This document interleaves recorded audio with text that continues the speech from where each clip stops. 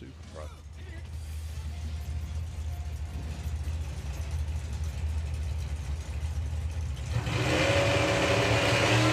Oh, and it's game over for Al Schofield. He goes red.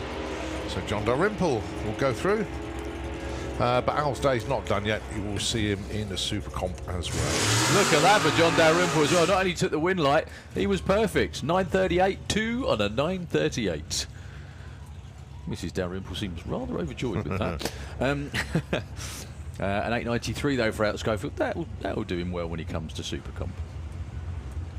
All right, Mason Griffiths with the appliance tracks to 9.1 and 1.95 seconds difference on the tree. 11.05 the dial-in for Andy Garnett with the Millennium Hawk, the Tesla.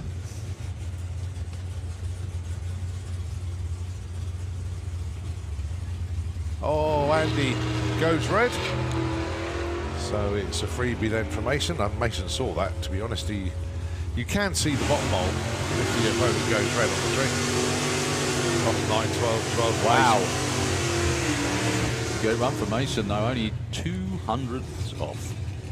This is the first round of a 32 car field, so basically it's like a tennis tournament. It whittles down from 32 to 16 to 8 to 4 to 2, and whoever wins the final, well, leaves with the biggest trophy, the most money. This is a good matchup. Keith Herbert, 9.58 dial-in against Amy Watkins. Now, Keith didn't have the best of times in qualifying. He was all right, just that Amy was one of those that ran perfectly. Amy is always a threat, but the Herb is a canny customer, shall we say. Certainly a monster matchup for round one. This two cars you wouldn't normally expect to meet so early on, but well, it is a green light drag race. So it's who's got the best race car at the top end. Keith is going towards the centre line, trying to keep his eye on Amy. It's not good enough. It's a whole shot win for Amy Watkins. Keith goes out round one. 0.4 on the tree for Amy to an 0.79 for Keith. She was slightly further off her dial-in, took the strike by 0.2. Yeah, I think Keith backed out of it. Yeah. No, he did. He was. I think that's why he was drifting over to the centre line. He was trying to look and see where Amy was. Good race. Very good race. 0.2 between them at the stripe. So he's going to be known from now on as Podface Pete. Did you see Cameron's post? Yes. Podface Pete Dodd in the Auto Glim Lane. Rather rouge. All right, Bob Molden, Pete Dodd, 9.40 plays 9.09.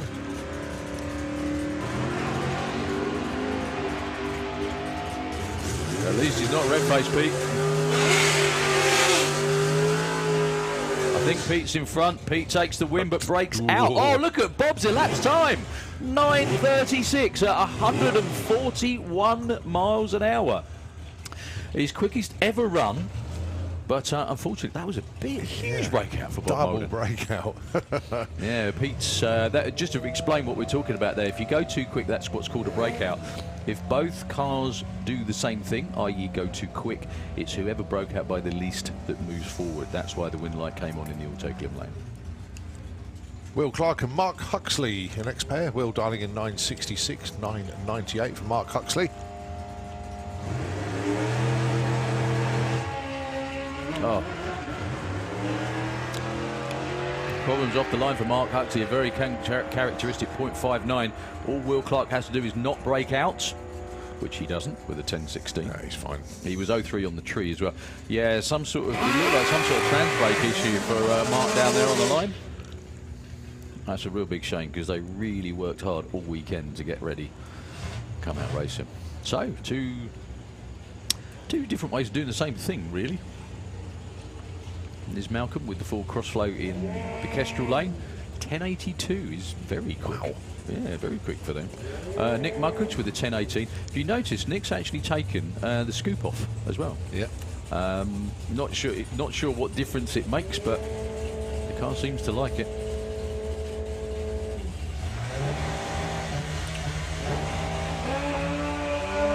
Wow, you could see they were on the money, both of them. That's going to be a real tight one at the finish line. Look at that. Liz Malcolm, 86 on an 82, 10.36 on a 10.18 for Nick Mugridge. Nick Mugridge did have the reaction time advantage, but at the stripe it was Liz by 0.10. Well, this is a good door car matchup then. Simon Goff and John Bean. If you want to throw more into the mix, Ford versus Chevy. Back to the old days when they were arch. Mind you, they're still rivals now. Essex versus Kent. Yeah. Anymore? Agent treachery against agent treachery. No, that's the same, isn't it? John Bean and Simon Goff. Wow. Exactly. We'll explain that in a minute. John Bean's way out in front. If John Bean doesn't break out, which he does! Oh my goodness me, keep him away from that timing slip. John Bean had an enormous advantage on the start line, over a 1/10 of a second. He was over the stripe first by 0.13, but he broke out by the slimmest of margins. I think that may be lesson learned for John Bean. That one, hard way to learn the lesson, but Simon Goff moves through to round 2. Get a wide-angled rear-view mirror. Oh, blimey. Basically, what we're talking about is John Bean had just backed off a little bit, which he didn't at 146 miles an hour. Just backed off slightly. He was quite a way in front, well, in bracket racing terms, a 1/10 of a second. He would have taken the win line. Did his job on the start line. Marie Mills and Dan Fulton. 10.52 plays 10 flat. That's easy to work out. 0.52 difference on the tree.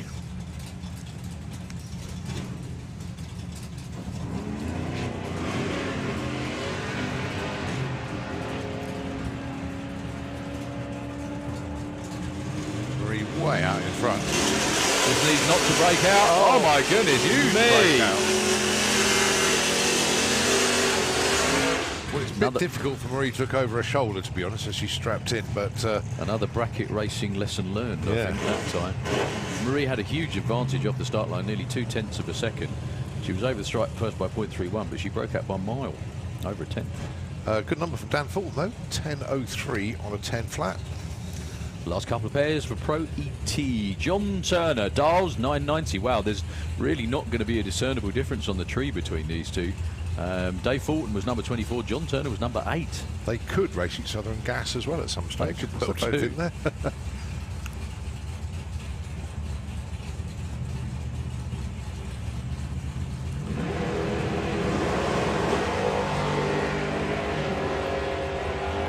Well, they're going to be staring at each other all the way up the racetrack. Who's going to be bravest at the stripe? It is Dave Fulton by 0.2 at the stripe. Well, the reaction time advantage slightly went to John Turner. The car just wasn't quite on song to run a 990, unfortunately. He's still in super gas. All right, Gary Carr, Ronnie Mercer. Number 1 qualifier. Gary Carr did that, I think it was first round.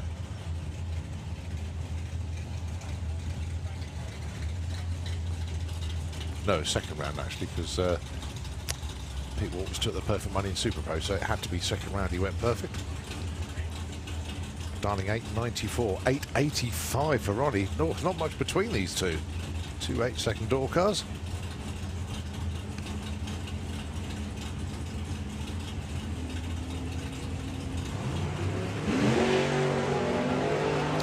Well, a tap on the roof for both of them, I think. Yeah, polite reaction time to both.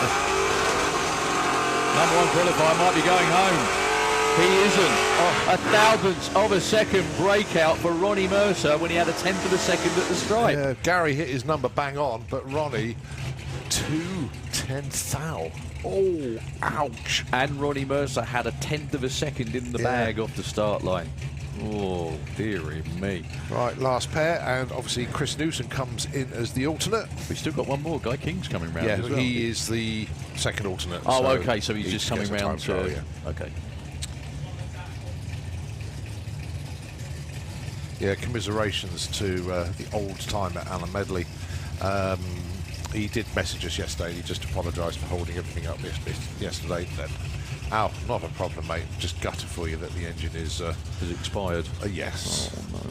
Way past its expiry date, unfortunately. Well, day past, but yeah, it's always very, very sad when that happens, because A lot of people, everything they have is there. You're looking at it. Tom Watkins, Chris Newsom. Chris was first alternate with the MG.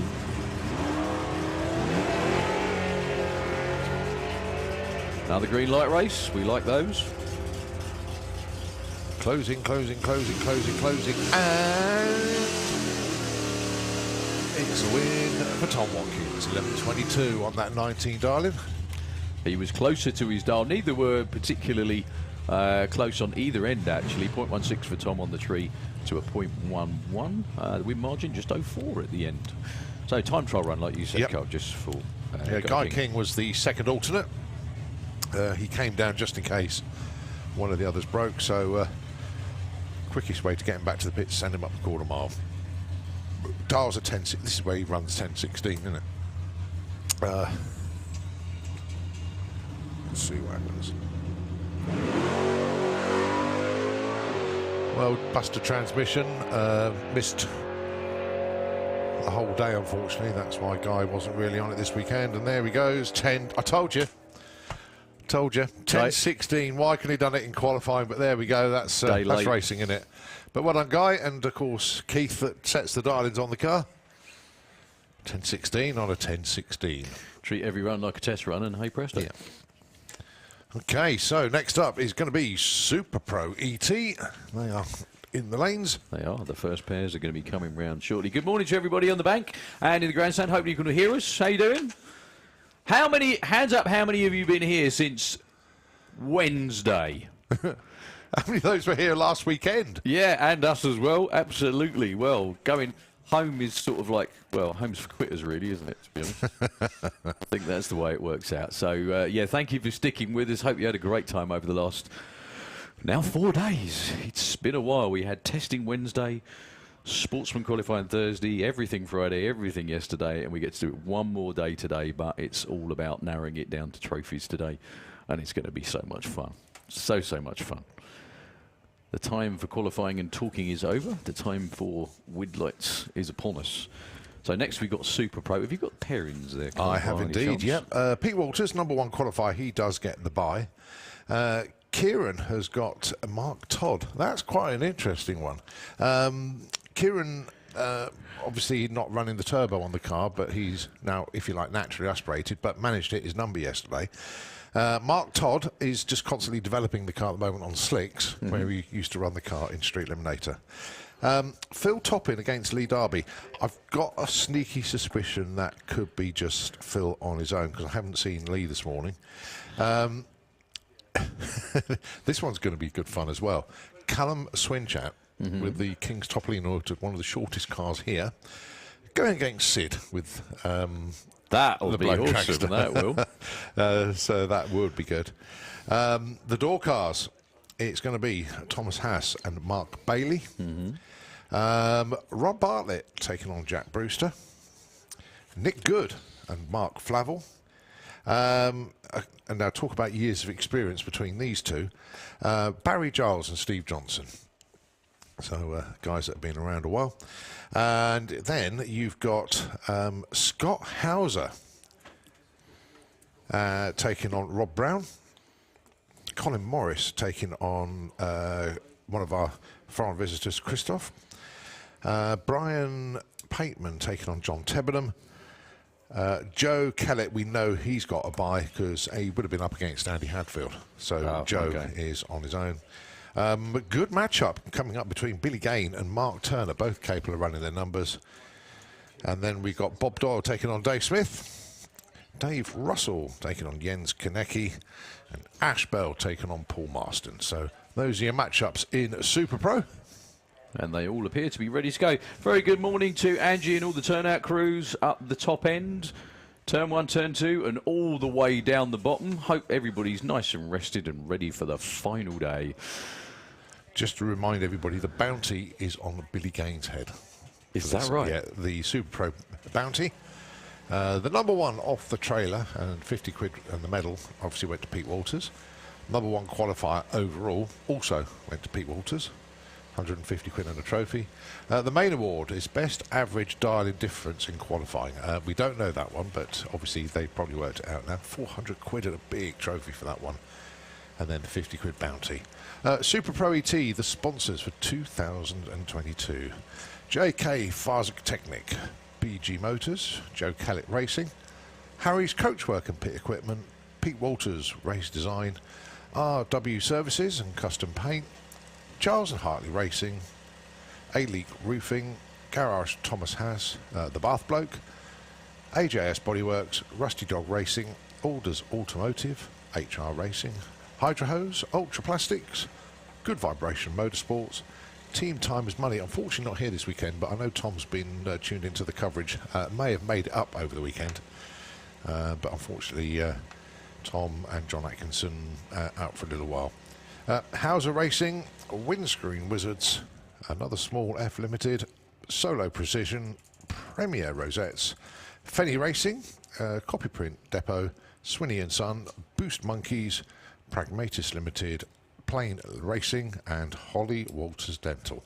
Now, you note all those sponsors of the class, a lot of them, the actual races that take place, the races that actually compete in the class, they all put a little bit into the pot. So many thanks to all of those for supporting the class, and it's all racing for the Pete Nee Memorial Trophy. Well, they're all tucked up around the corner. Just waiting for the word to go. Yeah. It will either be Brian Pateman taking on John Teppenham, which it is, or it's going to be Pete Walters on his solo. But yeah, it's going to be Brian Pateman and John Teppenham. Yeah, we've also got, after Super Pro on the run order, we've got the electric bike. Our friend from Denmark, Hans-Erik Thompson, set a world record yesterday. Then Comp Eliminator Round 1, Junior Drag Bike last qualifying session, Super Street Bike Elimination 1, and Pro Modified. You don't want to be missing any of that. Go on. You know, we were saying about Super Street Bike, it was an 8-bike field, it was changed to 16. Yeah. So we have a new ladder, and we do have a match-up in round 1, which is mouth-watering. Well, yeah, because qualifying was a little bit odd for some of them, wasn't it? Yeah. I mean, I'm thinking mainly of Morgan's Loop, really.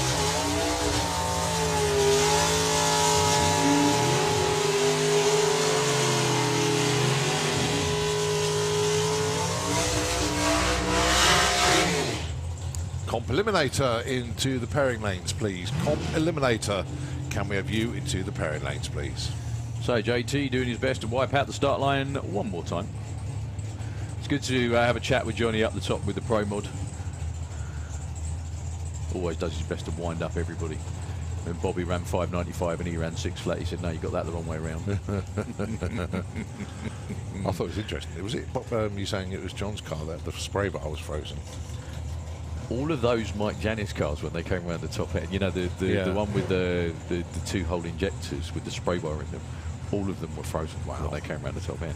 Well, obviously, it's just the way that the fuel, the air temperature was really cool last night. They're probably going to have the same thing. It doesn't affect the running of the car, obviously. It makes no difference whatsoever. But yeah, it freezes up. I mean, we all know that they spray de-icer on them to stop them freezing up. Yeah, and it does happen. Dialings then, just 0.5 difference between them on the tree. John Tebben dialing 8.90, Brian Pateman 8.85. Brian Pateman's been running 8.2s this weekend. He's probably nitrous then. Well, game over before it even began. John Tebbenham goes red. Focus switches. I like how John Turner goes red and he's not even racing. Yeah. That's good. He'll be impressed with that one. Something he's never done before. Brian Pateman with an 8.91 win on an 8.85. So we had 31 cars, I think, actually ran. But I think we had 32 entered, 31 ran in Super Pro. So it is Pete Walters, which is your #1 qualifier. And by the way, the ladder works out. The #1 qualifier gets the bye. There's going to be some interesting matchups in that lot as well, like you said, Colin. The way that it works with pro racing is the way they work out the ladders, like for an 8 qualified field or a 16. One goes against 16, 2, 15, 3, 14, until you get right to the middle of the field. And obviously 8 race 9. The sportsman ladder is different. #1 races number 17, 2, 18, 3, 19, and so on. So there's always an even spread between the qualified numbers. Yeah. But because everybody was so close, it's still a complete crapshoot in round 1, isn't it? You've got to be in it to win it. we're going to see some serious, we're going to see some serious upsets of higher qualified cars in this round. So dial-in 750 this morning for Pete Walters. He was pretty much there or thereabouts every single run this weekend.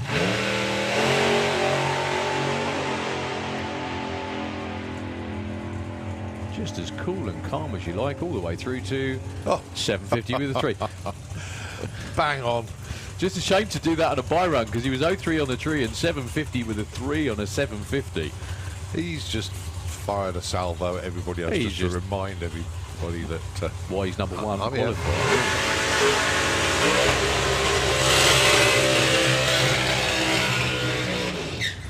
Well, do you know something? They're going to face a monumental task to get round for round 1 of comp, aren't they? Yeah. Because it ain't far away. Who have they got in comp? Talking about Dave Smith in the Auto Eliminator double entered. Well, he hasn't got a very tough customer in comp, so he's only got Jordan. Oh wow. Okay. So Dave Smith with the Jag in the Auto Eliminator. Interestingly, dials a 790, gives himself a bit of wriggle room against Bob Doyle. Bob dials an 850. Now again, social media is terrific for keeping us updated what's going on, and I think the team with the Z case have had the engine apart quite a bit this weekend. Not smooth sailing, but never count him out.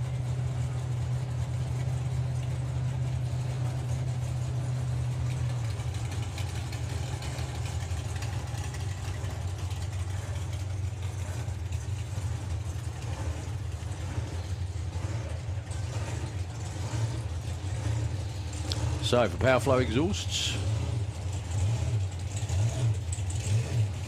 Dave Smith rolls it in. So the little Datsun's going to go first by 0.6. Well, the tree's going to run by 0.6. Whether he goes first or not, we'll see.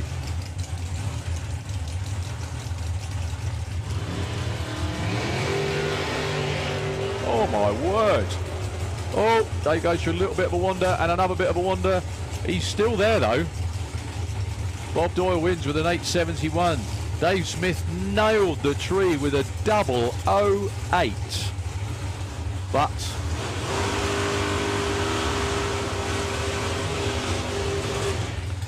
we'll be coming back.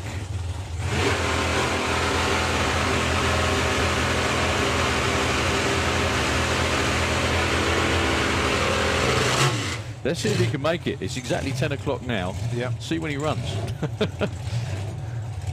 Well, we've got the rest of Super Pro. And the electric bike, and then it's that's it. He was in the 3rd pair. So we've got 13 pairs to go in Super Pro. And if Jordan's a gentleman, he'll hang back to the back of the comp eliminator lanes. We'll see. All right, Jens Konecki, Dave Russell, green lights on both sides. Oh, Dave Jens isn't going to catch him. Front. He just got not. Oh my goodness me! And he breaks out by half an hour. Well, a tenth. It's as good as. Jens Konecki was dead in the water on that one. A 0.41 light to Dave Russell's 005, but Dave Russell didn't lift. He had half a second at the stripe. Half a second.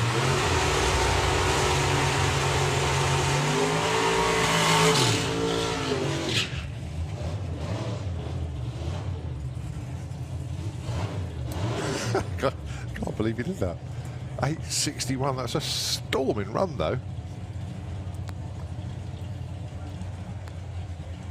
All right, Colin Morris, 8.80, and Christoph Berfin from Germany, 8.56.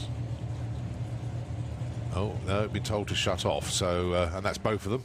So there is something somewhere that is preventing them from running. Ian going for a walk on the track, and possibly in the Kestrel Beer lane. Is that Dave Smith? No, that had been Jens Konecki's lane. Dave was on the... Oh, sorry, the other... Anyway. Yeah, apologies.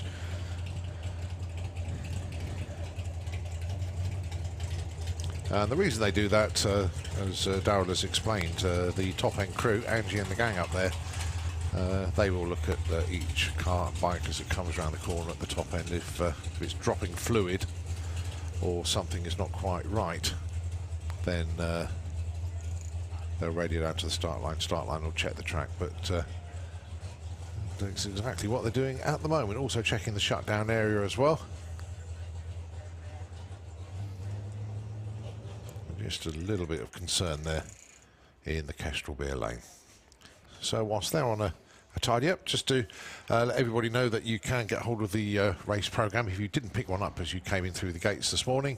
But then if you've been here for the last few days, then you probably got one already. But just in case, it's £6 and it's available in the pod shops. The main one, as you know, is in the pits just opposite the half track.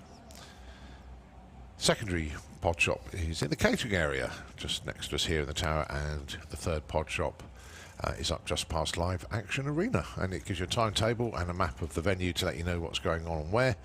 Behind the main grandstand at 10:30 we've got the historic engine, the Aero engine fire up. Live stage in the entertainment village opens up at 11 o'clock, and also that is the first show in Live Action Arena. That is at 11 o'clock. Also, the bar's open as well, so it's all happening at 11 o'clock. In the Festival Circus tent, the circus show, their first show today is at 11:30, which ties in nicely with our big show. All sorts of things, and we lead into Top Fuel, etc., etc. Battle of Britain Memorial flight today is 12:24, and they're always bang on time. Jets racing this afternoon. By the looks of that, that shouldn't be too long. Just quickly, sorry, Colin. Yeah. That just looks like the sled going over it to make sure it's okay. So everyone's still in the cars and ready to go. Go on, mate. Final Live Action Arena shows at 2:45 this afternoon.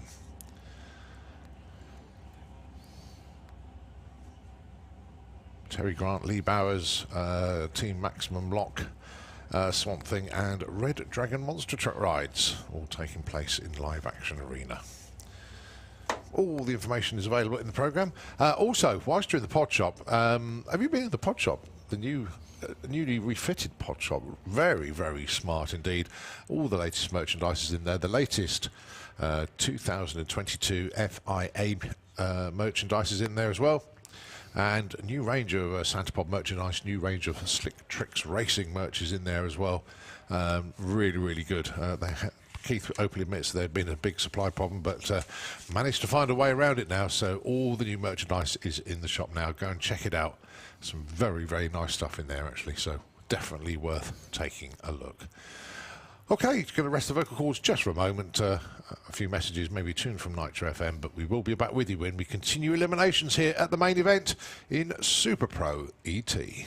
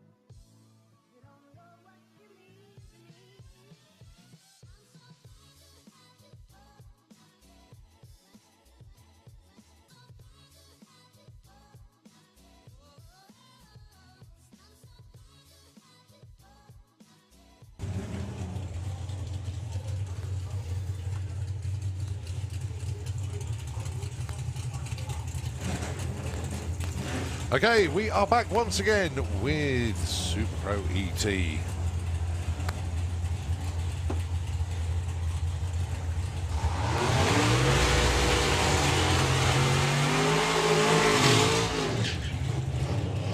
And Christoph Burfin and Colin Morris. 856 plays 880, 0.24 of a second difference between them on the tree.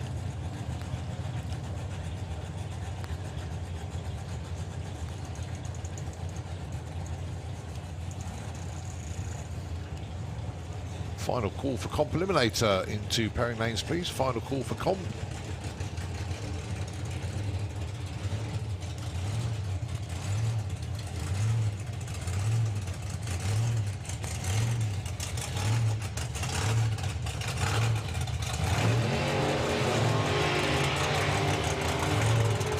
So Christoph in chase mode, trying to catch and pass Colin Morris. Going to be close. It's going to be Colin. Oh.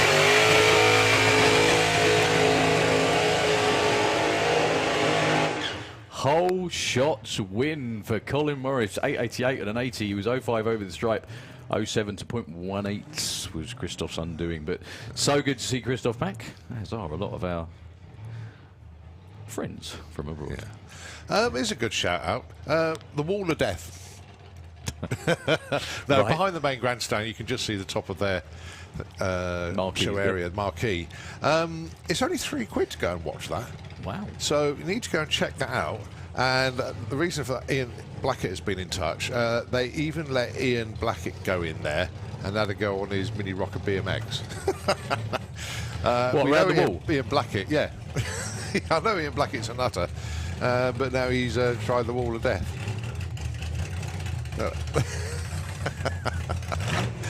Thanks, Ian. And of course, Ian Blackett Photography. Their stand is next to the pairing lanes where they usually are. And Santapod have put their own walkway to it with the Harris rail fencing. So pop round to see Ian Blackett. Blackett Photography captures every car and every bike that goes down the track. So, as we thought, you predicted, Lee Derby car's already in the trailer. So Phil Toppin on a solo then, looking for an 868.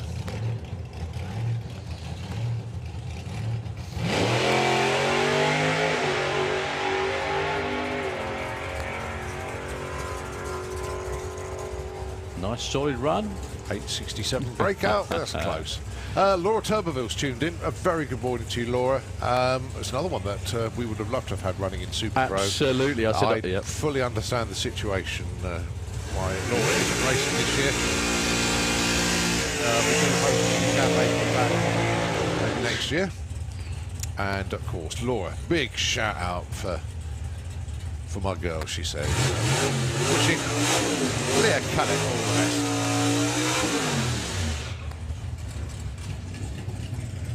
So Mark Bailey taking on a very good friend from Switzerland, Mr. Thomas Haas. How good has it been to have Thomas back over here for the last couple of weeks?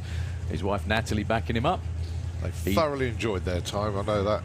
801 is his dial-in for this round of racing. 871 for Mark Bailey, so exactly 0.7 of a stagger on the tree. Well, Darryl, all I can say is whichever car you want, mate, I'll take the other. I really don't mind. Either. I'll have the worst.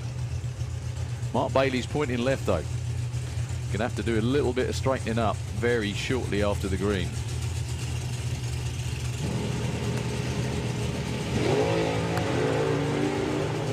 There we go. And it was at 60 foot. Wow. Well, Thomas is there first, and Thomas goes 795. 171. Oh, well. Well, that's the end to their trip, but they're going home with a 7-second timing ticket. 880 for Mark Bailey. Commiserations and congratulations at the same time. Yeah. Super Street Bike and Pro Mod, please. Super Street Bike and Pro Mod into the lanes for round one, please. Yeah. He's run a 7 before, isn't he? Yeah. But that's his first 7 on this trip. He got there first, but Mark Bailey, 0-1 reaction time. I think that's probably why he ran it out the back door. Yeah. Also, 171 miles an hour. Big, big speed for the Valiant. Good race. So, Scott Hauser. with the shop car for Hauser Race Cars in the Kestrel Lane. That's his dad, Jeff, standing out front. I had a quick chat with Jeff this morning, and we know Hauser Race Cars built Julian Webb's jet. It was Scott that did most of the work on that car. Was that right? Yeah. Okay. Under Jeff's supervision, obviously, but yeah, Scott did most of the fabrication on that. Taking on Rob Brown. I think this is Rob's first time in Super Pro. Oh, actually. and he's loved it, and he's booking straight in for September as well. So, good man. They've had a great time. Well, if he can beat Scott Hauser, it will be a serious scalp. Where's Oh, Rob? My goodness me, that's a way to scrub off speed. Scott's going to get there and breaks out. It's Rob Brown taking the win. Oh, my goodness me. Scott Hauser will not like the look of that timing ticket. Double breaker, 8.75 with a 6 on a 76. Going everywhere. Unbelievable race. I mean, Scott had a 0-1 light. Yeah, Rob had a .11, but my goodness me, Jeff's smiling down there. Basically, what we're on about is Scott had a lot of wriggle room, but he chose to drive it out the back door and take the stripe. He's probably distracted by Rob weaving all over the place on the other side of the track. But well done to the Browns. On to round 2 for the Wild Bunch. Congratulations. No, what Rob and Pete and the girls, they wanted to say just how well they've been received in Super Pro by Rich Walters, Pete, and the whole setup. And they just made to feel so welcome. They thoroughly enjoyed it, and they will be back at the European finals. They'll be back in about an hour and all. Yeah.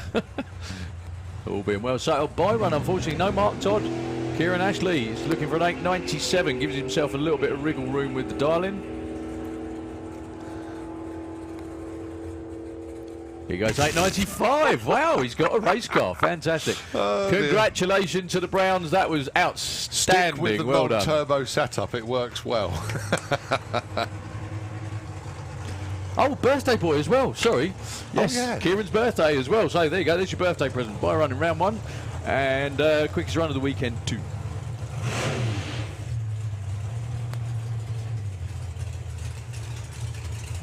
No idea why we were missing Mark Todd.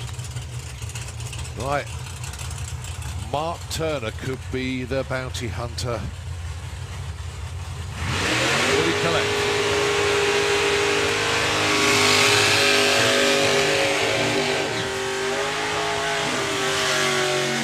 The bounty hunter is a great thing from Super Pro this year. Whoever wins the previous meeting, i.e. Billy won the previous meeting, there is a 50 quid bounty on his head. So basically, whoever knocks Billy out of competition, they get the 50 quid. If anyone knocks Billy out. If nobody knocks him out and he wins the event, Billy gets the 50 quid. I like it. That's a great idea. However, the man in the other lane, Mr. Mark Turner, absolutely no pushover in round 1 in the Kestrel lane. He got to the final, I think he did, back at Easter. With the ex-Pro Mod Supra looking as good as it ever has over there in the Kestrel lane.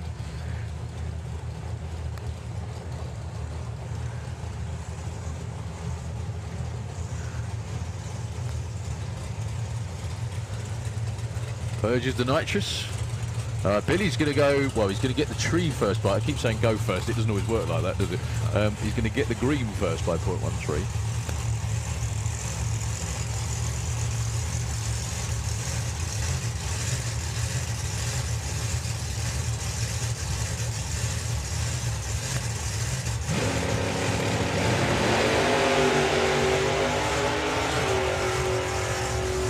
Well, they're going to be side by side looking at each other through the finish line. Your winner will be Billy. Mark Turner breaks out, and he still doesn't get there first. That's why Billy Game won the last event. 0.4 on the tree and an 8.51 on a 50. Mark Turner tried his very best. 0.15 on the tree. That kind of sewed it up, unfortunately. I think the team, by the looks of it, is still really happy with an 8.33 at 1.59. That was. Right, Nick Good. Chap stood behind Nick Good, actually, is Aaron Fensom, and he would have been racing this weekend, but unfortunately big engine detonation at the Festival of Power, despite running bang on his numbers, and going to take him a while to recover from that. It's always lovely to see everybody hugging down there after winning or losing, no matter what goes on. They're all family. It's going to be a great race, this one as well. Mark Flavel has really been on it this weekend with the Steel River Hot Rod. He's got the traditional message saying hi to Mal. So very good morning, Mal. Hope you're watching in. You never know, your boy might be going around too.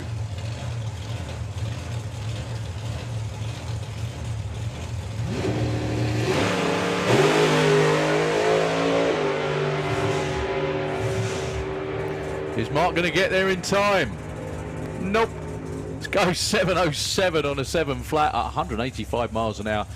0.2 on the tree to a 0.26 was the biggest difference at the finish line. Still, Mark's got a great running race car again, though, which is a good thing. Yeah. Really, really good. I mean, Nick very Good, well judged lift from Nick Good there, to be fair. Perfectly judged. Look at that. 72 on a 48 is a long way off his dial-in, and he still took the strike by 0.6. Right, Joe Kellett on a solo here. Would have been alongside the Fadster. But lots and lots of work to take place on Twister to get it ready for next weekend. I heard last night he was roped into crew chiefing duties for Purdy, so he couldn't race his own car. Oh, right. I'm just kidding, of course.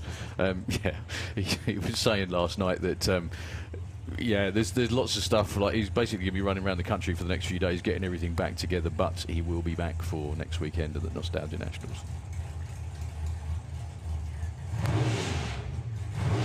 I also have to thank him publicly for giving me the least alcoholic drink he's ever given me last night, which was nice. But there we go. Yeah, big shame he can't be part of this round one matchup with Joe Kellett.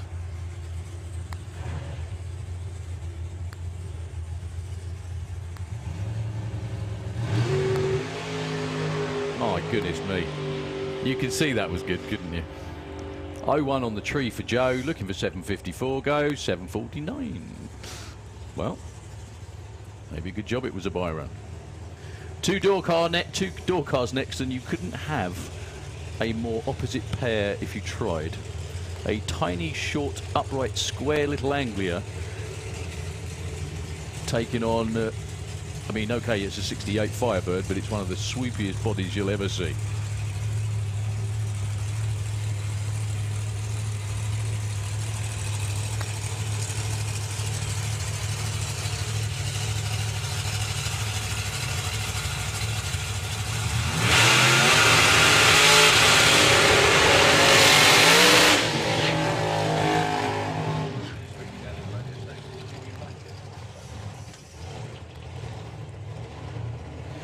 Yeah, it's only the one in front of the receiver.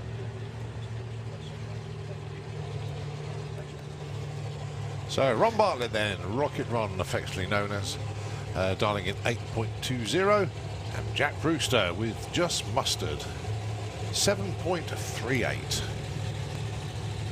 Well, you know, Rocket is a tough guy to get around, but Jack, when everything goes right, this car will absolutely be on one.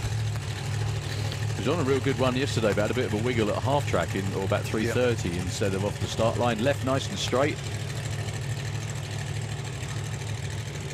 Must be, it's a very, very hard car to dial in at the moment, that, because it's just obviously in bracket racing you need consistency. Yeah. And when it runs right, it will run way quicker than the 738, but he's given himself a bit of wriggle room. Although we've seen blow cars go a long way in eliminations before, even with the shoots out to hit the dial in. Oh, yes, if you remember. Yeah. Yes, no, that's a good point. I remember that. So Ron Bartlett's going to be going, well, getting the green first.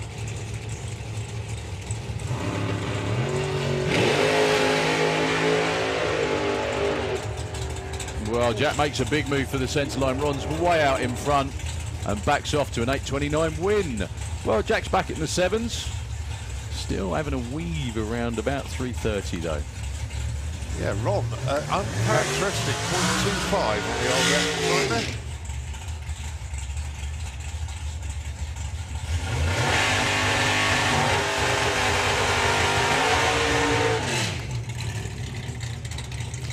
Ashley Bell taking on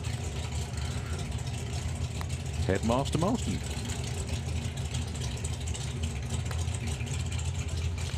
for Banks Nightclub and Paul Marston Racing. Sam backing him up. 8.75 for Ashley Bell with a door car, and an 8.40 for Paul Marston. Paul didn't make too many qualifying runs, did he? No, hardly any actually. I think definitely one, obviously, possibly two. No, he was down for two, but then he went back to the pits, didn't he? So yeah, I think it was just one to get in the show.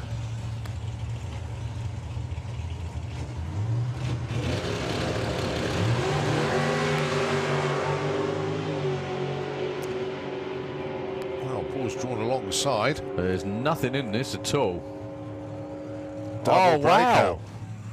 Big breakout for Paul Marston, 8.29 and an 8.40. He was actually over the stripe first though, only by 100th. They were both 0.1 on the tree. Ashley Bell moves on to round 2.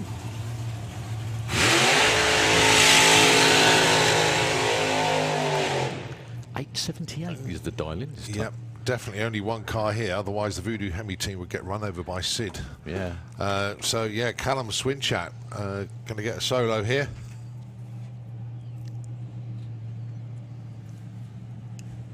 Dials in an 8.78. It's not very often you see that car dialing in the 8.7s. It's normally 8.8s. I don't think I've ever seen him dial 8.7. No. If you look at his qualifying ET, look, it's 8.96, isn't it? Yeah, but he did have a... obviously the 8.96 was the closest that he ran to his dial, but he did dip into the 8.7s, and we all like going, where on earth did that come from? But great air, fantastic racetrack, and a tailwind again. Yeah, it was hard work cycling towards the start line this morning instead of the other way. Yeah, coasting. exactly. We normally just get pushed down, don't we? Oh, that's unique.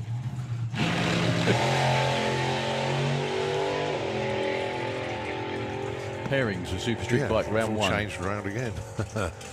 So let's have a look. Oh my goodness me! 8.73. Chris, what have you fed him? Yeah. What have you fed him? 8.73 and 147. That's a monster PB. Yeah, that's huge. Wow.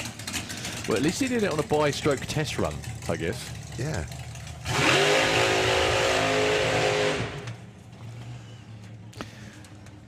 That the ladder for Super Street Bike, isn't it? Yeah, which will. is coming up shortly. Actually, I think we've got the electric bike coming up, and then comp round 1. What that does, it gets rid of all the buys in round 1. Bizarre. Okay. What, for a Super Street Bike? Yep. Yeah. So it's a race every single. Yeah. The way the ladder works when there's a shorter field is that you'll only, the way they pair up, you tend to only get one buy, and it's normally in the semis, isn't it? Something like that, which I think is that how that works out? Well, this doesn't. No, it's as I say, all the buys. Oh, we're in round 1. In round 1. Oh, okay. Sorry, I thought you said no buys in round 1. Yeah, misheard. All the buys. Sorry. No motor mouse for Steve Johnson, unfortunately. So Barry Giles is going to be on his own. Well, the Super Pro Championship, you hate to have a buy run, but win lights always count. Right, so matchups for round 2. Pete Walters taking on Kieran, the birthday boy. Phil Toppin taking on Callum Swinchat. Mark Bailey and Ron Bartlett. Nick Good taking on this man, assuming he takes the green. Rob Brown taking on Colin Morris. And they've never raced each other before. Brian Pateman taking on Joe Kellett. Billy Gain taking on Bob Doyle. Breakout. So 7.33. Yeah. And the last pair will be Jens Kanecki taking on Ashley Bell. So we got comp eliminator round 1. That's what I was thinking of. That's the ladder I'd seen. Look, all in comp. Yeah. It's the way it works, the way the ladder works out. There's only one buy in the semi. That's what I was thinking. Yeah. So, right. Go on. Oh, there is the electric car, just making its way forward.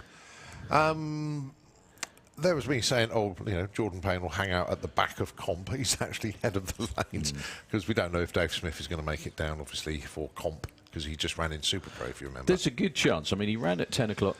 I think it was 10 o'clock nearly. It was about roughly half an hour ago. Yeah. So he has a good chance. At the moment, it looks like Jordan's pairing up with the electric car.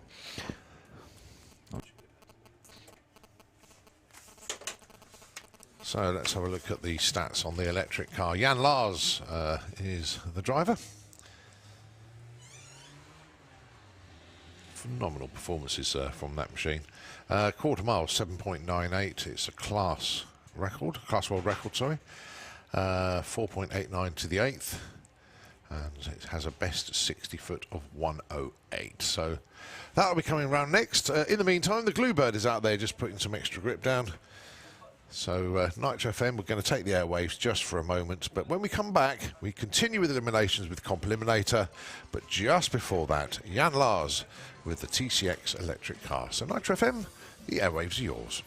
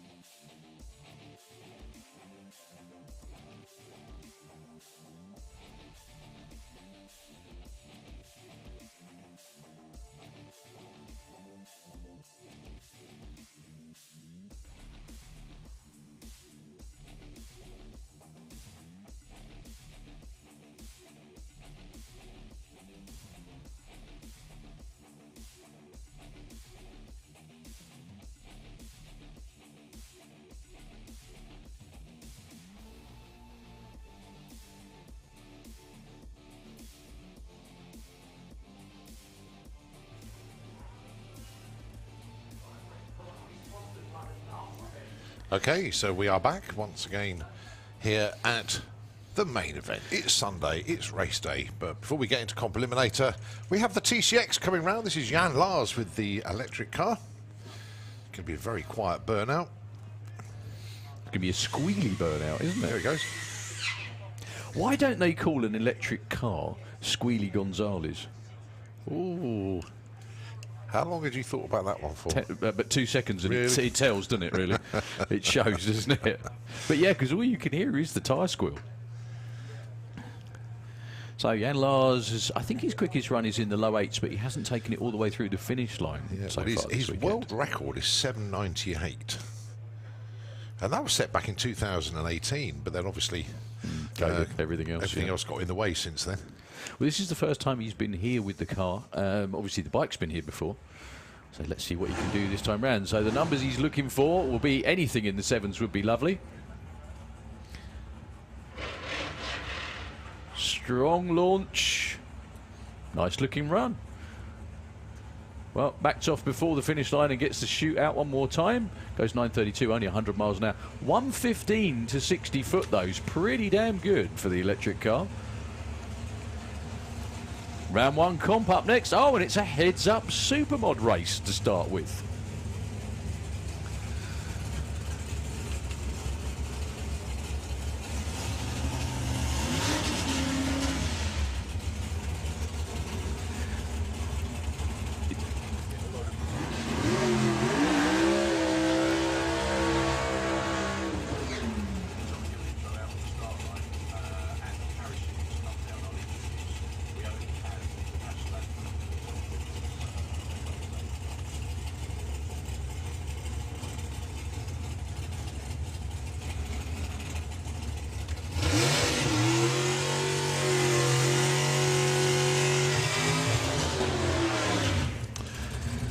Well, apologies for me saying that Jordan Payne was going to be racing Dave Smith. I had the old ladder. I've now got the correct one. Hang on. I spy a VW dragster. Yeah, Luke has had a proper medical massage and his shoulder is all better and he's back in the show. Top man. Yeah. Fantastic. Never, ever. He was going around the up. pits last night going, yes! Seriously, he couldn't do that. Yeah. It was Okay, brilliant. sorry. Anyway, for now, I beg your pardon. I just looked over my shoulder and got distracted. So, Kev Perkins and Jordan Payne. Now, this is a heads-up race in comp because both these cars are of the same designation. They're both supermods, so they both run to the same rules. So, it's green light drag race. First to the finish line wins. One of the greatest things about Comp Eliminator. No breakouts. Tune your car up. Go fast as you can. Good to talk to Jordan at the top end yesterday. Real excited to be in the low 7.4s. Let's see what Kev Perkins has got for him now with the Soul Man.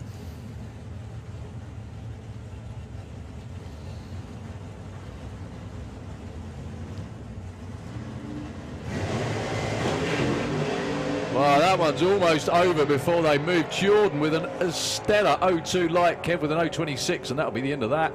7.44 takes out 7.76. I think Kev's main chance was leaving on him, and well, unfortunately, he did. Still a good run, but look at the speed as well for Jordan, 185 miles an hour. So, a pair of turbo cars. Go on, Colin. Explain how that works out, because I think they were talking about sub-drivers and all sorts, weren't they? Luke Stevenson dislocated shoulder yesterday. But he thought he was out. We all thought he was out. He came up and told us he was out. But then had a medicinal massage last night or in the late afternoon, and basically rebuilt him. The world's first bionic truck racer. You've got bionic eyes. He's now got bionic eyes. He's now got bionic arms. Up against Kev Jenkins. He does have his work cut out for him though, because the tree's going to run him first in Kev's lane, and Kev's well into the 7th. Yeah. 780 for Kev though. Yeah. Wow, he's nearly half a second under. Good luck to both of them.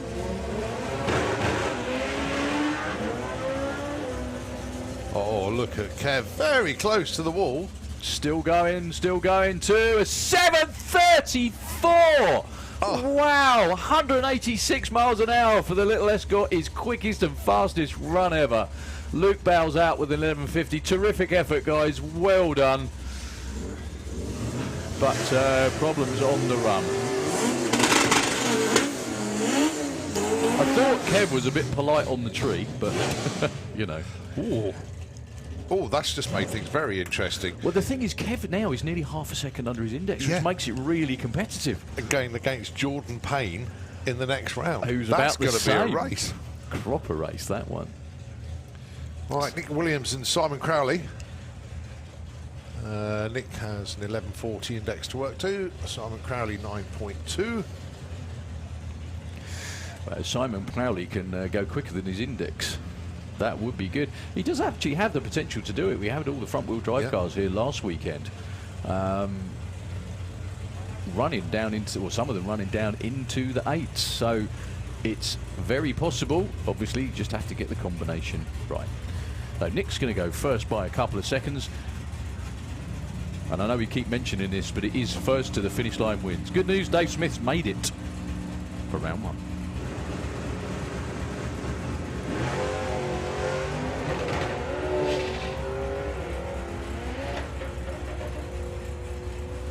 Problems for Simon Cowley on the run, that pop. Yeah, pulls over the side of the racetrack. Doesn't look like it's leaking anything, which is a good thing. Nick trickles through with 11.20, only 89 miles an hour. Simon Cowley pulls over to the side and is going to take the first turn. Still good to see him out in Comp Eliminator. It is really, really good that we get VWs and all sorts of different combinations now in the class. Makes it more fun. Yeah. Well, the way Comp works, you could get Outlaw Flat 4 into Comp now. They would have an index to work to, yeah. Terrific. So hopefully we get to see some of them. Well, it just makes for more diverse racing, doesn't it? Because everybody, it's a conversation I do have quite a lot, where everybody thinks Comp is all about spending loads of money and all that kind of thing, and it doesn't have to be. Without being rude, kind of, as Luke's proved, and one of the most competitive cars in Europe is a little 4-cylinder dragster from Germany, as we've seen many times. So, number 1 qualifier, Dan Williams gets a bye. He'll take this gently. He'll be saving it for his next round. Well, he races Nick. So, yeah, just an A to B for Dan. No need to be a hero here.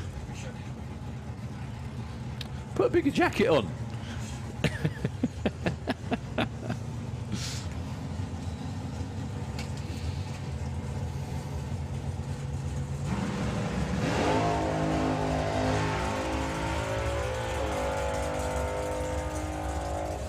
Yeah, coasting after halfway. Just make sure all the numbers and everything will go in well up to that point.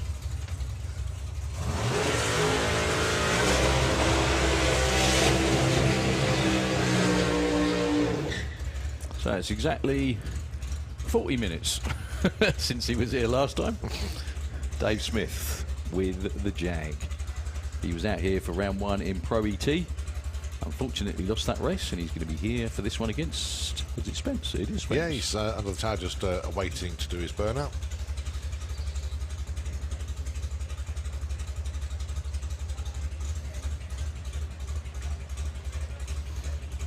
Always good when other racers from other classes come to the track to continue to support drag racing.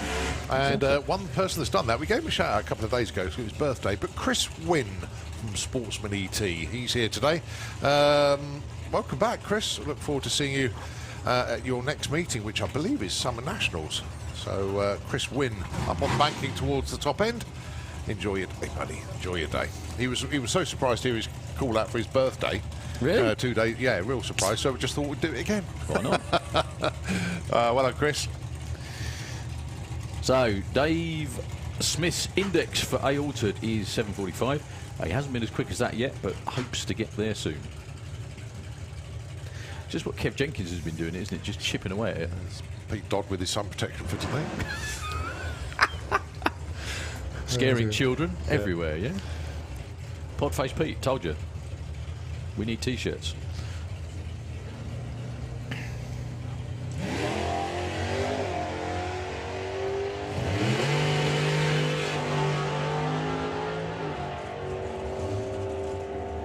Last run for Dave Smith. Way out in front. Takes up an 11.27 at 96. Good run, as you say, there for Dave Smith. 7.66, 177, but it is Spencer that goes through.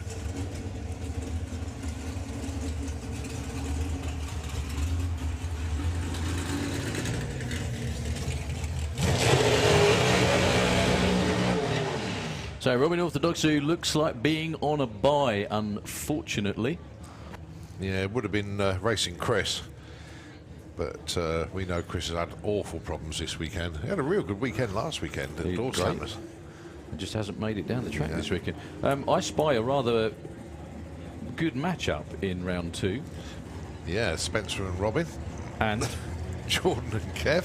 And Dan and Nick. I was going to say the one at the top. Well, actually, they're all good matchups, aren't they, to be honest with you?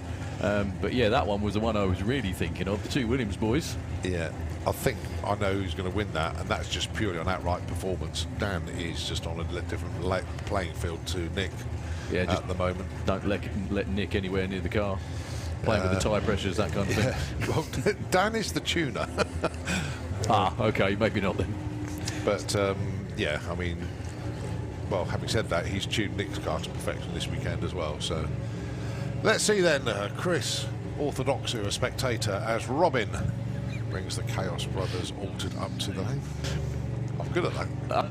That's good. I do that too all the time.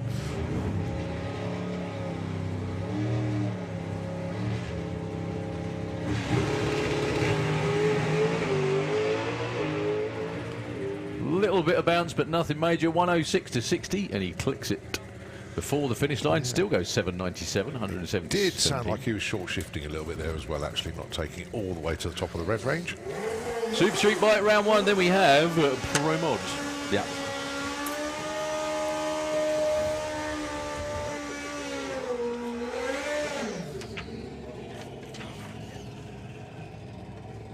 So Daniel, my goodness me, Daniel's numbers from yesterday, 676. Well, he gets to throw the kitchen sink at it here because he's got a bye run. You just see what the track can hold this morning. 6.7 seconds street bikes, 225 miles an hour.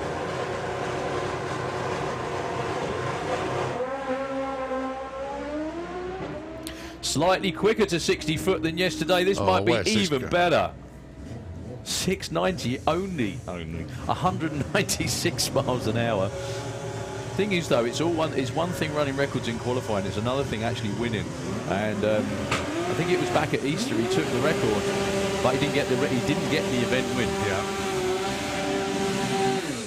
Morganslund taking on Mark Hope. Now, we didn't think Morgans was going to be racing today on the Sunoco machine from Denmark. He's in the Auto Glim lane. Mark Hope, though, number 5 qualified with a 7.02. Morgan's way off pace with an 11-second pass being his best. He's been in the 6s before, so if he manages to get it right, this will be a hell of a race.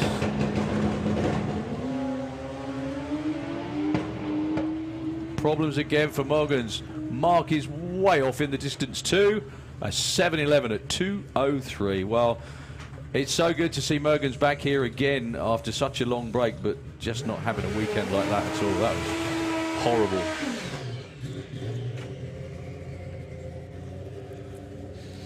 So Jake on his own? Yeah, gets a bye here. So is that right? We get all the buys out the way in round 1, and then it's... Is that right? Yep. Are you rejigging the ladder, the written ladder, are you? Yeah. So this is the one we're working on, obviously, but I'm transferring it to a typed version. The 1980s version of a ladder. That's it.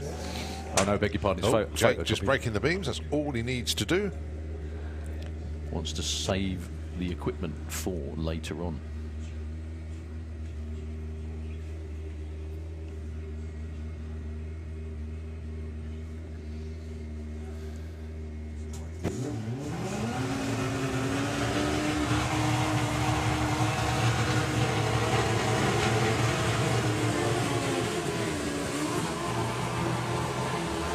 So Margot Schmidt taking on Mark Dainty.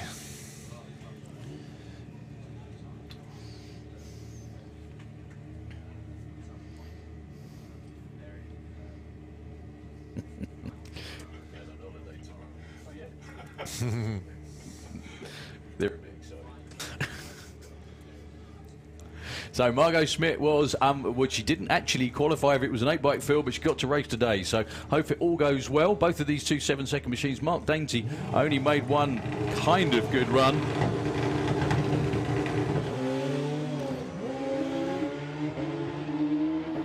Mark, keep it away from the centre line, which he does perfectly. Look at that. 7:24 at 2:01. Margot sort of with a misstep on the start line, only 141 to 60 foot. Spells the end of her weekend, but it's real good to see her back over here racing again.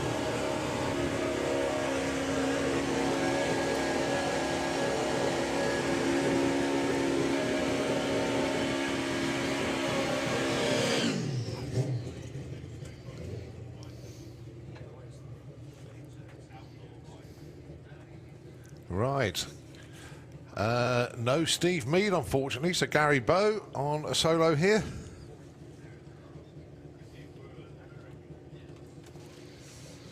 Well, I thought it might be Gary Bowe that would be out after, because we had a clear up at the top end after we ran yesterday. 121 to 60. This is looking good. 7:01, 2:04. Found a huge amount compared to yesterday's qualifying 7.18.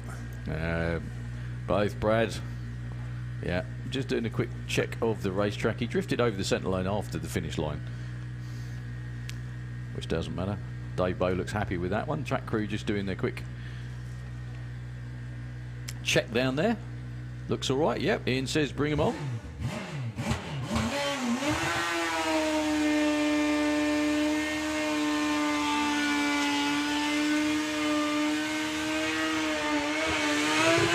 Right, 2 buys and a race coming up.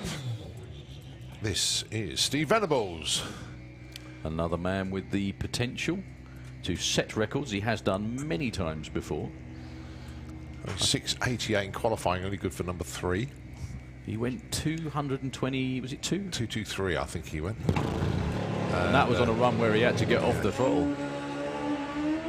He didn't have to get off the throttle that time. This could be a quick one for Steve. It is his first 6.7. 6:79, 219 miles an hour. Outstanding.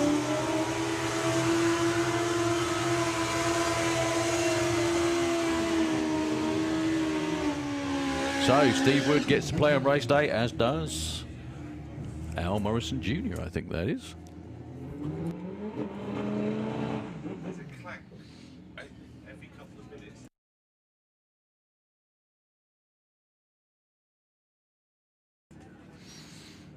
It's probably Colin's hip. So, Steve Wood and Al Morrison Jr. Well, it's going to be Al Morrison all the way through. Steve, unfortunately, doesn't even make it up the start line. A bit more like it for Al Morrison. 7:25 at 2:04. I think we're there, are we, for Super Street Bike? Pairings for round 2, Cole? Seen Ross Morrison? No, he didn't, actually. Good point. Because he was on a buy as well, so... Just very quickly, commiserations to Steve Wood down there on the start line. Tries his absolute hardest all the time. It's good to see you out, Steve. Shame it wasn't quite a 7-second run this weekend, but good try nonetheless. Hold on to your hats. Oh, yeah. Hold on to your backsides. Try to watch with... I mean, the thing is, this is sort of like the kind of racing you watch through your fingers because you can't watch, isn't it, if you know what I mean? Yeah, this is always tricky. Welcome back, Dick, up into the tower. Thank you very much for having me. So, first pair in round 1, what a pairing it is as well. Well, we only have good pairings this section almost. The first 8 in the 5 seconds. Unbelievable.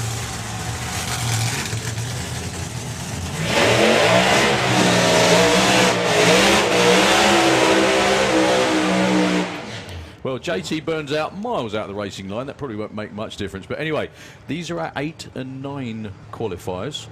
Mark Hartevelt in the auto. Say it properly for me. Mark Hartevelt. That was not bad. You said it like I did. No. You could be Dutch. In the auto glim lane. 597. Were they happy with that 597, or they not looking for more than that, or is that just? Yeah, of course they are. Of course they are. But they're just making small steps to keep understanding what they are doing, what they are changing, and don't break parts. It will be a waste if you do too much, lean it out too much, and burn stuff. So you won't make the next round. Well, they're really happy. and everything they do works. He was the last Motorsport UK champion back in 2019. Yeah. Kev is the current one because he still ran the championship the last couple of seasons. And going up against Fabulous Lightning McQueen, John Tebenham with the Corvette. He went 6 flat twice, I think, yesterday. Oh, so close to the 5s, but this is all about racing. Doesn't matter what they did in qualifying, it's who gets the win line. Netherlands, Autoglim lane. UK, as you can probably tell by the roof, in the Kestrel lane. But John said, well, John's gone in full stage already. Double bowled him. I don't know whether that was deliberate though. Sometimes it can be just a mistake. Here we go. No lights. No light. The tree didn't. They actually both they went before the tree was activated. Both of them. Yep. So we're going to have to get clarification. I think they're both out actually, because yeah, JT definitely went before the tree was activated, and Mark just followed him. Yep. You know, understandable. Even if, of course, even if Ian had just flicked the switch for a microsecond before Mark moved, yeah. So somebody potentially, subject to clarification, is going to get a bye as a result of that in round 2, because nobody won. Effectively, the race didn't happen. Weirdness abounds. It has been one of those weekends with Pro Mod, isn't it? Well, it's a real shame as well, because it looked like JT made a cracking run, but just went before the green. So I think that's the conversation the starters, Ian Marshall down there, is having on the start line with the crew. Yeah, he didn't get a green light. Very, very unfortunate turn of events, but it is what it is. Could also be a rerun. Potentially. Anyway, if something failed in the timing system, that then they could make a rerun, I think. Well, I think the thing is, JT actually definitely went before the tree was activated, and I think Mark did as well. I mean, I haven't seen a green light. In yeah, both lanes. exactly. If the button wasn't pressed, then you know.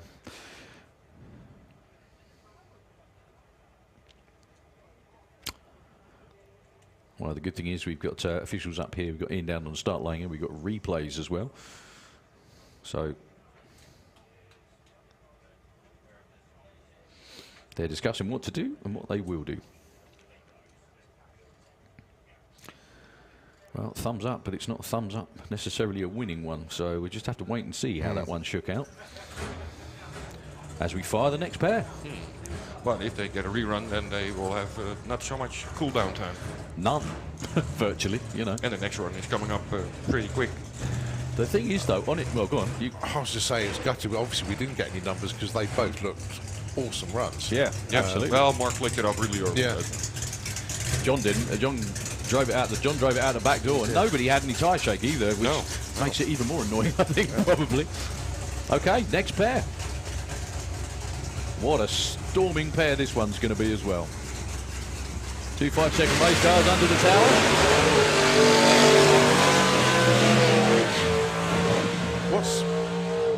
When that happened before, it happened to me. The tree ran. He's a trailblazer, this bloke. And Darryl congratulated me and said, oh, it was a 10.5. And of course, he then got everybody to send me congratulations on social media. Say congratulations on your 10.5. Yeah, so everybody, I announced that everybody should just pile in Colin on Facebook saying congratulations on your 10.5, and they all did. It was really good. But because he left before the tree ran, he didn't get an ET, so we just made it up. Anyway, so the next pair is going to be Bobby Wallace from the UK with the family Camaro down into the 5s again. 595, 245 miles an hour yesterday. Up against Andre Arnover, who went 6.03. That's way off his normal performance. He's been, yeah, they've just been struggling the last couple of weeks, to be honest. They had one good run, pretty good run at the Door Slammers last week, went 591. Yeah, but he has run 588, I think. He has, yeah. But they had issues melting pistons and stuff. So. All sorts of stuff. Well, yeah, it was just the problem he had yesterday. The run he had yesterday was okay, but he said that they lifted the valve cover. Yeah, they lifted the valve covers, which was what put oil on oil on the racetrack, and also the chute didn't come out properly, so he ended up in the field. But lots of glass work, everything's all fixed. And clean. Do you know something? This is the race between probably the closest bloke to the racetrack, Bobby Wallace, who lives in Bedford, and the furthest, Andrei Arnover, who lives in Estonia. So, turbo car, nitrous car. Hope for a green light drag race this time. The crew can't hardly watch. Bobby's in. Andrei's going to build the boost. He hasn't got long. Again. No, it's the tree then. Yep, it's something on the tree. No, Bobby, don't. Look at this. Well, it's a real shame because that was a flying run for Bobby, but he's not going to get in lap time. So I think that kind of settles what we thought, you thought might have happened. Yep. It might have been an issue with the tree, so we might have two reruns for this round of Pro Modified. We better check it first now. We might have two reruns. That is going to be good news for Andrei Arnover because he blew the tyres away again around about 60-foot Bobby with an absolutely storming run. That looked amazing. Yeah, that was really, really good run for Bobby. But, no green lights. I'm guessing Ian... Yeah, there we go. He's having a quick practice with it now. Most unusual to have any sort of issue whatsoever, let alone two in a row. So I think the only... We're going to wait to hear from the race director, but I think the way forward is going to be... Two reruns. Two reruns. But when? As soon as they can. Yeah. It's just got to be as soon as they can. I mean, they've just got to give them that little bit more time. I mean, it happens. It does happen. I mean, it happens everywhere around the world. Oh, yeah, of course. It happens with the NHRA, and it also is quite painful when it happens with fuel cars because you know how long they take to turn around again. Yeah. So, timing system reset going on before we bring round our next pair.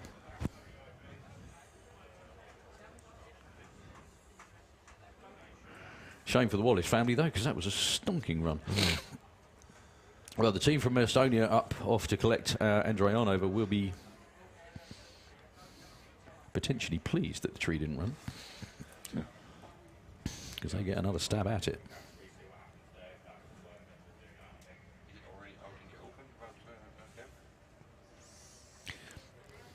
Yeah. Yeah, I know.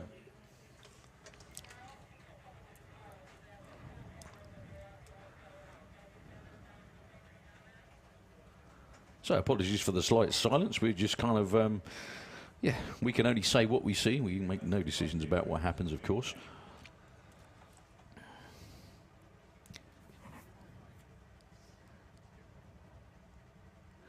So they're going to...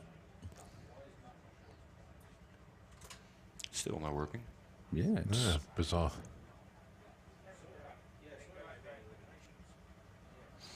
Well, it's very, very unusual. We go for years and years and years without having any problems at all, then two in a row, unfortunately. Well, I'll tell you what, we'll let the track crew, the timing crew, do what they need to do. We'll just go over to Nitro FM 96.2, save our vocal cords for the rest of the day. We'll be back with you shortly when we continue with Pro Modified Eliminations. Just before you go, just before you go to Nitro FM, very, very quickly, I just want to say hi to everybody at home. Very good morning to Kaya, Elodie and Evie. If you're not behaving for Mummy, then you're in trouble. I'm only joking. I hope you're having a wonderful time at home with Mum and Nan. And I'll see you all a bit later. Over to Nitro FM. We'll be back as soon as we can.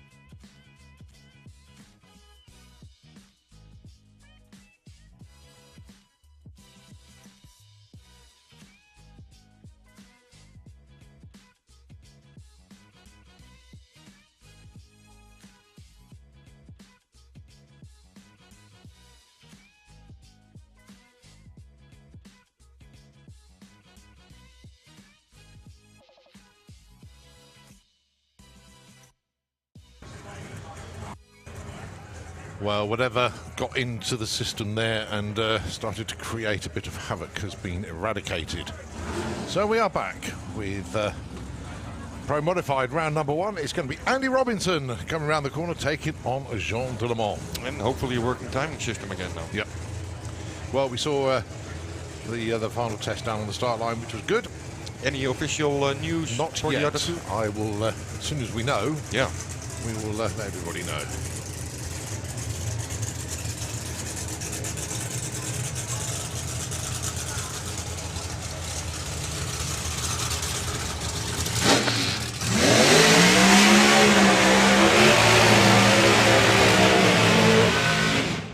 Not much of a burnout there for Jean. No. Lots of noise, lots of... I went into tire shake after it. Yeah. But Andy Robinson yesterday, my goodness me, he was absolutely on one. Qualified in the number 5 spot with a 5.89. It was a PB for this car. Yeah. Yeah, they were very happy. Everything they do now works on the car, and well, they have some modifications, and they all seem to be working very well. So they're very happy. Jean is having issues with setting up the four-link. The car keeps going right after the hit. I thought he did that because he liked it. No, no. I'm only joking, but he does tend to have a number of wayward runs, but still keeps his foot in it all the time, doesn't he? Yeah, all the time. That's something to do with nitrous cars, I think. Good value for money. Remember Roger Johansson? How is he driving? I think it's a pro mod thing, to be honest with you. It's just like, well, like David yesterday. Yeah, so that, close to the wall. Yeah, all of them have had wild rides. You know, putting over 3,000 horsepower through. Yeah, maybe they've done that deliberately. If it goes right, you never know. Yeah. Putting 3,000 horsepower through such a short wheelbase car with doors is just like against the laws of physics, isn't it? Really. Yeah. So Andy Robinson for NGK Spark Plugs in the UK in the Kestrel Lane. Jean de Le Mans from France in the Autoglim Lane. Oh.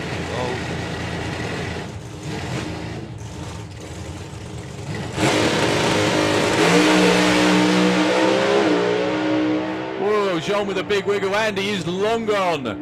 587, 245 miles an hour. Jean tried his absolute damnedest though, didn't he? 660 at 213 for Jean. And his quickest run with the new car. Outstanding run as well. Look at that. 975 to 60 foot. 387 at 193 to the 8th. Back half of 2 flat for that car is hauling. The edge. Unfortunately, obviously, that wasn't a tree problem. That was Jean not quite bumping in, wasn't it? That was what caused that.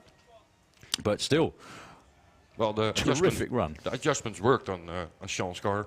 He pointed it a little bit to the left, and then it went straight. So straight-ish. I mean, he still went a little bit out of shape. Yeah, but I thought, I'll be honest with you, I thought he was going to quit about 3:30. Give the Robinsons a big round of applause, please. On the golf car up to get Andy, 587, quickest run with the new car. Awesome stuff. 387 to the 8th as well. I'm sure he'll enjoy hearing that one too. Okay, update. Go on. Mark Hartfeld, John Tubingham, and Bobby Wallace, Andre Oliver will be reruns. Ah, great. It's just the when part, obviously. Yeah, so I'm sure they're sort of back in the pits beavering away, trying to get ready. And then the winners of that are going to be round again. Yeah.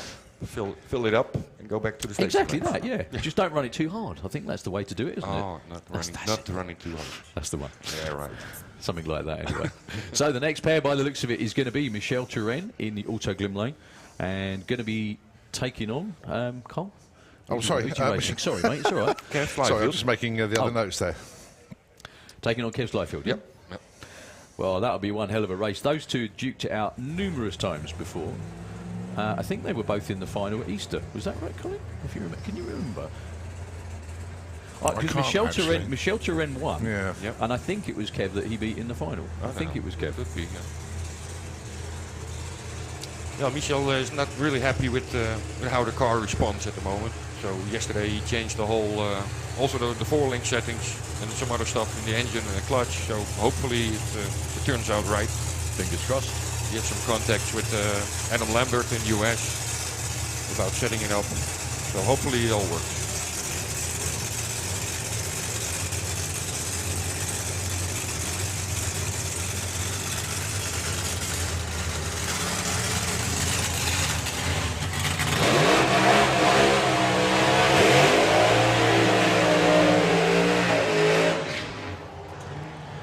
So Kev Slyfield from Dorset in the UK in the Kestrel Lane came oh so close to beating Jan Eriksson last weekend, but it wasn't for a pesky 0.03 red light. He did actually get to the finish line first if he just had a slightly slower reaction time. He had enough in the tank to beat him. We were having a chat earlier on today. Quickest ever to the 8th mile for Kev Slyfield and the team yesterday. They were very, very happy with that, but unfortunately when he hit 3rd gear, just let go. It didn't, you know, it didn't engage 3rd gear. That was the problem that they had. So yeah, I mean everybody has issues. It's just how you go about overcoming them and coming back again and again and again.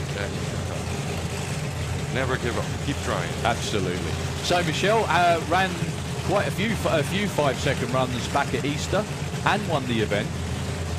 Has only been in the 6.0s, and that was on Friday now, wasn't it? Yeah. 6 flat, I think. It'll be a very quick car if they get it off the start line. If they get it past 60 foot without shaking, this thing hauls. He's in the auto lane for the Netherlands. Another Netherlands-UK matchup this time. And Kev Slyfield on the Kestrel side.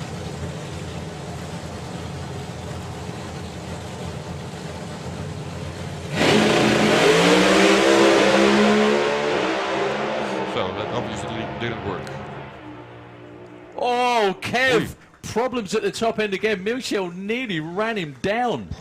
Unreal. Well, Michel was off the line first, 0.2 to Kev's 0.8. 0.97 for both of them to 60 foot. Kev was hauling again at half track. 385 at 188, and then the obviously 3rd gear just quit again. Yeah, looks like it. Yeah, 624 at only 179 miles an hour. He was a sitting duck. He was coasting at the top end.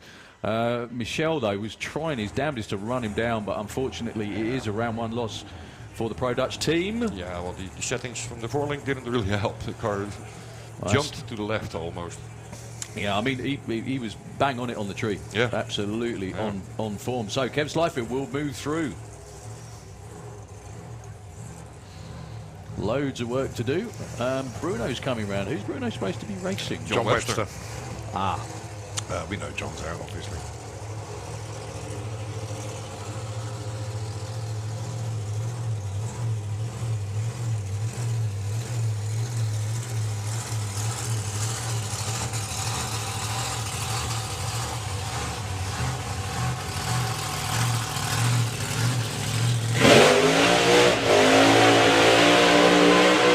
Now, it'll be interesting to see what Bruno does here, whether he actually goes for it or... Yes.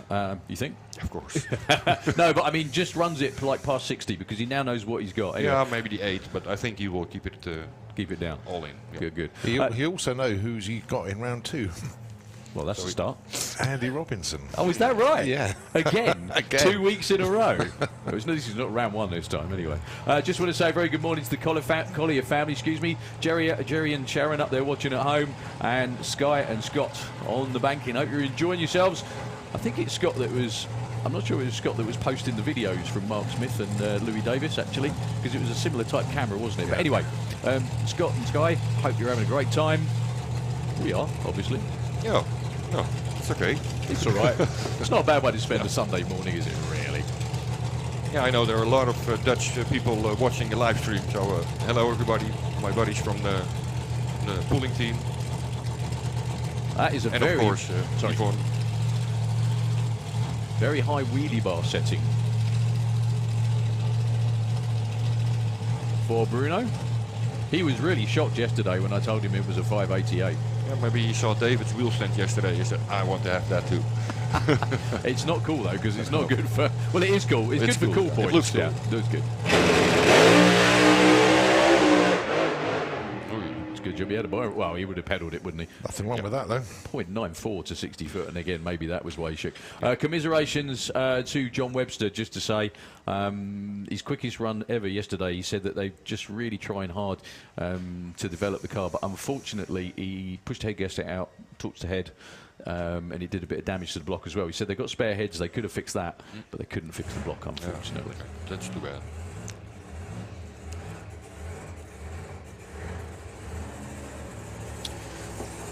Well, David and Wayne show. Yep.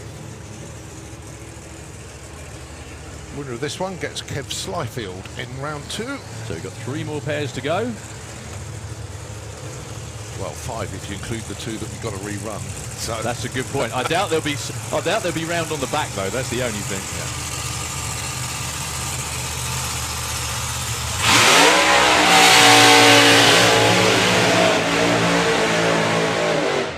Now, if Wayne actually gets this right, he will give David a real good run for the money. They've both got very similar equipment over there. Yep. I mean, the injectors look the same. Are the superchargers fairly the same? The superchargers are, well, I think they are the same. Yeah. They are the same. All from Troy Critchley, from Hammer Superchargers. I just realised I said that, and obviously Dave's got the Noonan race engines, Hemi in there, which is different, which is good. And like you said, it's a work of art, isn't it? Yeah, absolutely. You know, just when you think they can't make a Hemi look any better, and they do. All shiny parts. Everything looks good. The only thing that's matte black is the car and the driver. So, Kestrel side of the racetrack, but another, I'll tell you what, it's Holland against the UK today, isn't it? Yeah. Well, I'm really happy to see that all the UK cars, all UK Pro Mod teams are competitive at the moment. It has been a bit different before, but now they're all in the top 10. Most of them then.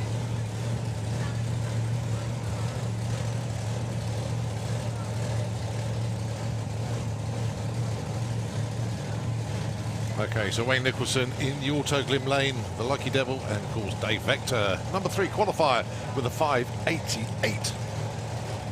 He lines up in the Kestrel beer lane. Round 1, Pro Modified here at the main event.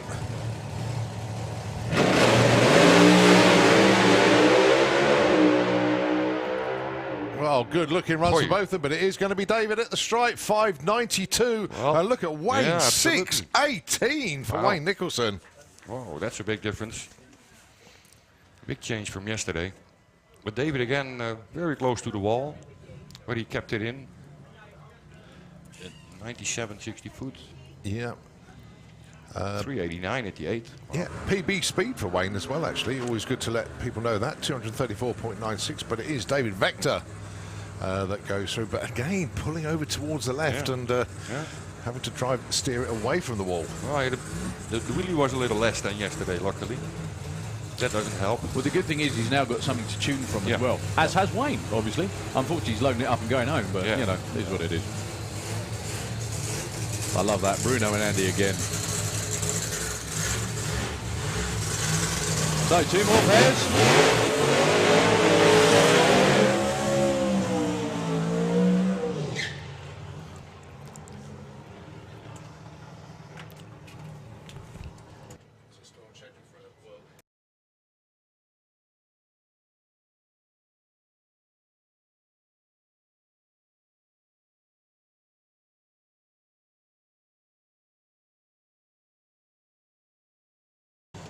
So Marcus Hilt and Nick Davis. Your next pair. Nick Davis, goodness me, was he on one yesterday. 5.87. Was his number 2 qualifying run. Obviously a new personal best for him. Yeah, that was stunning. That was really quick.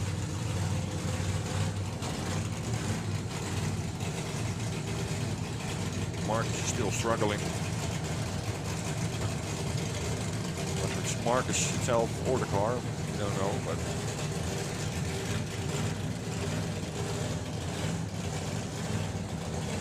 so the black and gold cars then. Nick Davis, based at Silverstone, just the other side of the M1 from here. Representing the UK, he's in the Auto Glim lane. Marcus Hilt, the 63 Corvette from Switzerland. He's in the Kestrel beer lane.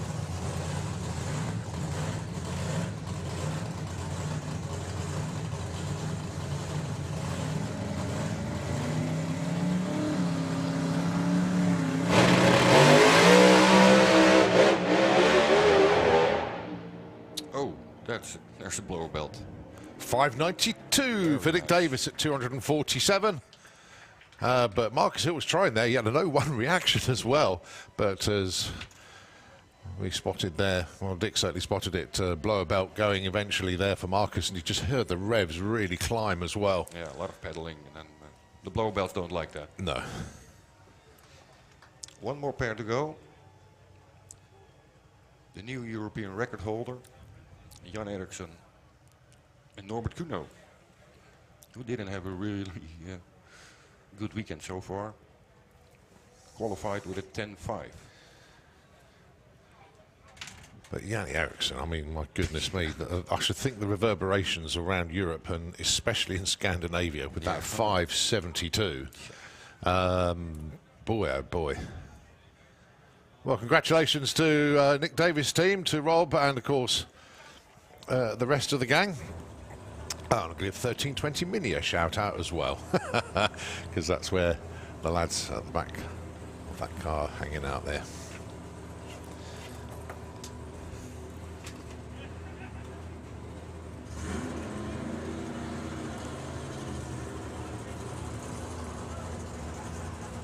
Tom and Scott Barnes, legends. Well done, guys.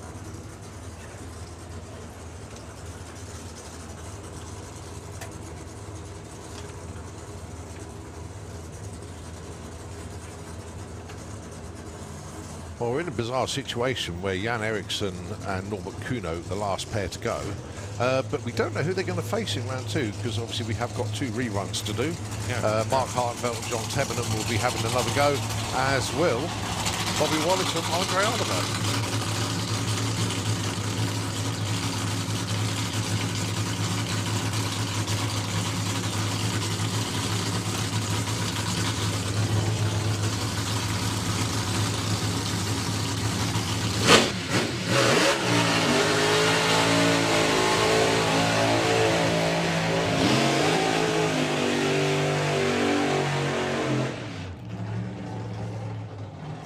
Now, even though Norbert Kuno's had a really terrible time in qualifying, never ever count him out. The amount of times I've seen Norbert qualify number 16, to count the number 1 qualifier in round 1 is, well, it's a lot, let's put it that way. He did it to Andy Robinson at Manstorp once or twice, and a few other races as well. So what are the issues that Norbert's been having, Dick? I don't know. Well, in the beginning you had the brake issues, and well, now I think it's just the setup issues.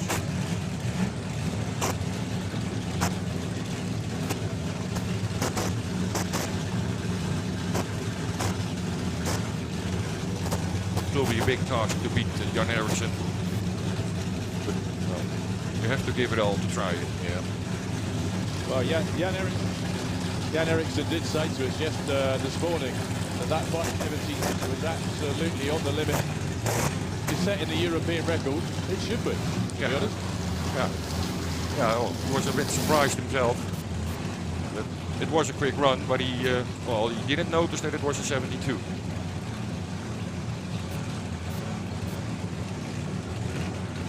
Who's the winner of this race got in the next round? We don't know yet, because it would be Mark Hartfeld or John Tevenham. Okay. So, yeah, down to the rerun. So then, the final pair that you're going to see, but although we have got the 2 reruns, Norbert Kuno, Jan Eriksson. Jan Eriksson fresh from a European record-setting 572 in qualifying.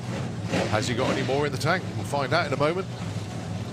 This is round 1 eliminations. First to the stripe goes through.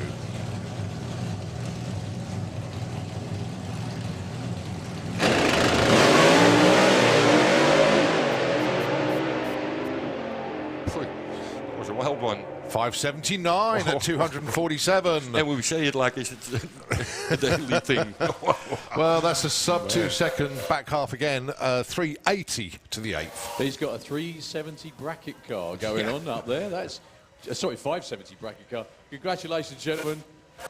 Once again, back in the 5.7s, you've got a 570 bracket car. Isn't that nice?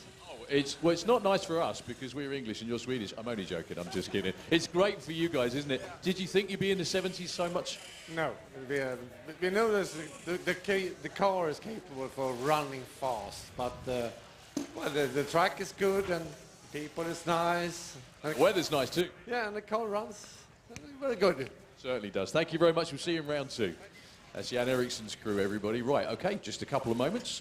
And And we'll see you in a few, in a bit. Thank you very much indeed for all your help, Dick. Yep, well, welcome.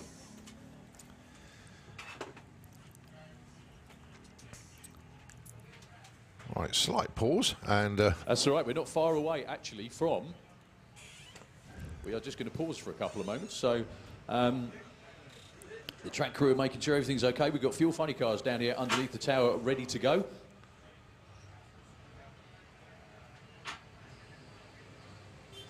Okay.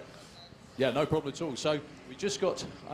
Oh, if you look behind the main grandstand, you can see a plane up there, and we've got something rather special for you on this Jubilee week here at Santa Pod.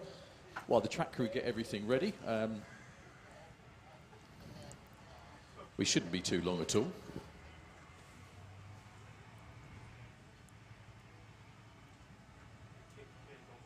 So I'm standing down here on the start line with Duncan from the parachute display team. Duncan, you guys are going to be getting on with something rather special very soon.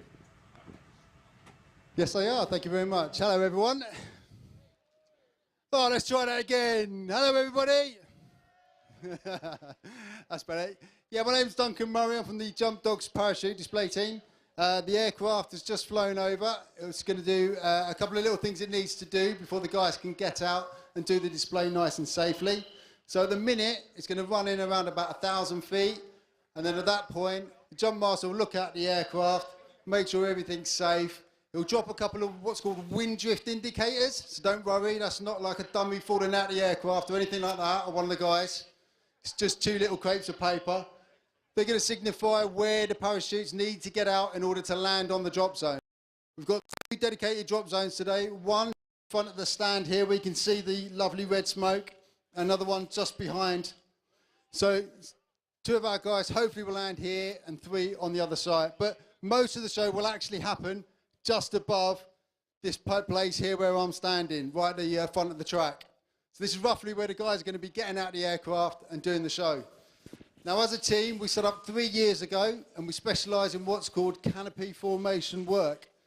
This is where the parachutes actually stick together in the air. Now, we do this using, we've got these special straps with carabiners, and we actually join parachutes together.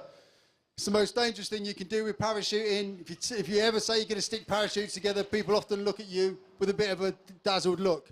But believe me, it all looks good, and we do it very safely.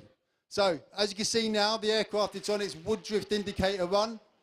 That's the aircraft approaching. Once it comes over the top, you'll see the little flares come out, and those bits will just indicate where the guys will need to get out.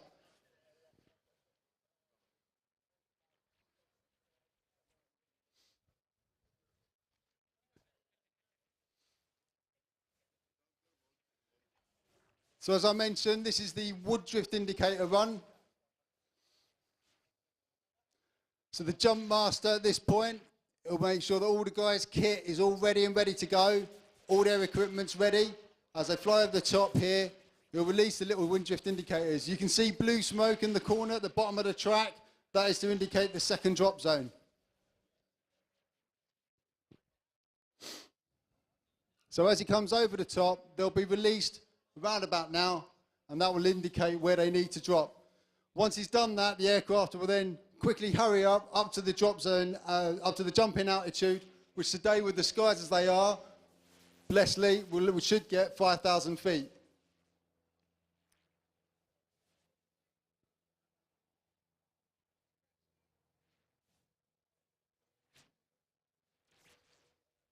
So the aircraft is now on its way to do its climb. It's going to be about a 2-minute wait here. So as the aircraft's climbing, again, the guys are getting their equipment, doing their secondary checks, and getting everything ready for the jump itself.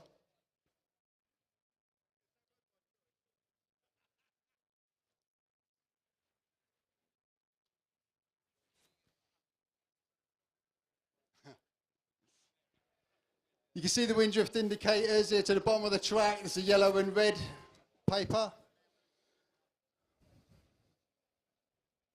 And that's to indicate exactly where the guys have to offset the aircraft in order to get out and land where they need to. So like I said, the aircraft will now be circling above the drop zone and getting up to an altitude of 5,000 feet. Yeah, if you look down the track now, you see the aircraft. That's it climbing up.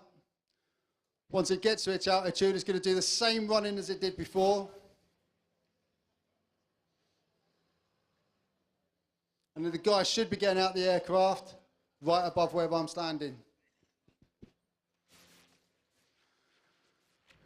We use special parachutes in order to do our displays. These parachutes give us more control and they're a lot more sturdy, and we're able to do things like bumping our parachutes together.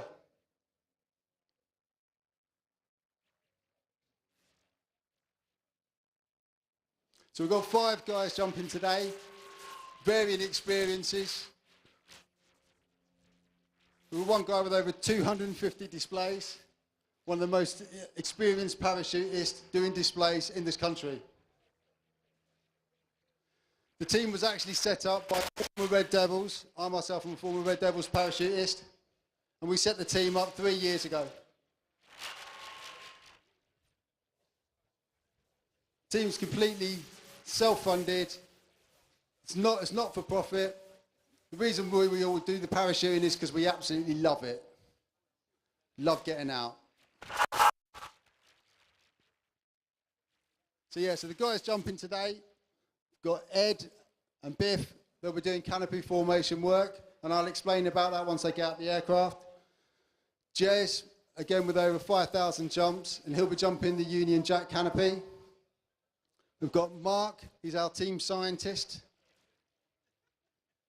and he's going to be jumping the team flag. And then at the rear, we've got Dave. He's a fireman, and yes, he's single.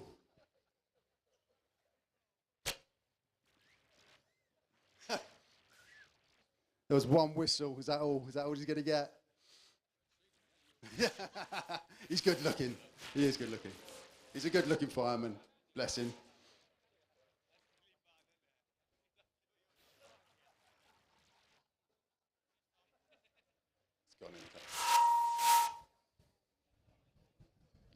So the aircraft's still climbing at this point. It's gone in those clouds. There it is. You can see it now. It's on its running.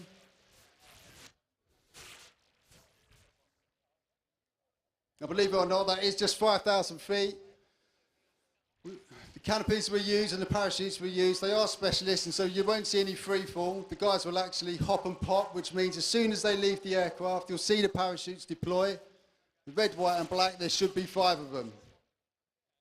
If you see somebody on a white parachute, that's because he's had to pull his reserve.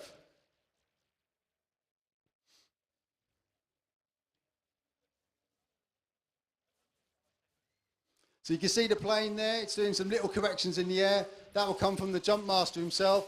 He's giving the corrections, getting the aircraft right on line so the guys can get exactly where they need to, so they can build their formation and get exactly onto the landing zone.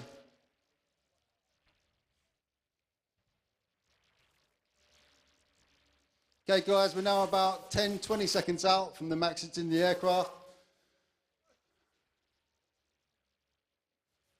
At this point, sometimes Jump Master likes to indicate that he's going to jump by putting smoke out, so that's not the aircraft on fire, don't worry. That's just one of the guys getting ready to leave.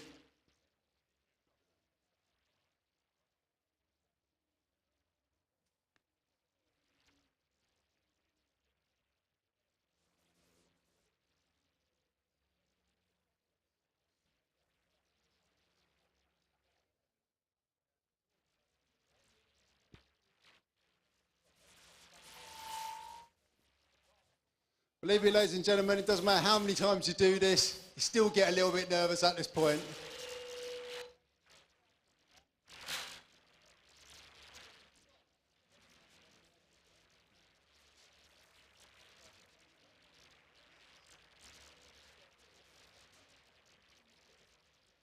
And there we go, ladies and gentlemen, there's the first one out.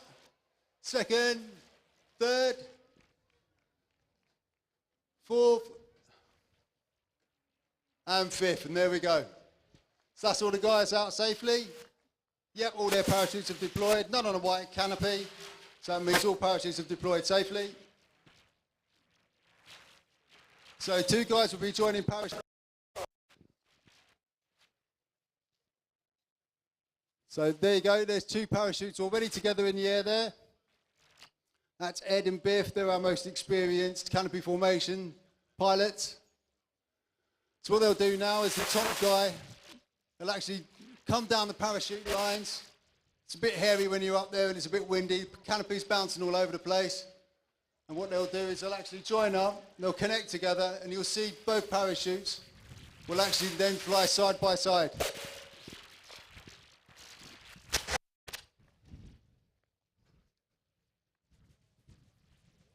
Okay, now the other 3, what they're doing now is they're getting into a landing formation. So at this height, what they do, because they all go out together, they'll just put themselves into a stack, ready for landing. So there you go, that's a canopy formation. So there's 2 of the guys together. We'll be deploying smoke shortly. As it is almost Jubilee weekend, we have specially got red, white and blue smoke for this weekend. Whee!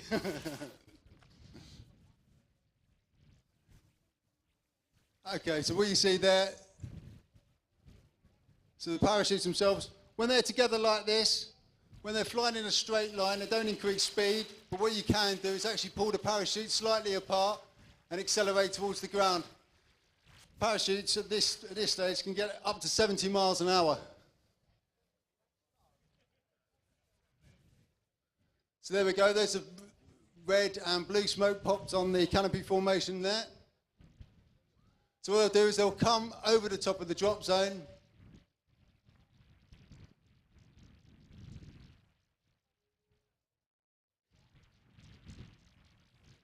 So there you go, there's 1 flag already released, that's a team flag, and that's Mark on that parachute. And there we go, that's a parachute accelerating to the ground up to 70 miles an hour.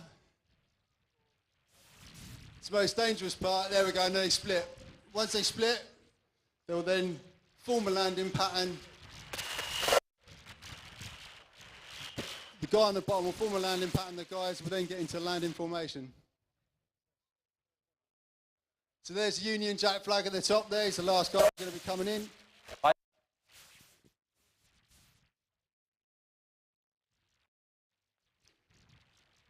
Okay, ladies and gentlemen, that's Ed there with the red smoke. Big round of applause, please, as he comes into the secondary landing zone.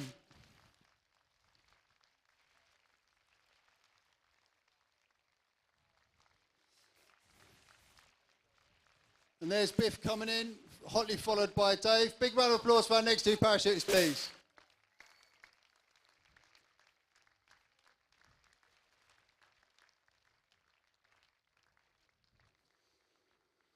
Okay, ladies and gentlemen, looking at the wind conditions, I can see that the guys have opted to all land on the secondary drop zone, but they're still above us, so. Okay, ladies and gentlemen, give a big round of applause to our last 2 parachutists, Mark and Jez, from the Jump Dogs Parachute Display Team. You've been a lovely audience. Thank you, everybody.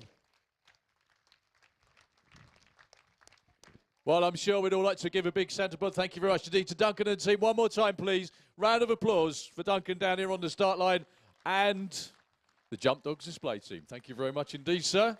You're now going to get your ears battered by a couple of, a couple of 11,000 horsepower monsters. So, the guys have just landed over there. There we go. Last Union Jack down. And we've got Fuel Funny Car underneath the tower for round 1, Colin. Okay, thanks very much indeed, and very impressive display indeed from the Jump Dogs, and quite entertaining indeed. A little bit of different entertainment makes everybody look up in the sky. So, Fuel Funny Car, your round 1 eliminations, in effect semi-finals. 4 cars took part in qualifying, but obviously only 3 are going to be here in eliminations. But we have a pair to come at you. Going to be Jason Phelps taking on Kevin Kent for a spot in the final, and then to follow them will be Steve Ashdown on a solo run. News from Kevin Chapman yesterday. He was absolutely fine after the incident, and yeah, just one of those horrible things you like to see, but nevertheless Kev is A-OK. All the safety equipment held up as expected, so good news that Kev is A-OK. Here we go then, engines fired up. Kevin Kent and Jason Phelps for a spot in the final here in Fuel Funny Car. Yeah, well, this is also round 2 of the championship. They're chasing points all summer long. We've already had one round, which was run by the man that's unfortunately a spectator this morning, Mr. Kevin Chapman. Very best wishes to Kevin, his wife and the whole Firma Reg team as well. So, Kevin 10th in the Kessel race.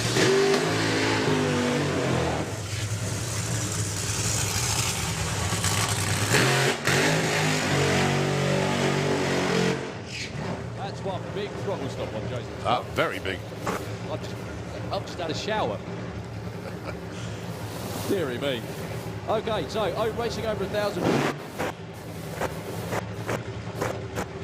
That Kevin, I don't think he can get reversed. No, he can't. He's struggling at the moment.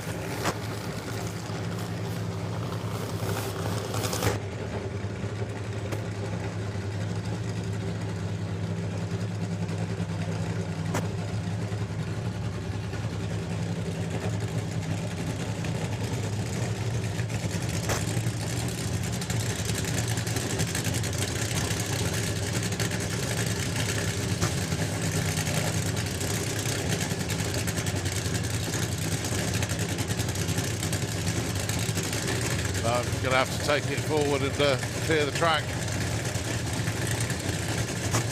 No, it looks like the engine is stopped now. So. Oh, it's going to be solo then for Jason Phelps. Oh, what a great shame. I know Kev was really looking forward to this. So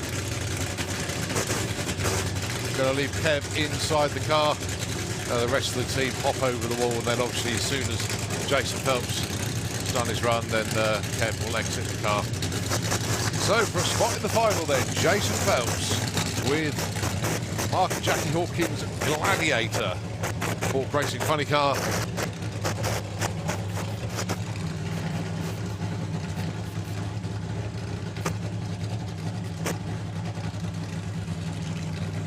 Not the way they want to take a round win. It's the... I think they're... Well, dinks the blocks at 1,000 foot, but oh, look at that. got there in 5 seconds. Well done to the team. Low ET They're into the final, but well. commiserations to Kevin Kent.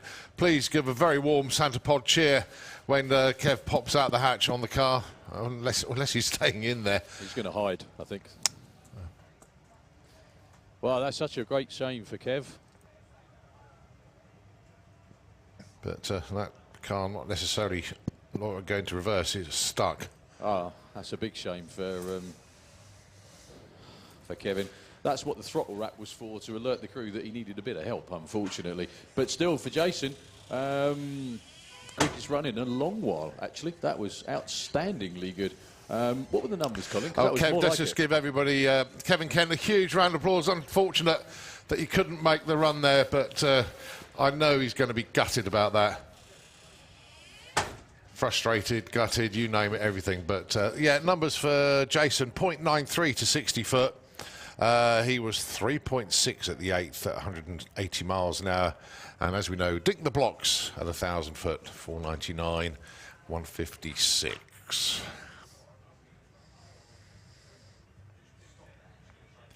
So need to get car moved somehow. Yep, one of the other team members climbing in.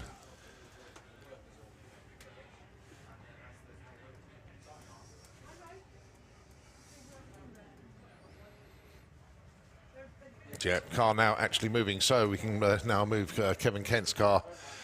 Oh, Kev, I'm gutted for you, mate. I know so much you wanted to take that spot in the final, but show your appreciation once again. Kevin Kent of the GSI team, congratulations to Mark and Jackie Hawkins and the rest of the Hawk Racing team as they go to the top end to collect their man. But, yeah, congratulations and commiserations to both teams. Well, Kev's not going to want to talk at the moment. We've got to make him do it anyway. No, I know. I think he's had a chance. I always love having a chat with Kev. We were going to do it yesterday, didn't get the chance. Kev, my old son, well, not the way, obviously, you wanted the weekend to go, but any idea what the problem was? We think after the burnout, you have to obviously, just like driving a normal car, you dip the clutch, you go for a reverse, but it reverse and then it goes to neutral. And I think what's happened is it's gone into neutral. Once it's gone to neutral, you can't You can't do anything about it. No, you can't get reverse drive, nothing. Okay, and so no, even if it's in neutral, no chance of pushing it back and trying to get it in forward again? No, I think it was in between. It was just missing the gears, and I was up and down on the clutch, and it just couldn't get nothing between it. Well, it's a real shame because obviously you had a great time at East. You ran really quick. You got new sponsors on board, everything else as well, Southern RV Hire, and obviously GSI as well. And your whole team worked their backsides off for you, Orvie. Yeah, we've not had a bad weekend. We've had some issues, but nothing major. That's the worst we've had. And it's the first time I've come to, I don't know, semi-finals or finals or whatever, and we've had an issue. And it's just not happened, is it? So anyway, mate, everybody please give a big round of applause for Mr. Kevin Kent. All the funny car teams, try their absolute hardest, Kev. Better luck next time. Yeah, thank you. Well done to Jason. That was a good run. No problem at all. Thanks ever so much, Kev. Isn't that drag racing sportsmanship at its very, very best? Even though he's... gritted teeth, though. bit dejected, still congratulates the guy in the other lane that took the win. Yeah. Oh, dear. Right, well, we got the Undertaker team behind us at the moment. It is going to be, of course, Steve Ashdown, crew chief Dave Bryant, and a whole host of well-known faces. Marie Mills at the back, actually. Marie obviously runs in Pro E.T. And between working on the car, she comes around and races as well. It is a solo run coming up for Steve Ashdown. It's because she hasn't got enough to do working on a fuel funny car. I think that's what it is. I'm only kidding. It's horrendously hard work, whatever you do. I think it's because the Pro E.T. car is quite easy to run by comparison. So, Steve should have been against Mr. Kevin Chapman. Dave Bryant doing the crew chief jog out on the start line, followed by Lee.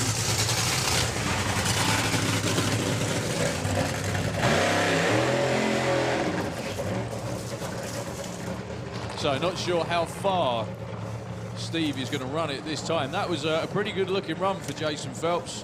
Got quite a way down the racetrack. Their first actual run where it hooked up and went all weekend, wasn't it? Yeah.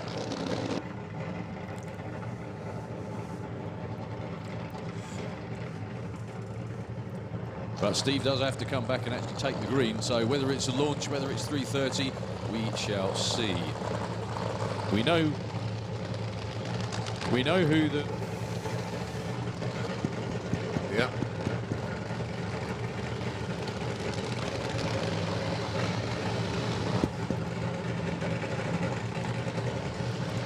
So, Steve Ashdown then just coming up towards the start line again.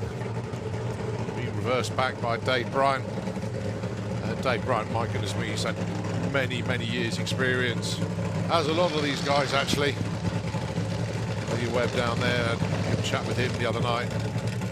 He works on the bottom end of the car. Just making sure that the car is in forward motion before they approach the back of the car to arm the parachutes, to lift the body up, do final adjustments.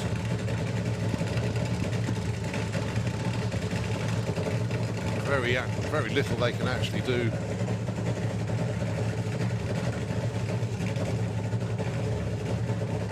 All good to go then. So Steve Ashdown with the Undertaker funny car, about to book his spot in the final. Going to be going alongside Jason Phelps. But to get there, he's basically just got to break the beams. But a good run will be just what the doctor orders here.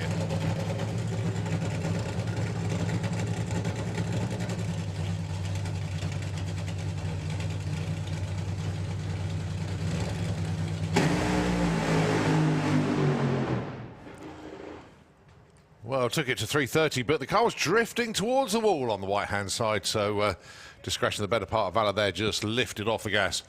0.99 to 60 foot and to the 8th in 4.19, and at the stripe there for 1,000 feet, 6.17, but he's booked his space in the final alongside Jason Phelps. Well, Jason's also got lane choice, believe it or not. Yep. We also have side-by-side funny cars this time. However, this time they are jets. We're going to have side-by-side jets, then we've got the first round of FIA Top Fuel coming your way very, very shortly. I'm just going to have a quick wander around the start of the lanes and see who else might be there. We've got round one of Top Fuel Bike as well, so goodness me, lots of great stuff coming up. Also, can I please call Comp Eliminator into the pairing lanes, please? Comp Eliminator, can we have you back into the lanes, please?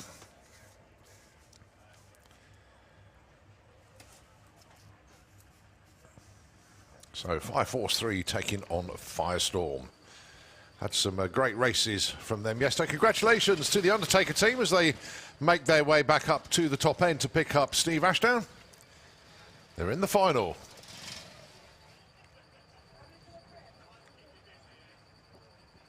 Yeah, so Rog and the Firestorm team.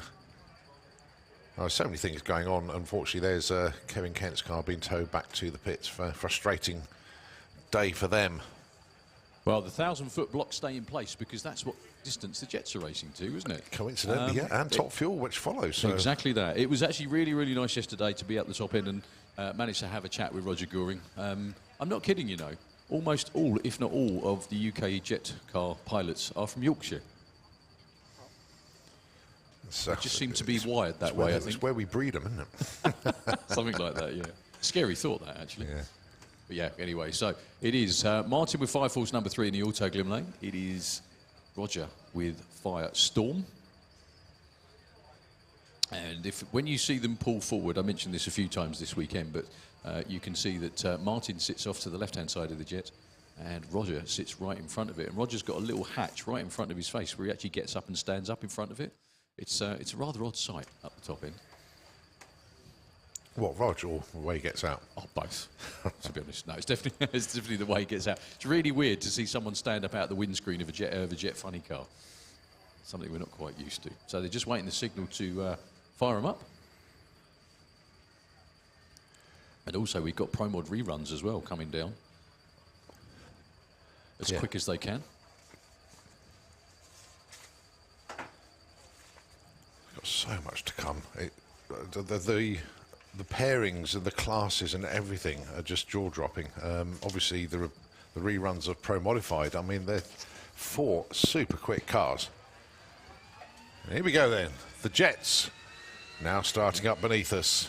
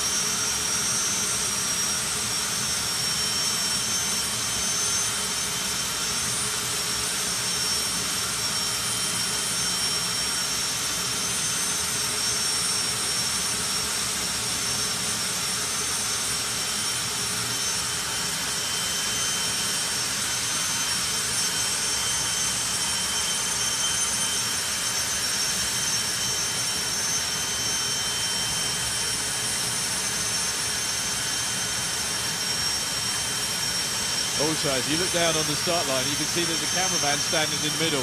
I think this could be his first jet experience. This could be a giggle.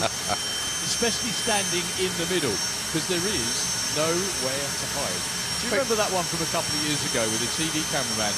And it was Urs Erbach's Top Fuel Dragster. Do you remember that? Yeah, I do. It blew him over.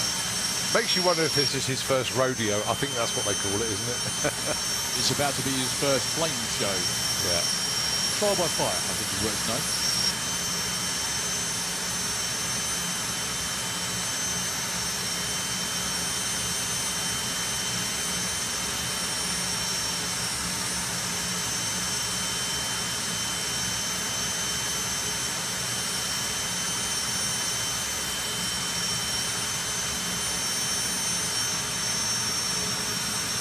Nice new hat for Richie down there as well. Just spotted that one. So as we get ready then for the Afterburner show here between Helen and Richie. Here we go.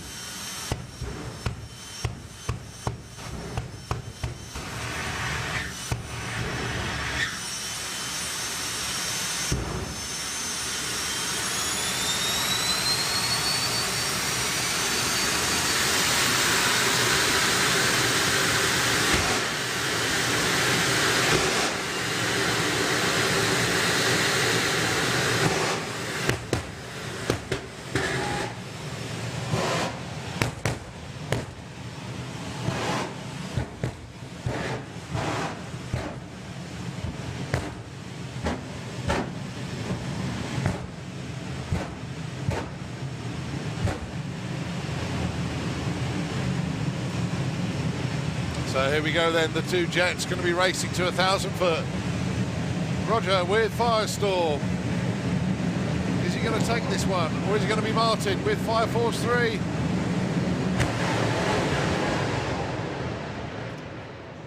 Whole shot for Roger Goring. Can he take it? He can. Oh, just. Look at that. Looks like Martin tailed off a bit at the top end. No, 519 beats a 523, 235 for Roger, 226 for Martin.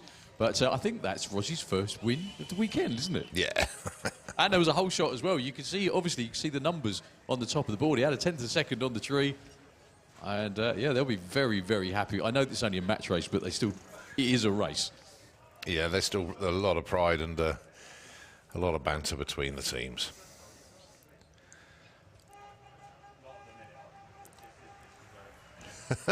Oh, they're celebrating the win, that's for sure.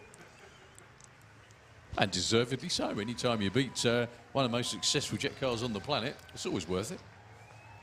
And the crowd appreciating that. As does our #1 jet fan in the crowd, Sean Bowe. We like that one, Sean. He's here with Chris Hobson, who I've never heard of, and Andy Cowan and the rest of the gang up there on the banking. Hope you're enjoying your weekend here back at Santa Pod Raceway. But now we get ready for Top Fuel. Yeah, they're just going to be bringing them round underneath the tower. I think Ida was the #1 qualifier. Was that right? It is indeed, yep. So Ida is getting a buy run. It's going to be anti-racing Suzanne on the other side of the ladder. All cars are owned and tuned and run by the master nitro technician, tuner himself, Mr. Runefield. And we're just going to be pulling them around in a couple of moments. So just to give us a quick brief of the run order as well, Colin. So we've got Top Fuel. I think Top Fuel Bike are right behind them, aren't they? Yeah, also Top Methanol. They have actually got one more qualifier. Okay. But yeah, as you say, Top Fuel Bike, followed by the Super Twins Pro Stock Bike, and Junior Drag Bikes as well. And then we've already called them. And that track, don't forget, we've got the reruns of the Pro Mods. They've still got to come. And then Comp Eliminator. I can only imagine that Pro Modified Eliminations Round 2 will be shuffled a little bit later on to allow the two winners of the rematches to obviously get themselves ready for E2 in Pro Modified. And of course, we've still got more jets to come with the Spider-Man Jet and Fire Force 5. And of course, all of our sportsman racers as well continue their eliminations. Yeah, it's certainly going to be an action-packed day. It already has been an action-packed weekend as well. Those Pro Mod reruns, I think, are probably in the lanes already, actually. It's been over an hour, I think, since we got there. But while we line the two Top Fuel cars up for Eagle Racing and for Finland, it's Anti-Horto in the Auto Glim lane.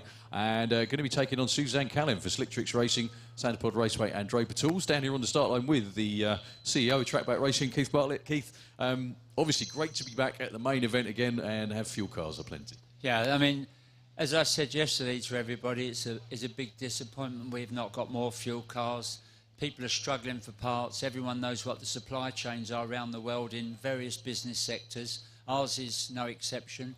We're really struggling. Then you've got the Brexit situation where I'm having to solve the carnet problems, particularly for Scandinavia. Sweden, surprisingly, is the most difficult country to bring teams in from with the current Brexit regulations. By the Swedish government, not England, I might add. So that's been difficult. But we had a great Pro Mod show. That was superb. English cars all into the fives. We could even end up with sort of English people dominating the first round points. Top Fuel, this is going to be interesting because all these three are still going to walk away with points and be leading the championship. And I know the wife is going to be very keen to try and take the lead. And I guess my life won't be so good tonight if she doesn't. Is it, I'm not going to ask is it good in normally anyway, but there we go. So that's Suzanne driving the Slictrix car in the Kestrel lane. It's nice to see the Slictrix name back in UK drag racing. Yeah, it's my old race team from the 70s and I resurrected it in 2018. Suzanne's driving Top Fuel, the two girls are driving in juniors. So yeah, that's got big. And we brought out a whole range of merchandise around Slictrix Racing, which is in the shop. And we've got much big plans for the Slictrix brand. So that's great. And it's good for drag racing. It isn't just good for us and Slictrix, it's good for drag racing overall. And Santa Pod Raceway as well, like we mentioned yesterday. I mean, Andy Carter mentioned it quite a few times yesterday. The brand of Santa Pod is more worldwide, and probably bigger than ever. I would say this, wouldn't I? But yes, it's a huge brand. If you go in America and say, where's the drag racing done outside of America, you'll get, if you go to the Midwest, they go, haven't got a clue, mate. And if you go to most other bigger places, they'll go, it's Santa Pod in England. And if you go anywhere in Europe and say, what's drag racing? They go, is it those long pointy things with parachutes? Or, I don't know, or it's Santa Pod. We've even had people come in here saying, oh, by the way, we love going Santa Podding. Not drag racing, they go Santa Podding. That says it all. That's brand building. It certainly does as well. And this is the first time we've had the main event for 3 years. It's so good to see so many people back on the grandstands, on the banking, and obviously we've got live stream TV as always. Yeah, I mean, I said it yesterday, I say it every time. You know, some of you are here for the first time this year. There was a huge crowd yesterday. Again, we couldn't do this without all the support of the spectators. You know, I love what I do. I love running this. All these races, all these teams, they're all my friends. I mix with them socially. I know them all. But do you know what? I also know lots of the spectators. And to all of you out there, boy, we couldn't do this without you. And the support you give us, it's worth everything. And we'll always keep going. Thank you very much indeed. That's good to hear, isn't it, everybody? Come on. After 2 years of a pandemic, this place is still as strong as ever, obviously. We've got round one Top Fuel coming up. And any final thoughts? Do you want to speak to me after the runs? Probably a good idea. I mean, I will add that, you know, it's been difficult. It's been quite cooler on the weather than what we wanted. And the fuel cars really do need, as you know, optimum temperatures, especially on the track. It's difficult, and again, everyone's cautious of the parts situation. But I have a feeling between those three drivers at the moment, they're great friends, most of them, but perhaps not in the next 20 minutes. Yeah, they're all going to be going for it in round one. Ladies and gentlemen, you're in for a treat. Round one of FIA Top Fuel Dragster. The quickest and fastest accelerating vehicles on the planet, 11,000 brake horsepower, 0 to 300 miles an hour, all being well by those big orange blocks at the top end. We're just ready to go right now. Both Suzanne and Antti are set. If you could please stand for the national anthem.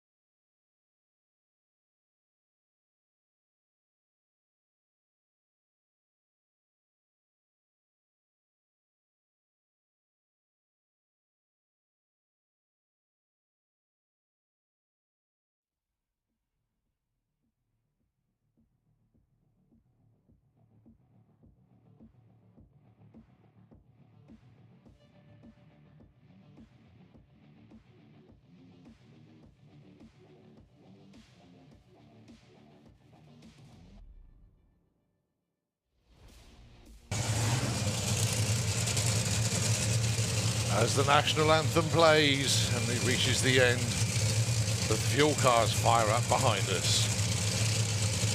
Antti Horto going to be taking on Suzanne Kalin for a spot in the final.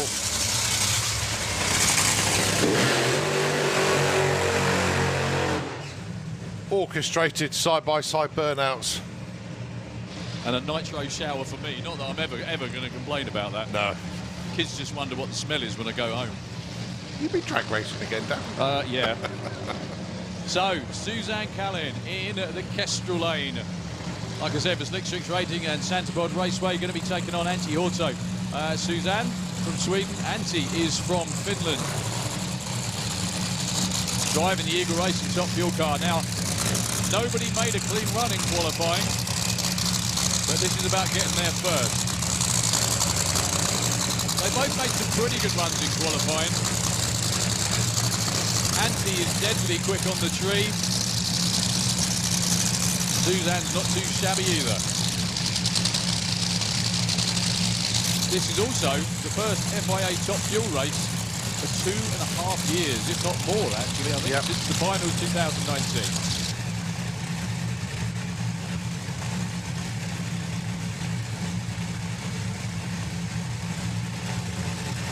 Right, it's all down now to bringing the cars up to the line, and then it's handed over to the drivers, Suzanne Calais and Antti Horto. Who is going to take that spot in the final then?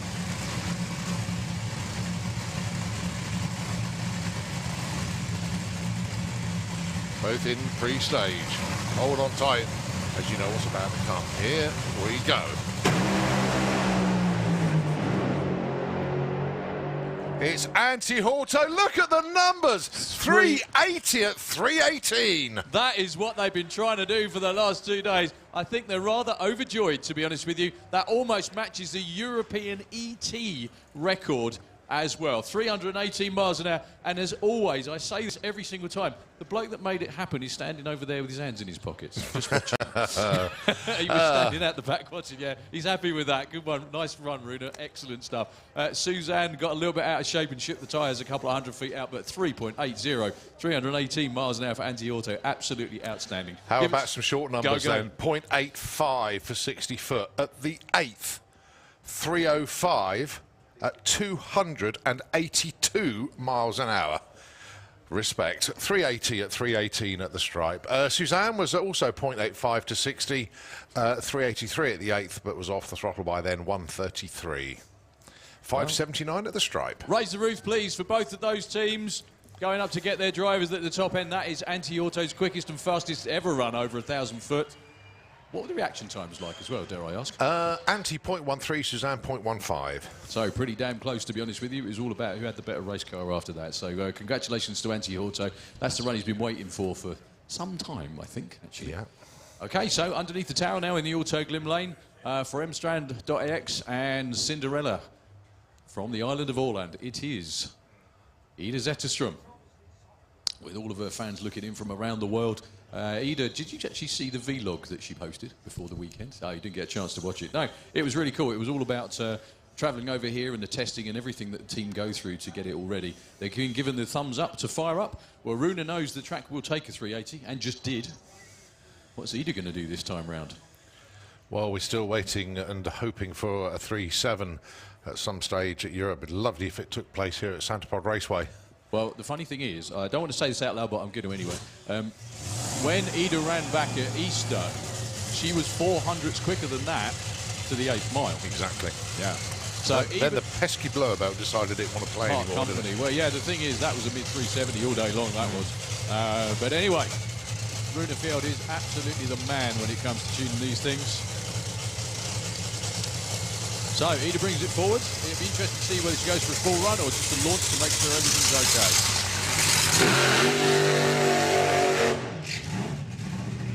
Now, that was also the first clean pass of the weekend. But the good thing is about Runa having 3 cars, he gets 3 goes at the racetrack every single qualifying session. Yep. So Ida's going to be coming back into her burnout tracks. We've got Top Fuel Bike right behind the tower, ready to go.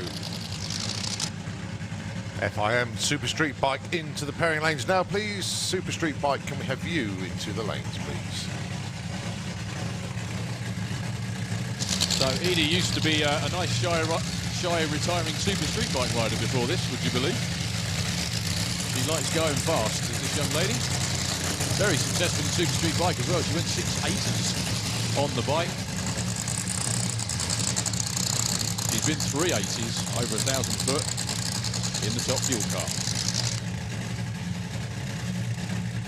Well, to all the other fuel teams in Europe that are tuned in, I'm sure they're all watching this. We miss you. We want you back.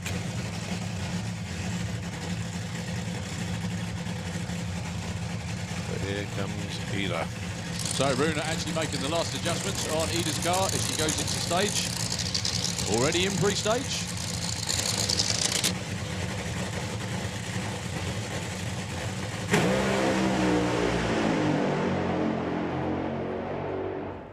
Oh my goodness. It's Europe's first 3.7 second run, and she was still off the throttle early. 378, 301 miles an hour. I normally let you get just very quickly, Runa. Europe's first 370 run. That must be really nice. Yeah. So is it because you have all winter to think about it? Does that help? Oh, that helps, yeah. Certainly helps, doesn't it? So you even smiled at the end of that one too, didn't you? Well, that's what we've been trying to do, so yeah, it was a good one. Well, congratulations, ladies and gentlemen, the man that made it happen, Mr. Runefield, everybody. Thank you very much indeed. Numbers, Colin? 0.84 to 60 foot at the 8th. 3:01 at 286. That was the one. He repeated the run from Easter. Yeah, and as we know at the strike, 3:01.92 was the MPH, but it was the ET. Well, the thing 378 with a 2. I was just going to say 3:01 is a little bit down. It was eating itself up slightly before the finish line. But I'll tell you what, if both of those two can repeat that in the final a bit later on today, it's going to be down to the drivers. That's absolutely outstanding stuff. So we've got top fuel bike coming around now. We just want to sort of reset our pacemakers and everything after that one. That was really good. Well, it's finally happened. We're in the 3.7s in Europe in top fuel. And it happened on a day that's probably chillier than any other as well. What Keith was saying was dead right, is that the racetrack itself, the concrete, likes warmer temperatures, likes a bit of sunshine. And today is, well, need I tell you, it's a bit chilly, but it's still obviously nice and dry and great atmospheric conditions for running fuel cars. Everybody in the grandstands and on the banking, don't go anywhere at all if you can possibly hold it for a little while, because we've got top fuel bike coming up now. Mr. B, just very quickly, come on. This is one of those moments where first 3.7-second racetrack in Europe. Yeah, just superb. And with the 570 in the Pro Mods last night and backed up today, I think. Yeah, this is awesome. And we've done a bit of work on the track. You know, it's a fantastically quick track anyway. But the truth is, you know, ideally I'd like to grind the whole track. But we've been secretly doing work up to the half track, and it's paid dividends.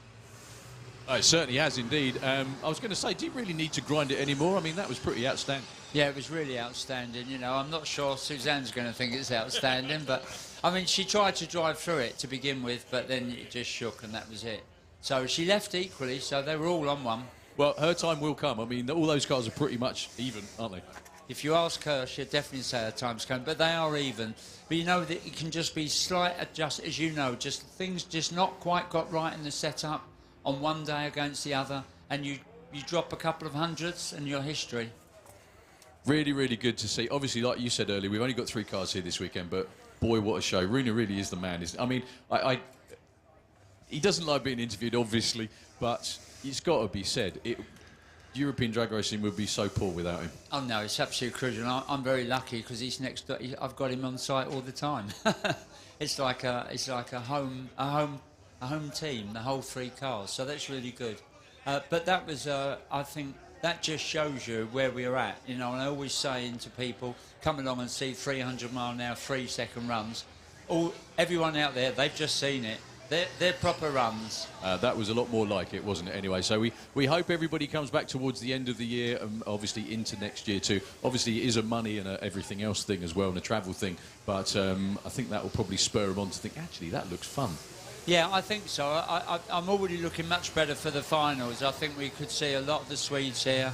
I've got some other plans for more fuel cars to come. So I think, yeah, it's great. And also, this is going to spur people on, you know, if you've got a fuel car sitting at home in your garage in Sweden and people are running 370s, you go, oh, I'd like a bit of that. Yeah, I wouldn't mind having a go at that too. But anyway, no, it's really, really good to see. The track crew, the team, everybody you've got here, it's just a credit to them too. Yeah, I think we know what we're doing. I think you could definitely say that as well. But anyway, yeah, it's nice to see. Brilliant, thanks very much. No problem at all. Right, Colin. We're just doing a bit of a track sweep because I explain every time, the dust that you see out the back of the cars is the clutch disintegrating effectively. It's absorbing the horsepower. And they just need to sweep that out the way before the bikes go over. But they're being brought forward, so it won't be long. Well, we're just waiting for the internet to go berserk, basically, with the news that Sanapod Raceway has just seen a 3.7-second pass in top fuel. You were here to witness it, folks. Those of you that are on the back and on the grandstands, you were treated to a 3.80 from Antti Horto, his personal best. And then Ida Zetterström, 378, sets up an amazing top fuel final later on. But oh boy. It's also another European record as well, by the way. Yep, of course. Fun enough, it's that car again. That's the one that Mayer ran a 380 in. Yeah. Mayor, if you're out there watching, sorry. I did try and find them yesterday, actually. Liam and Maya were about. No longer European record holder. That's gone. Have to come back and fight and try again. But we move to top fuel bike. And it's Neil Midgley going to be taking on Mark Smith. Now, Mark Smith will be underneath the tower. There he is. He's in the burnout box. All about getting to the top end first. And of course, Mark Smith ran his first 6-second pass in the qualifying runs, which has enabled him to be able to play on race day. Same for Louis Davis as well, actually. Went into the 6/8s to enable him to race as well, because if you run a funny bike, you have to have 6-second form to be allowed to race on race day. Comp Eliminator, we need you into the pairing lanes, please. Comp Eliminator, need you into the lanes, please.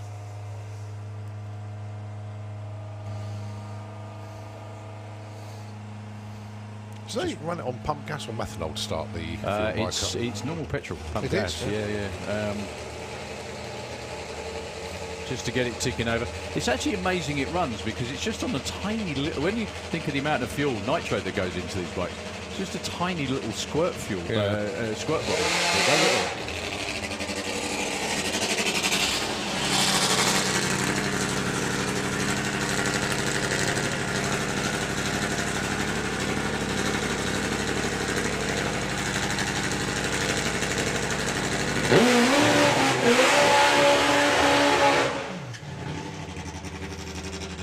So Europe's quickest fuel bike. In fact, I just wondered whether you got that one. That was all. Yeah. Okay.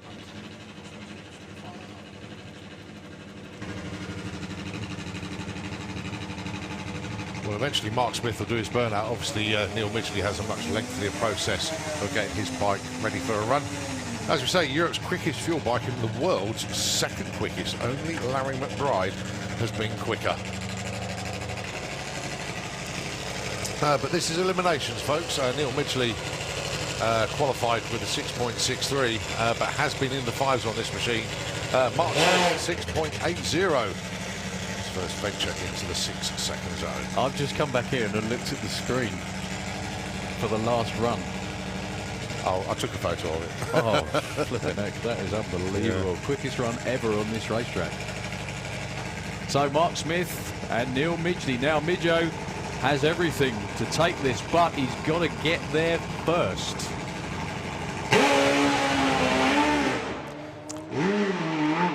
He's not going to. He's going to be Mark Smith.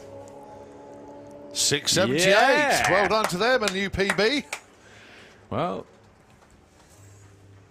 unfortunate for Neil Midgley. Look at that, 96 to 60 foot. Are you kidding? My goodness. Spun the tyre out there about 100 foot out. Always amazing, isn't it, when you've got 10,000 horsepower top fuel dragsters that hook and go with no problem at all. I mean, don't get me wrong, that's still a monstrous machine, the top fuel bike, and they don't make it. It's just down to tuning, isn't it? Yep. All down to tuning. Although, again, frankly, that bike normally goes straight down the track with no trouble at all. But Mark Smith takes his first ever round win in FIM top fuel bike. Well, stranger things have happened. Yeah, he's never qualified before. He's never been in the 60s before, and now he's in the semis. It always happens. Well, absolutely fantastic.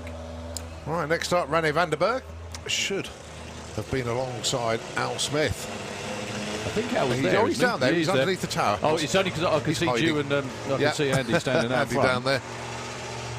Just that obviously Al starts his bike underneath the tower. There he is on the live stream. You can see him. It's clear as anything.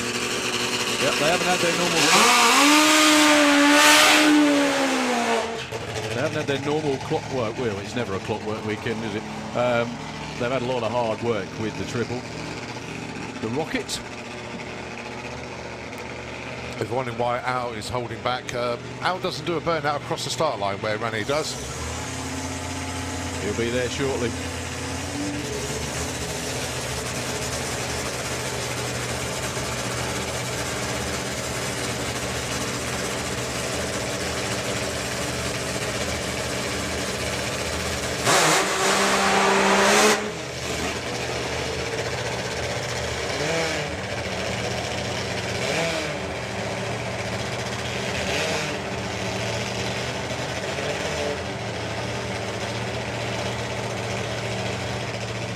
So Al Smith gets the thumbs up on the rocket.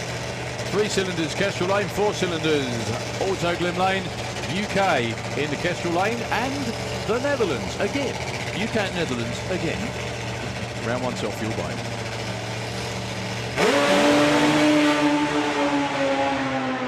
Oh, Rene, don't get the blocks. He didn't get the blocks. Great run though.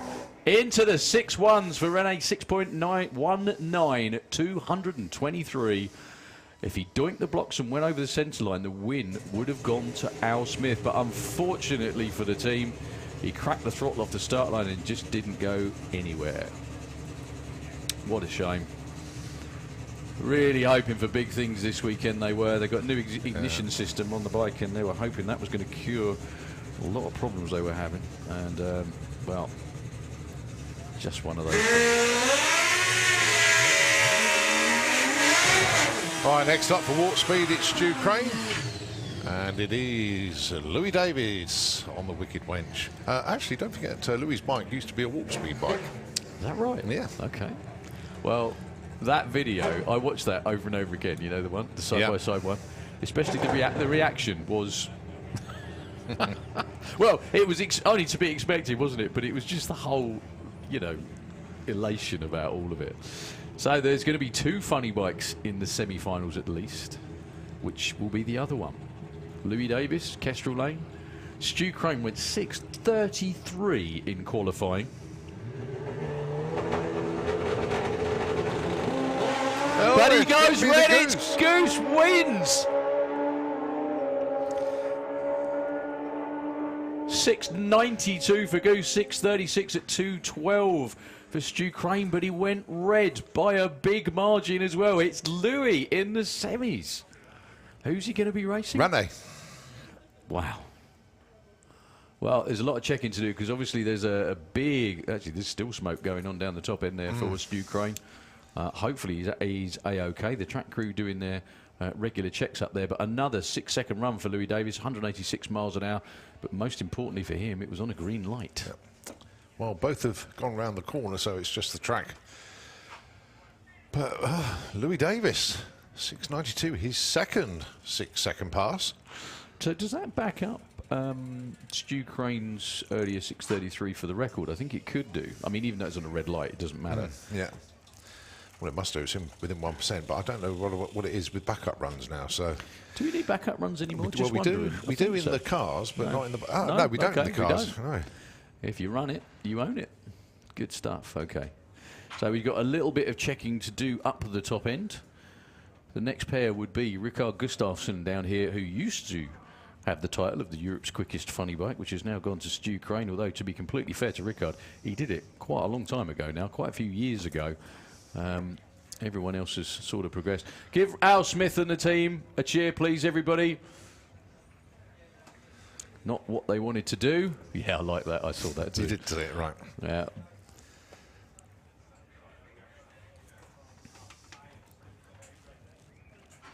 Well, your number 5 qualifier is through. Your number 6 qualifier is through. It's maybe it's the day of the underdog. Well, so far, we've only got 1 fuel bike through, which is Rene, I think. All the rest. Well, it's going to be the other pairing is Rikard and Dale. But we obviously have got clean up in the shutdown area. So I'll tell you what, I think we could rest the vocal cords for a moment as we let the track crew do their thing. And when we come back, it will be Rikard Gustafsson taking on Dale Leaks for the final spot in the semi-finals for FIM Top Fuel.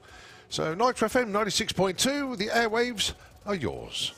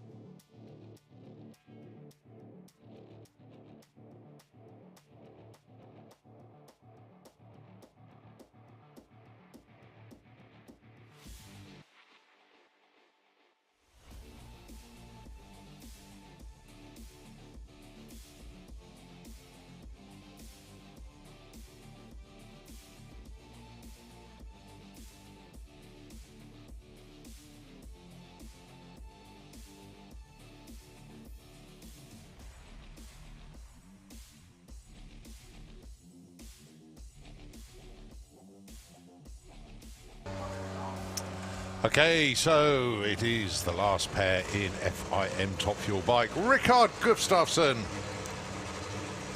Dale Leaks.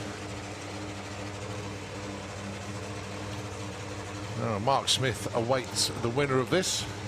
Will it be teammates racing each other for a spot in the final, or Rickard run away and hide? Well, Rickard must have had a monumental amount of work after torching the head. I think it was first run yesterday, wasn't it? Something like that. I've just had a blinding revelation. Antti Horto has the unenviable distinction of having the second quickest ET or third quickest ET ever in Europe, and he hasn't got lane choice in the final. He ran a 380 and he doesn't have lane choice in the top fuel final. Lane choice goes to the quicker car from the run before, if you're wondering what I'm on about. So Rickard, yeah, the first run yesterday, lots of flame out the side of the engine, and a big rig repair job overnight. I did go and see him last night, and everything was in a million pieces. Taking on Dale Leaks.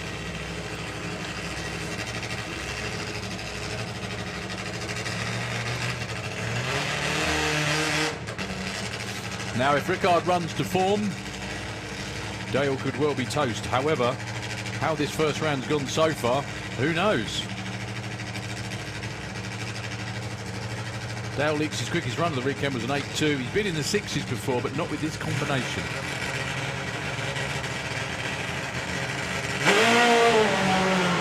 Oh, Rickard with the same problem again. Well, he's going to beat Dale in a rolling race. All Dale really had to do was get up the other end, but that was the other side that let go for Rickard. He's going to be faced with a monumental job to get back in time for the semi-finals. Takes the strike with a very unlikely 11.84 at 62 miles an hour. Bad luck to Dale. It must be real hard seeing the bike in the other lane do that, and you're just a sitting duck, unfortunately.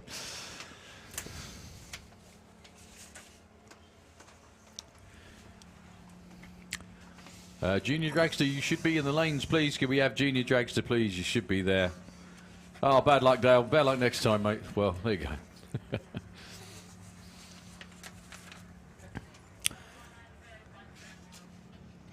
So we got Super Twin up next.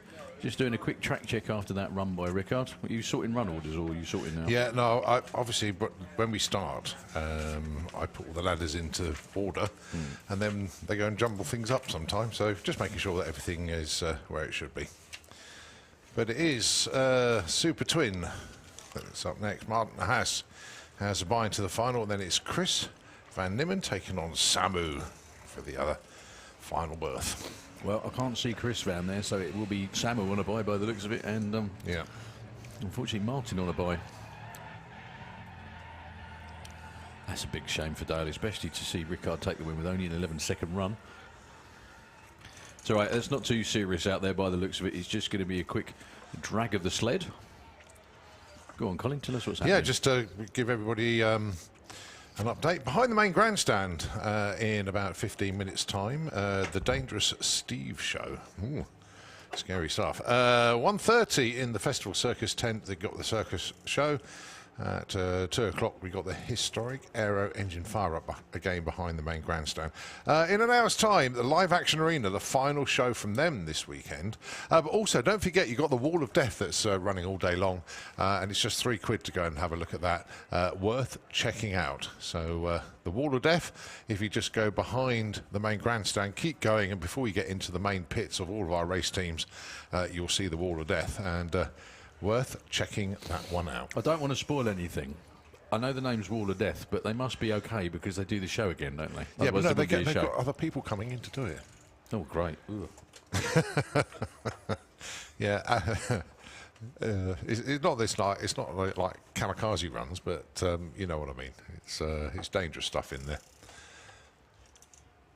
Obviously, you can go around the pits as well, have a look at our race cars and bikes. And if it's your first time here this weekend, well, a very, very warm welcome to you all.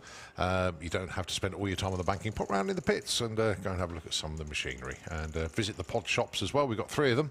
The main pod shop is in the pits just past half track.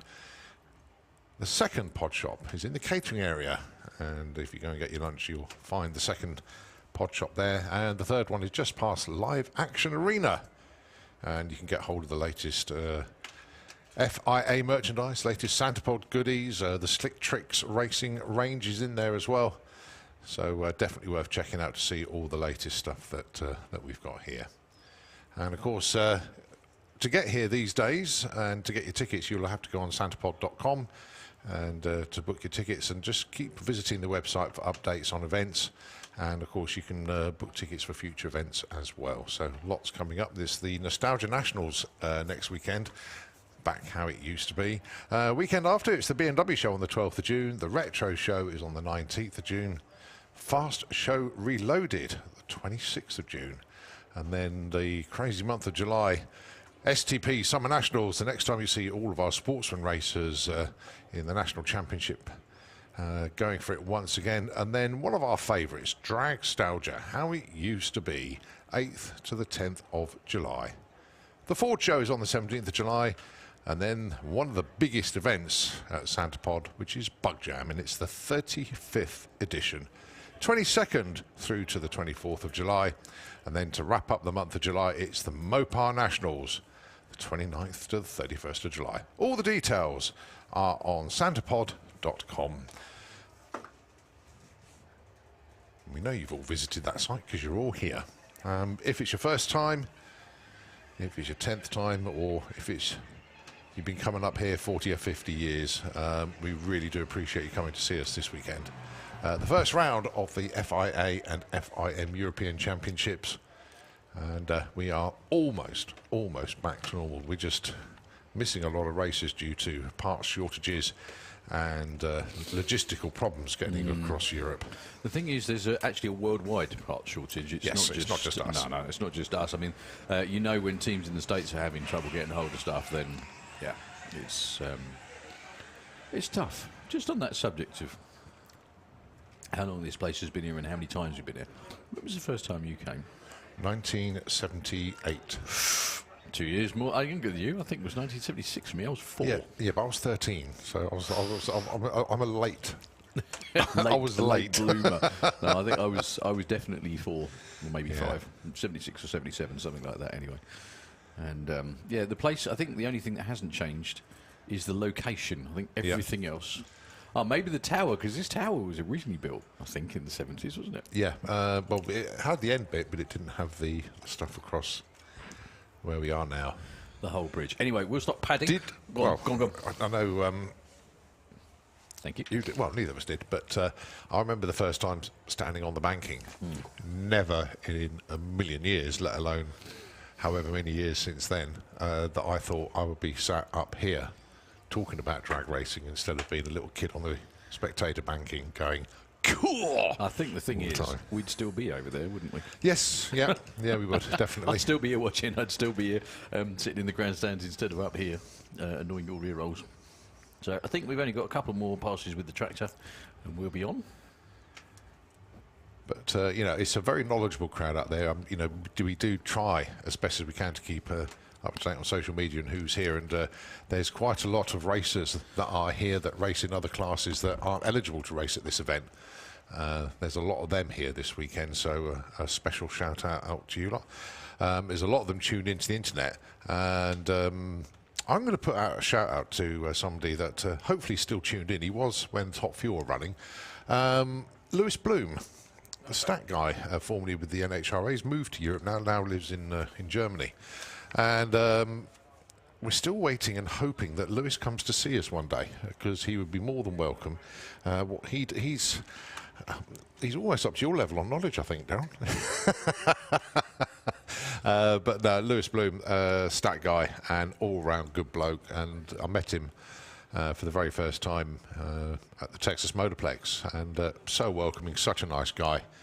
And I really do look forward to Lewis coming to visit us here at Santa Bob, maybe for the European finals. Lewis, get yourself over here. We'll look after you. Just get here.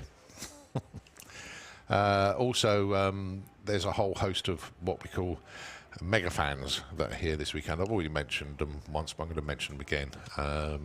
Sean Bowe, Chris Hobson, people like that. Very, very passionate about the sport, and come to all the big meetings, and yeah, they're generally good eggs. So to you lot, and Andy, of course, shout out to you lot as well. And he's going to be upset if we don't mention him, Mr. John Crawford. There we go, John. You got your name over the PA on European FIA event final day, if you like. John Crawford, we know he's tuned in, enjoying the coverage here. He's a sportsman racer, and he said that he would love to race in top methanol if his life had taken a different path. The craw dog himself. So here we go then. It is Super Twin Top Fuel. Yeah, it's still a chance too. You know, bank robbery is always always a career option. Yeah. Kidnapping. It's a good way of doing it. One I'd never thought of. Yeah. Money tree. Oh dear. Right, so we got the rerun of Pro Mod as well, waiting to go down there. But first we have Martin de Haas with the Haas brothers twin. So he's on a solo, courtesy of being number one qualifier. Went 6.67. Now, according to the schedule, the European Championship goes from here over to Finland at the beginning of July, Hockenheim in August, and then back here in September. That would be great to see. So the Dutch guys taking a solo lap into the final.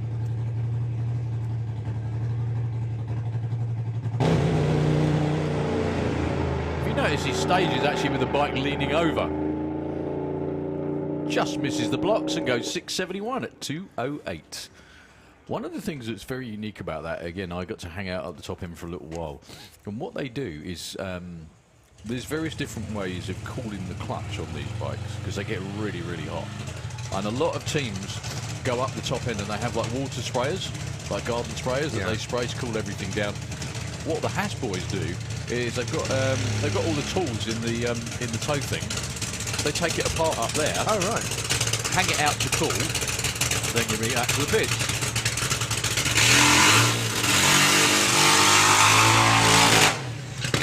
Samu Kampainen with one of the more monstrous machines you'll ever see on two wheels. He should have been alongside Chris Van Nimmen, but Chris not making.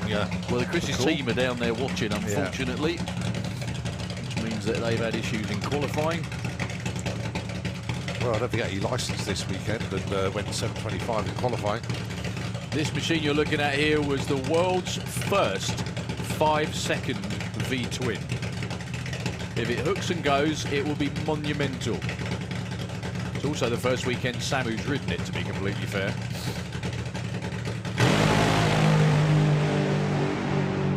Oh, wow, that's how it's supposed to work. 599, 202 miles an hour for Samu, a new European Super Twin record. Absolutely amazing for the FIM before anyone chips in. 0.98 to 60 foot, 8th mile, 383, 201 miles an hour over the stripe, 599, only 202 because I think the engine was coming apart as he went over the finish line. But I think he was having so much fun he thought, I don't care. Unbelievable. Yeah, so I'll say it again for everybody listening in around Europe. I know we've got a lot of bike fans watching in and seeing how Samu's done. 0.986 to 60 foot, 330, 259, 8th mile, 383 at 201. And then it was hurting itself a bit through the finish line as well. Yeah, it was 205 at 1,000 foot, so it wasn't picking up anything at all. He kept it nailed all the way through though to a 599 with a 9, only 202 miles an hour. Awesome. Yep. Those things are absolutely beastly. So track crew out there checking the top end just to make sure everything's okay. We've got Pro Stock bikes down there getting set to go. We've got the rerun of Pro Mod, which needs to happen shortly, obviously, because then they've got to come around for round 2. Just waiting for word from the top end just to see if there's anything on the racetrack. Hopefully not.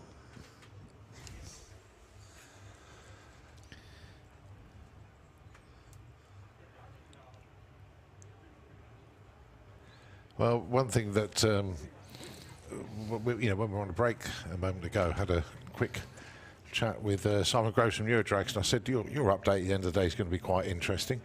New European bests, and they are tumbling this weekend. Pro Mod, Top Fuel, Pro Stock, sorry, the Super Twins, Super Street Bike. This is all happening this weekend. All of it. You got it. I just need to clarify something again. Sorry, while I've got a mouthful of my lunch. That bike has run 5s before.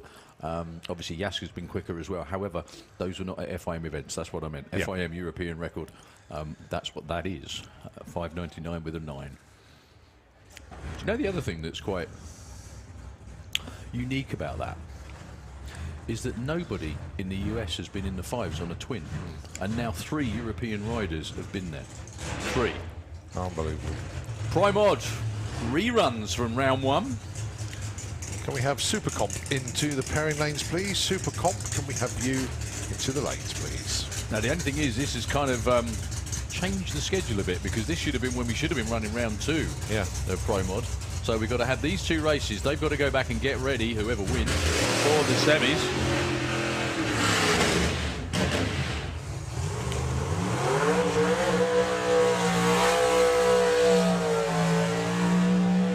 Now, earlier on, when these 2 matched up, Bobby had an absolutely flying run all the way from A to B with no problem at all.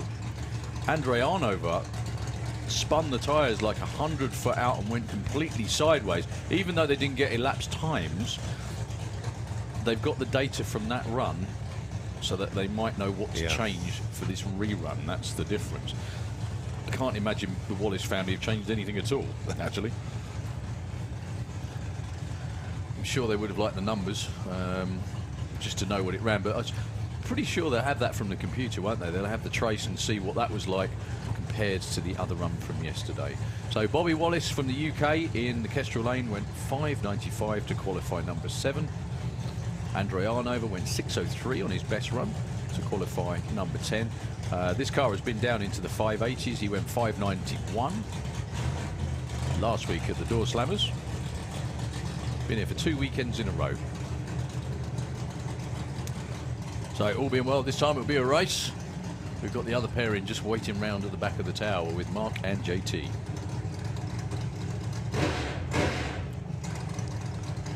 So whoever wins this race, if they go on to anywhere near the final, they're going to have a long day. Well, Nick Davis will be their opponent, whoever wins. So will it be an all-UK matchup, or will it be UK against Estonia again? So Bobby Wallace, Nitrous Camaro, Kestrel Lane. Andre Arnover with the Turbo Mustang in the Autoglim lane.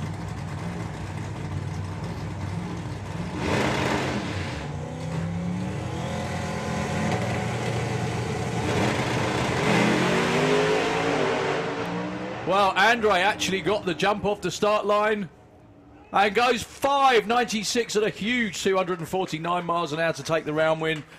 Well, Bobby goes through with a 961, only 95. They're all going to shake hands down on the start line. That's also really unfortunate, obviously, because if the race had been how it went in round 1, it wouldn't have worked out like that. No. 0.97 to 60 for Bobby, 0.99 for Andre, 398. Look at that back off, 1.98 for Andre Arnover. So he will be meeting Nick Davis. All turbo matchup. Right, last pair in round 1 then, although severely delayed. Mark Hartfeld and John Tevenham. I was about to call him Jean Tevenham. Yeah, noticeably for this one, they're switched lanes. So it will be JT in the Autoglim lane. Yeah.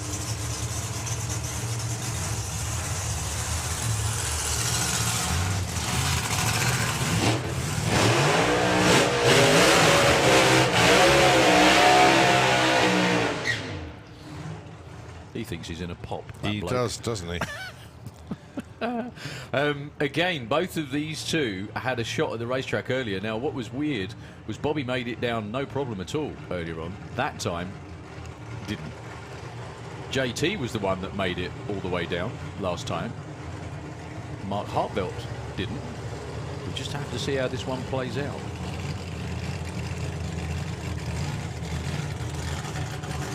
So who will be waiting for them in the next round? Jan Eriksson. Sorry, I didn't mean to do that. No. Well, JT raced Jan last week, didn't he? He did. Actually, we got a couple of rematches in round one from the Door Slammers. Yeah, Bruno and Andy is the one that we're looking forward to. Well, let's hope this time it's a race. Because last week it was, yeah.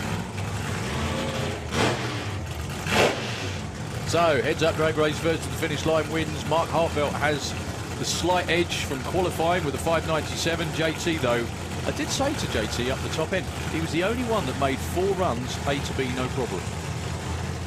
Cut up to 6.20, 6.19, and 2.6 flats.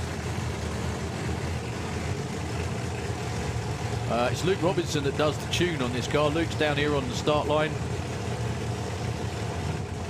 You do have to wonder whether they've left it alone or stepped it up, don't you? It's JT. It doesn't really matter because Mark Hartvelt went red. It will be JT in the next round at a 5.99. 2.37. Mark Hartvelt was pedaling for his life over there, wasn't he? Oh, my goodness. That was still a great race. I can't believe Mark Hartvelt didn't give up, actually. 0.97 to 60 foot for JT. 3.92 at 188th mile. 88 at the 8th. And he'll be happy because he's in the 5s again. 5.99 at 2.37. And he's got a date with Jan Eriksson again in round 2. Right, this is very interesting because we've got 8 cars, obviously, in round 2. 4 of them are Brits, and none of the Brits meet each other. Oh, so they'll... Yeah, okay, yep. So Jan Eriksson is going to be taking on John Tebenham. Bruno Bardo taking on Andy Robinson. Nick Davis has got Andre Oliver, and David Vector takes on Kev Slyfield. Well, just having to say as well, we completely forgot to mention that Mark Hartvelt went red by 0.2, but JT was 0.1 on the tree. So close. Well done to the fabulous Lightning McQueen team. You absolutely deserve that one. And he was 0.1 on the tree. Don't tell him that, though. Yeah. You think he did a bad job of red lighting. Right, Martin Bishop then.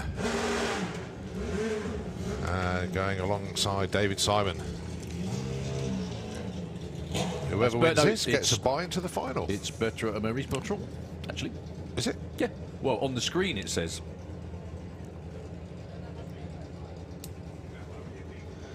Okay. Yeah, okay. Well, I think probably because it's going to be a 4-bike ladder. I think that's the reason for that. So these are number 2 and 3. Right, yes, yeah? okay, right. So Maurice Bertrand on the Kestrel side of the racetrack. Martin Bishop from the UK in the Auto Glimmer. Here we go. Whoa! Oh, dearie me. Oh, dearie me. What a shame for Maurice down there on the start line. The bike just quit as he let the clutch out. Martin was all over the place. I thought he was going to get thrown off of that, but wow. Well, he couldn't see the guy in the other lane, so he kept going. Yeah. Collective sigh of relief from the team there. What a shame, though, for the French lad.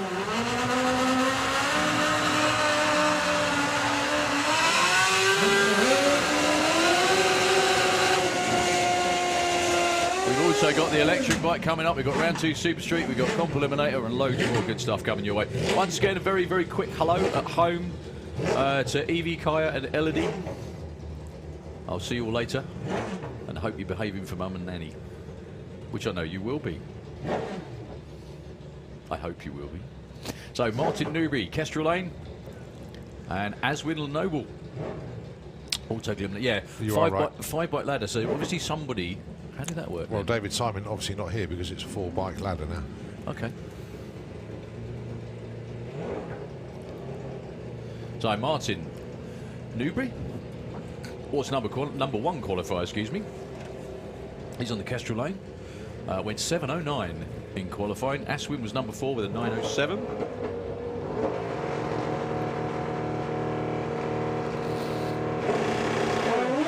Whoa. Martin's gone red. Yeah, he actually moved forwards and went red by 1/4 of a second. So, unlikely as it sounds, the two winners in the Pro Stock Bike semis were 11.90 and 9 seconds for Martin Bishop. Unbelievable. Puts Hasman in the final. Hey, it could happen. It could happen. Got to be in it to win it, as we know.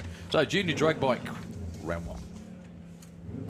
Holly King, your #1 qualifier, and boy, was she running her numbers pretty much to perfection, really. Just a couple of hundredths off, which, if you consider a junior drag bike, between 10 and 11 seconds to the 8th mile, exceptionally well judged. Looking for a 10.93, gets an 11.01. That puts Holly into the final. And it's going to be a solo for Meg. No Anouk.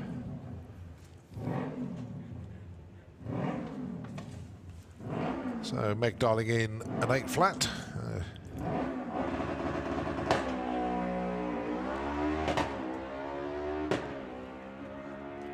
This is looking good. It could be in the 7s. Oh, only just 7.98. So that sets up junior drag bike final. Holly King and Meg Talbot. All right, the electric bike.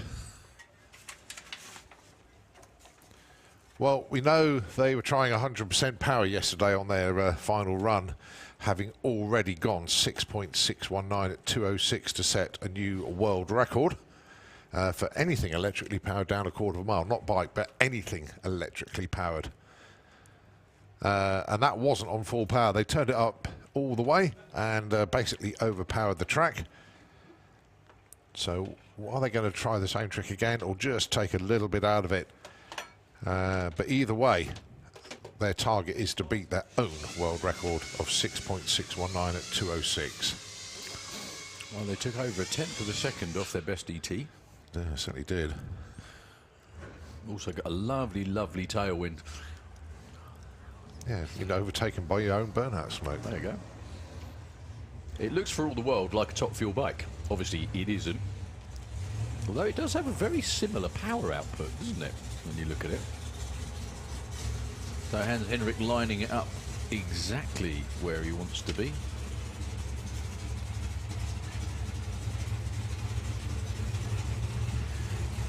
So he already owns the record, like Collins said, at 6:61.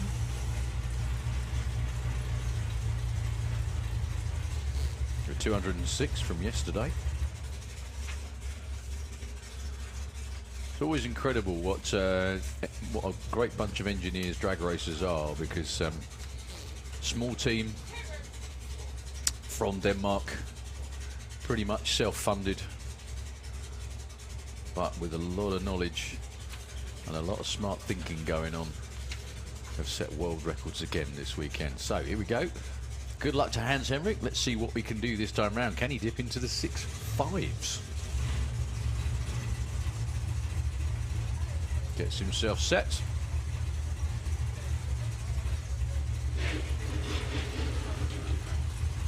Has to let off the throttle because the bike drifts over towards the wall. It's a bit of a hop and a skip off the line at 1.12 that time. I think he's going to have one more go later on today. Yeah, we scheduled 2. Comp Eliminator. Leave it on, mate. Yeah. If not, you're not being recorded unless she's within it. 3 races coming up. Don't worry, say what you want. The winner of Jordan and Kev, though, gets a bye into the final. Dude.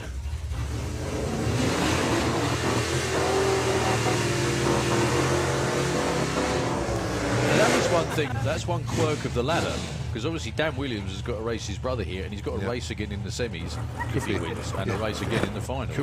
He could be racing another teammate, but we'll see. Dan Williams then with the Chevelle #1 qualifier.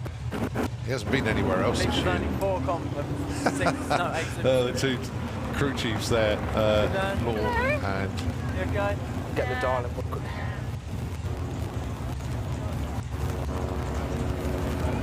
Keith. So Nick 11.40, Dan 10.61. Heads up race. Heads up though. Yeah, first to finish line wins. Dan, Nick's going to go first. Dan actually double stepped. Did you see that? Yeah. That's Well, where that light came from. Yeah, Dan's got to work for it. He's got to to work. hustle. He's got to work. He's got to work. Oh, he's close at the stripe. Oh, the win margin 0.6. Dan goes 10.07. Nick goes 11.15. Actually looked like Nick backed off as well. Look, he only went 103 miles an hour over the line. But Dan, Dan actually double stepped. He was 0.29, but it was a green, fortunately. That's, that's a bit of an odd one. So, Robin Orthodoxy taking on Spencer Tram, another one of those pesky Williams Brothers racing cars.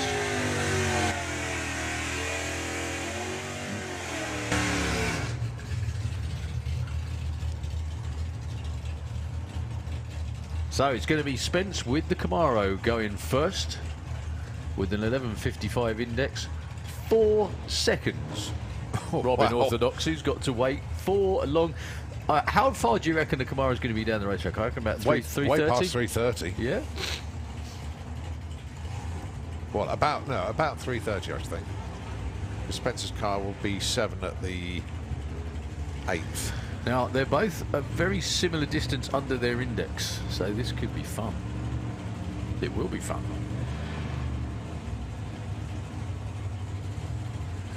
So, Spence bumps the Camaro in. Here comes Robin.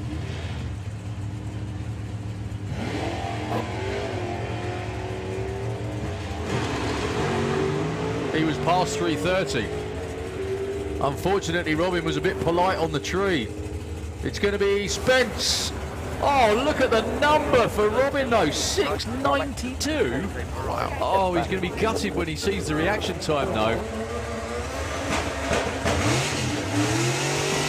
think Spence actually backed off slightly, didn't he? Look, only 104 miles an hour at 11.11. He was over the stripe by 0.14. That is a whole shot win, actually. Yeah. Because Robin, for the first time ever, I think, Robin's over half a second under his index. Well done, sir. 6.92 is a big step up, though. Congratulations to the Orthodoxus. That was awesome. Absolutely awesome. Is that your quickest? Yeah, must be. It could be. It's pretty damn close, to be honest. Great race. I've been looking forward to this one. Kev Jenkins setting his own PB in round 1, 7:34, 186. It's an outstanding pass. Good luck, guys. Go alongside Jordan Payne. He might need slightly more than that. But if you notice, the numbers changed in the Autoglim lane. Jordan's index has gone to 7.95 from 7.99. A little bit of... that was due to round 1. Still going to be a great matchup, though. Jordan's going to go for... Well, he's going to get the green light first. I keep saying go first. He's deadly on the tree, that boy. Kev builds up the boost in the Fraudster. Jordan goes red. Kev Jenkins is through. And backs off it as well. I think he was having a bit of a wiggle round. Yeah, there was a little bit of smoke, but it is Kev Jenkins, and he gets a bye into the final. Oh, Jordan, don't be too hard on him. That was 007 red. Ooh. Oh, slightly more for lunch, and he'd have been on time. Unbelievable. But it is Kev. So it's Kev's gets the bye. Yeah, well, he's got some work to do in the pits, that's for sure. But all he needs to do is break the beams under his own power in the semi-final, and he's into the final against the Williams brothers. But is it going to be Dan, or is it going to be Spencer Tram? I was looking at some of the numbers. Yeah, Dan is second in the points, but whoever wins that could. Well, you just got to see what happens later on, but there are some serious points up for grabs this weekend in comp. I want a gauge or something, but I don't know. Boy.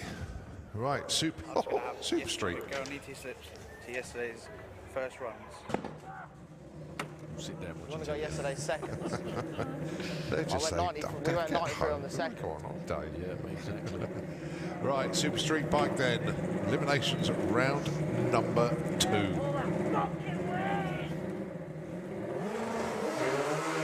think we have all races for this, do we? No, we have one bye because we didn't get Ross Morrison down, so Mark Dainty has a bye. But we have Daniel Lengs taking on Mark Hope, Jake Michaud taking on Gary Bowe, Venn taking on Al Morrison Jr. Well, there unfortunately is no Mark Hope to take on Daniel Lenz, so he's going to be on a bye again.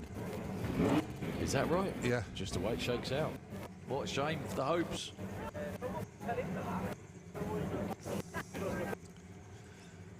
Well, what's Daniel got for us?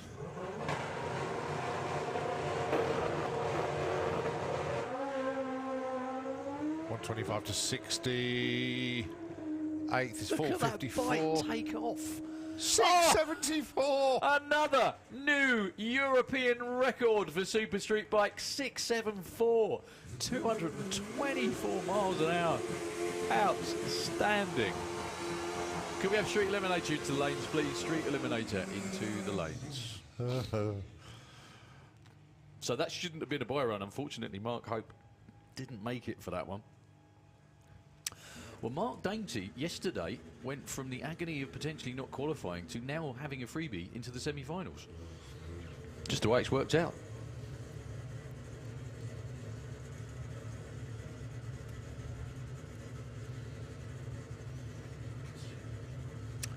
So Mark earlier on qualified with a 7:55. He can go way quicker than that.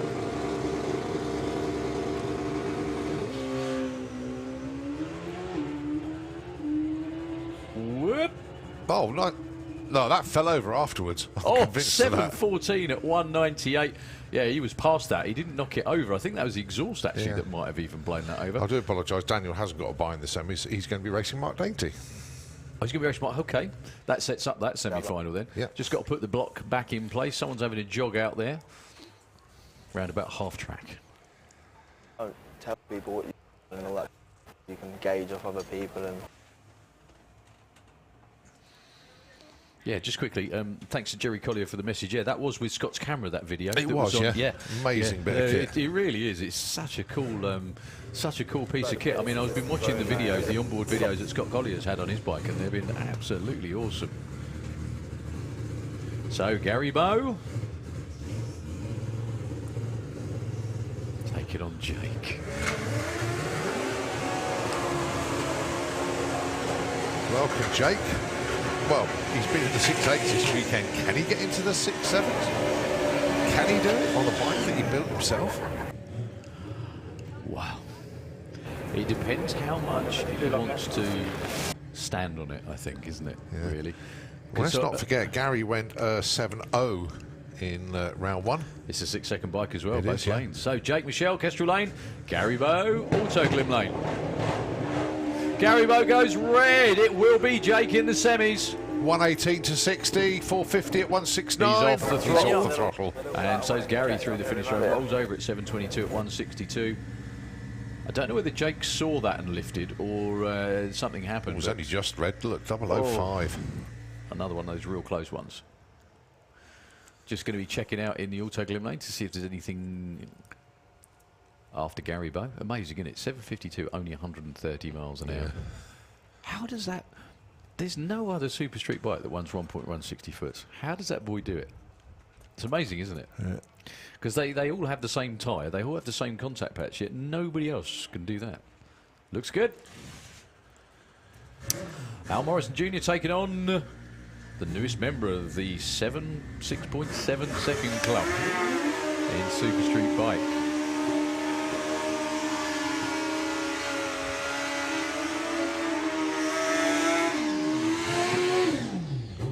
Steve has been knocking on the door of the 6.7s for a few years now, and now he's finally got there. He opened the door and Daniel Lentz was sitting there with pipe and slippers and a cup of coffee looking at him going, thanks for joining us. Yeah, there we go. So Steve Venables, Kestrel Lane against Ross Morrison, two guys from the UK. Steve went 6.79 in round one. No red lights, this will be a proper drag race. Ven's already out in front, but he's off the throttle. It will be. Oh, he still takes the win. What was that up the top? Did you see something go pop? It looked like something went pop off the bike. He still goes 7:03 at 2:05. He was way out in front. Look at the half-track numbers, Cola. Yeah. He was 4:59 at 168 to the 8th. Ross was 4:78 at 165. I thought something went wrong because Steve sat up and I thought Ross was going to catch him. Win margin 0.4 to Steve Venables. Well, both 200 miles out the stripe, but Alan Morrison Jr. 7:15. But Al's, look at reaction time, 0.2 to Ven's 0.9. That's why the win margin was only 0.4 at the stripe. Ooh. Right, semi-finals. Daniel taking on Mark Dainty, and it's going to be Jake and Ven again, the other side of the ladder. We have jet cars coming round behind the tower. We have a whole bunch of sportsman racing to get through. Oh, have we? We haven't had Round 1 Junior Track. Well, we haven't had Super Comp yet. Okay. We haven't had Junior Dragster yet. We haven't had Street Eliminator yet. We'll get there. But we will get there. Super Gas, another class we have yet to run. But yeah, it's going to be entertaining, that's for sure. So much racing still to go. And how many more records are going to tumble this weekend? How many of them are going to be moved even further? Oh, it's an amazing day. Certainly is.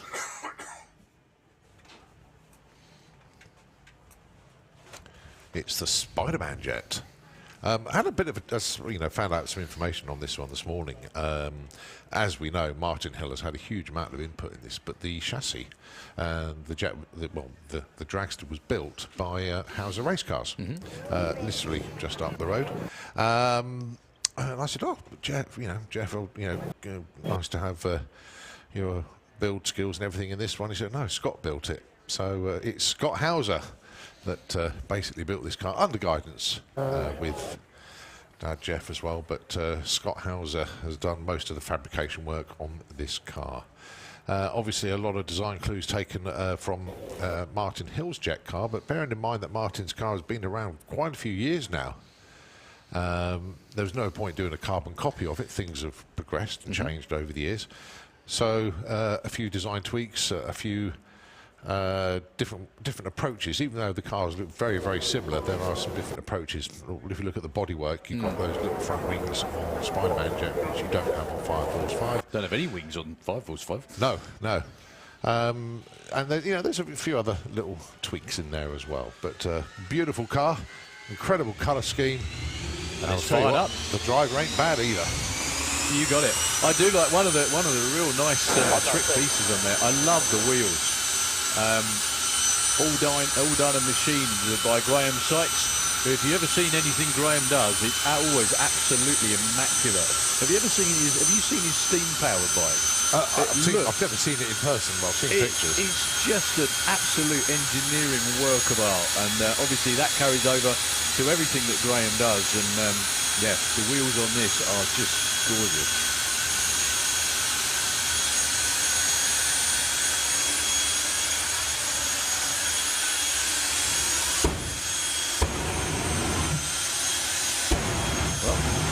No waiting whatsoever to get on with the show.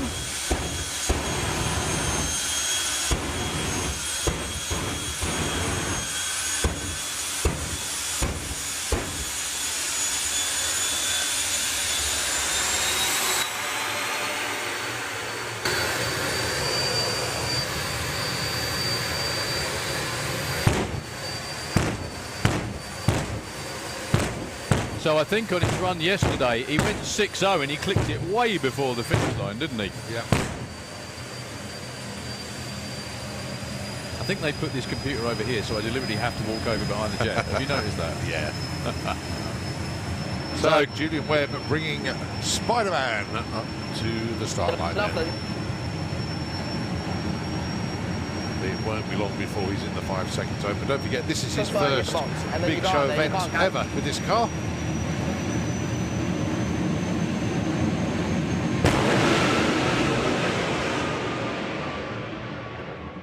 Arrow straight, half track and pulls the chutes and still goes. 676, 128 miles an hour. 4 flat out, 199 to the 8th. I think he was already off the throttle by then, but still getting more and more comfortable as he moves on. I think he's comfortable now. I think you're right. But there is this development phase they have to go through just to make sure everything is 100%. Gathering data, and then once the team are entirely happy, then Julian will get the nod to take it all the way through. But there's one jet. We've got another one coming around the corner now. Well, no, it's not coming around the corner anymore. It's underneath us. This is Martin Hill with his other jet. We've seen Fire Force 3, the Jet Funny car. This time it's Fire Force 5, the Jet Dragster. Europe's quickest jet car, regularly runs sub 5.5 second quarter mile. And the newest jet in the actual Fire Force stable. There's one thing that we've never actually asked Martin, and Don will probably know the answer to this one, is which jet does Martin prefer driving? Is it 3 or 5? Okay, thank you for that. Is that repeatable? Yes. So this is Martin's least favourite jet of the two. No, Martin really does love driving Fire Force 3, but to tell you what, Fire Force 5 ain't far behind. But when you've been driving jets as long as Martin has, 39 years this year, it'll be 40th anniversary next year.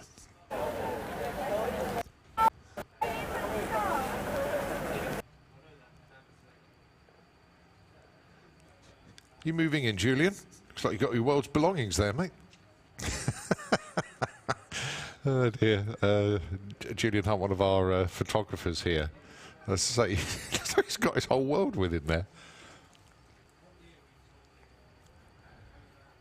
Hello, mate. And yeah, we haven't done a proper shout out to our photographers this weekend, but a very good morning. Mr. Andy Wilshire down on the start line there. Andy, a very good afternoon to you. Hope you're keeping well.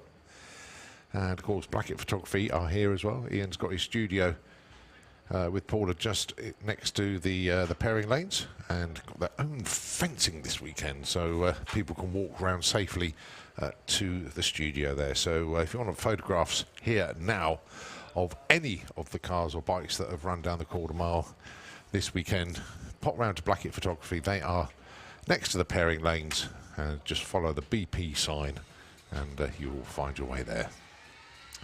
So here we go then. Martin Hill, Fire Force number 5, under the tower. You can just hear it starting up.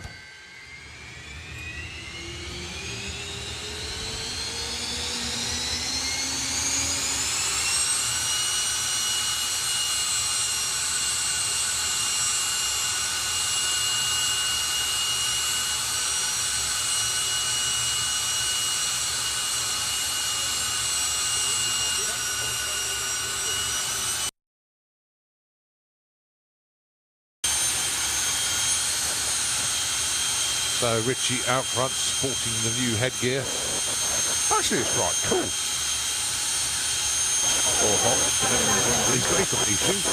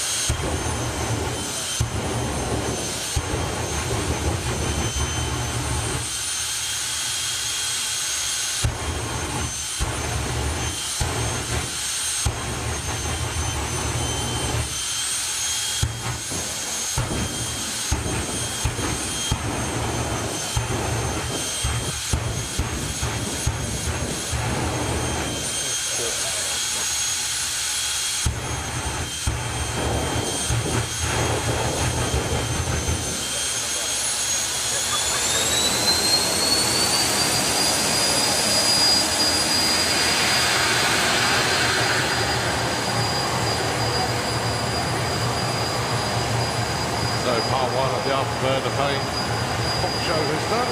Martin brings 545 underneath the tower. Winds the turbine up a little bit more. The pops and bangs become louder. The tower still rock.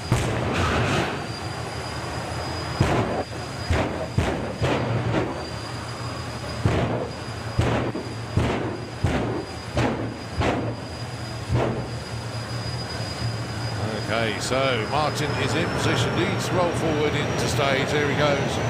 The tree counts down. Give Richie a big wave. Hill blasts down the quarter mile here. That's a flying run. That's an awesome run. Look at the numbers. 5:24 at 281 miles an hour. His quickest of the weekend. Car is noticeably quicker than all the other jets as well. 0.94 to 60 foot, 356 at 225 at the 8th. He still had the shootout before the finish line and still went 281. That was nice. How did Tom get on, Julie? That was fast. Very fast indeed. We got super comp round at the top of the lanes, just so you can get your paperwork in order, Carl. Yeah, it's already there, mate. I think the run order's sort of gone out the window, isn't it? No, it's just a little bit behind. Oh, okay. Not that far, actually. Apart from Pro Mod. Because obviously we still have round 2 of that yet to go. So it was it's dragging him so through. super comp E1. Wow, that's not nearly as... Yeah. So, Be Fast R or Be Faster, the Super Comp title sponsor. And we have 5 races. There are a couple of buys in the ladder, but they're further on. But yeah, 10 cars entered, 5 cars will make it through into round 2. 5 of them will be parking it up and thinking, yeah, so I've only got blast. Yeah, I've got all the other words that go with it. Well, I'm glad I entered in Pro E.T. If you're still in that happens quite a bit, actually. Does, Well, she's going to run it. That does happen quite a lot. Matchups we've got Martin Kirbishley taking on Marcus Oxner, Alan Schofield racing Steve Hudson, Paul Hudson has got Andy Clifford, Richard Tunstall taking on Darryl Howells, and Liam Kellett taking on Steve Field. Interestingly, none of the World Bank racers are racing each other. Oh, okay. Well, actually, we've got junior. It's all right. No, They suddenly appeared. We thought we were having. I thought we were as well. Yeah, it's all right. It's just obviously just swapping them round. There's it's still 32 cars in junior dragster. We haven't started whittling them down yet, so we need to be. Oh, problem for Harry Peters. He's got some help straight away from one of the other teams. Looks like Steve from the Limited Funds team trying to get the car restarted. It's normally a flat battery on the starter. Well, no, he got that far. It was started, but it stalled just over there. He's #1 qualifier. Well, we're going to hold Mackenzie if we can. Right. Unfortunately. Oh, no, he's ball himself then. He is. He's running. Well, that's not the sort of stress you need when you come out for your first race, is it? Yeah. Only just in the absolute nick of time. That was for Harry, #1 qualifier, Harry Peters. So this is all about racing. You're going to see them put dial-ins on the board up at the finish line. There we go.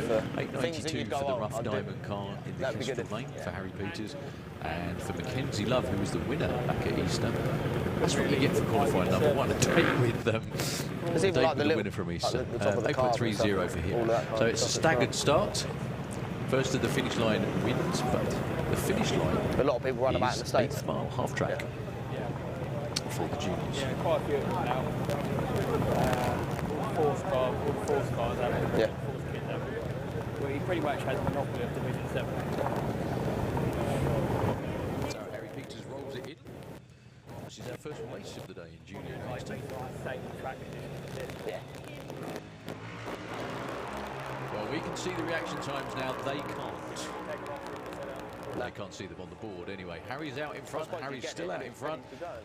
But Harry breaks out, unfortunately. They were both pretty even on the tree. 0.16 to a 0.14. But Harry went too quick. It broke out. Yeah, no Josh Seaborn on the line that time round for Mackenzie. Obviously celebrated his birthday a bit too much last night. That's known to happen before. Yeah, so Mackenzie Love moves through. And he gets a bye in round 2. It's the only bye in eliminations of junior dragster, and that's round 2. It's nice when you've got things at work, isn't it? Okay, so your next pair, Richard Wilcox finally got in the show. Richard did late yesterday afternoon.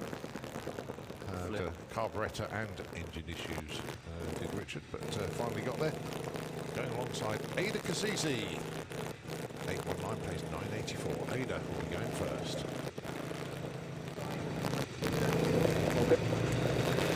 Springs all the way. Oh, wow. We can tell you in a minute what the reaction times were, but not till they've gone over the stripe. Dead even. Oh, Ada takes the win. A little bit off his darling for Richard Wilcox, but a 0:06 reaction time for Richard. Yeah. Outstanding. Well done, sir. Yeah, brilliant job. That would have got him in the top few. However, you have to run your number as well. So, Chevrolet, check it. Is it a buy run? No. Sorry, I beg your pardon.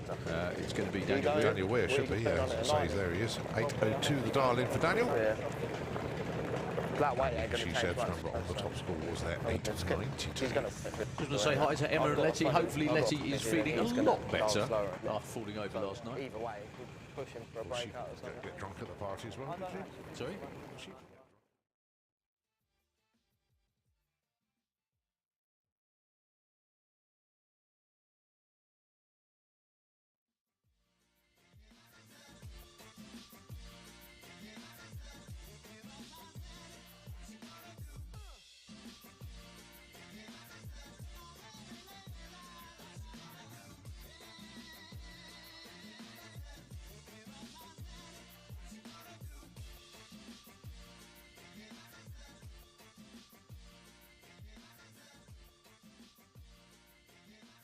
So, Lola Bell Kent. Yeah, they're not better.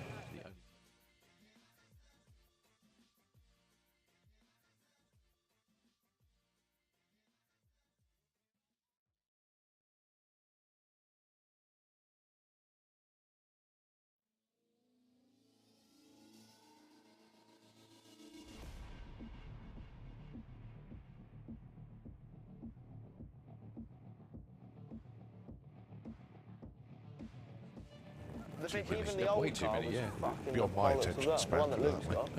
That was so good, wasn't it? So 11.95 plays 8 flat. It's a green light for Lola Bell. Me and him went out first round. It's a red light, unfortunately, for Purdy. Well, Lola Bell was bang on time with an 03 green. Purdy was 03 red, unfortunately. And it is Lola Bell. She was closer to a dial-in as well. Excellent stuff on both ends. Well done, Kev. At least one of you is still in, eh? There we go. Sorry, mate. No, I'm just kidding. That was a really good job. 03 on the tree and close to a dial-in as well. Well done. Hello, mate. Go. Oh, right. Okay. Ellie Fag taking.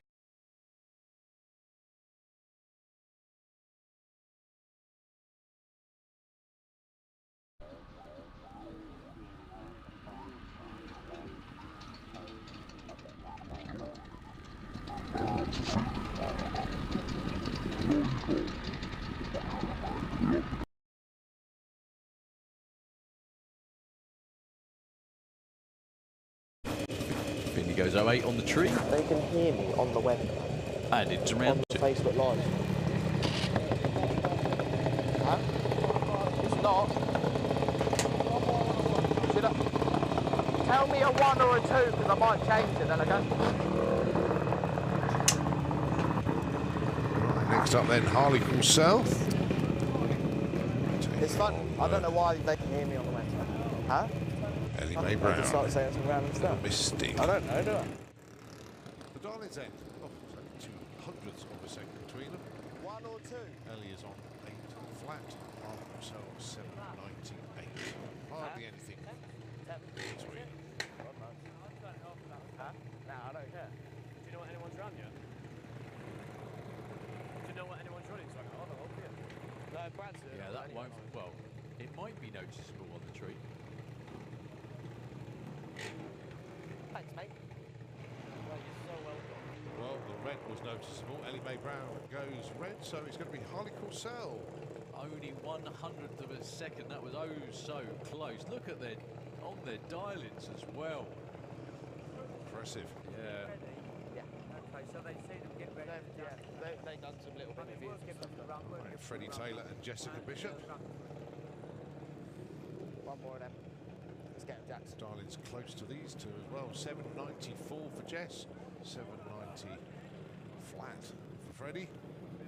Well, we couldn't really tell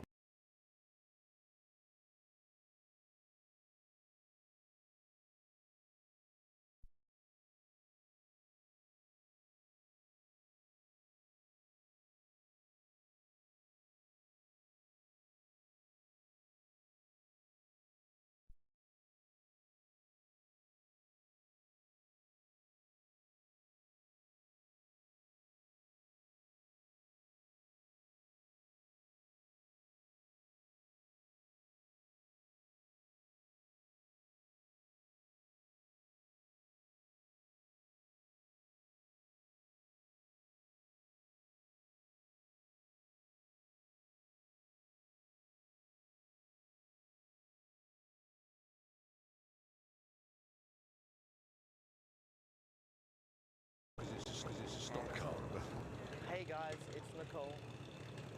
I think it is. Taking on Jake Cooper. Ready, Jacks? 12:32 is the dial for Neve. That's one thing I love about Junior Dragster. They just get handed down and down the valley. Of course, that's a car that Andy Wheeler used to run for his girls. That's right.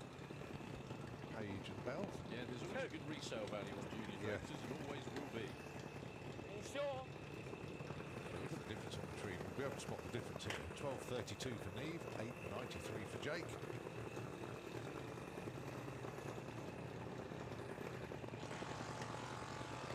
So Neve sets off. Jake's got to be patient. There he goes. Well, they both got green lights. It's just whether Jake catches Neve. He does, and look at that, right on his dial-in. Neve did everything she could. She was 0.15 on the tree, which is pretty good. But closer to dial-in in the second lap. Ted Sullivan, Harry Redshaw, your next pair. Now, Harry Redshaw, defending national champion for Lucas Oil's Junior Dragster. Obviously, battery and VP on board.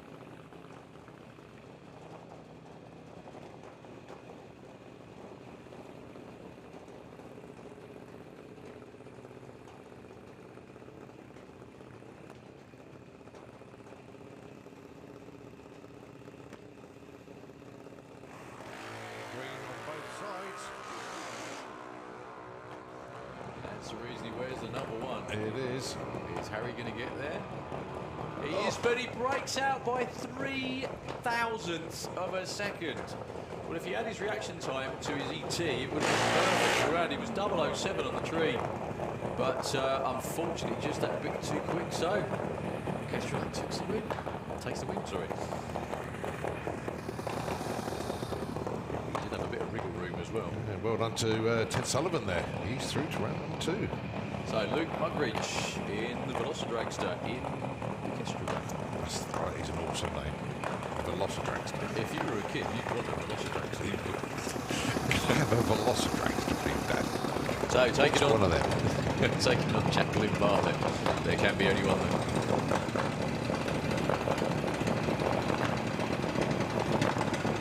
.807 place 791.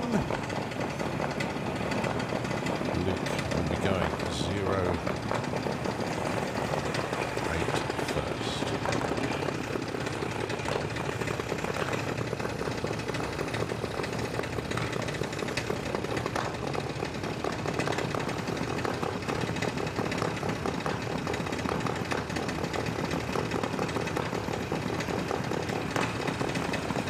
Well, Jacqueline's going to need to move in. There we go.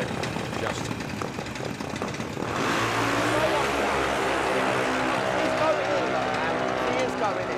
Speed it up, just have a word. It is Luke. 808 on an 807. Did have 400s in the bag off the line. But nevertheless, good showing from Jacqueline this weekend. 791 was the goal, 795 was the run. It is Luke Mugridge into the next round. One reaction time. Well done, She's for darling. That was bad. So Mike Cooper and Teddy Howe. These two are fairly He was close on the. Their matched lights up. look pretty Kai similar with as the well. 9 flat, Teddy with a 1230, 3.30.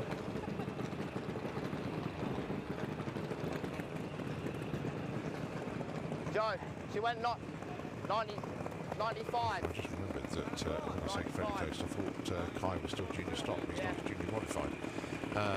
He started in junior stock. Did all right. There's nothing else he can do. It's a good race. Teddy Howe gets the green, as does Kai. So Teddy's to that front, but here comes Kai with a late charge. Goes 902 on a 9 flat, and an 06 light takes the win. But well done, Teddy. It's Kai that goes through to round number 2. 4 pairs left. Next up, Lara Bartlett, Damien Redshaw.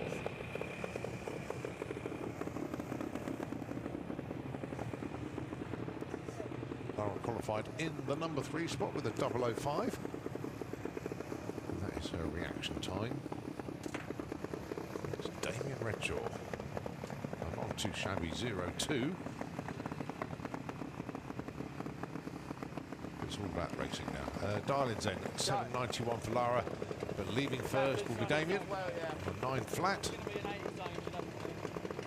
1.09 difference on the tree.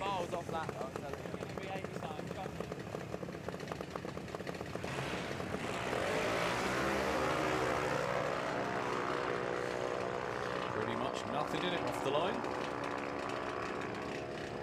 Yes, that'll fucking do. Win light. Nah. Goes to Lara Bartlett. It was a breakout for Damien Redshaw. Strange old day when both of the Redshaws are out. That was it. So one of the Slick Junior cars goes through. Shame of Lara. Next up then, Luke Fulton and Daniel Todd.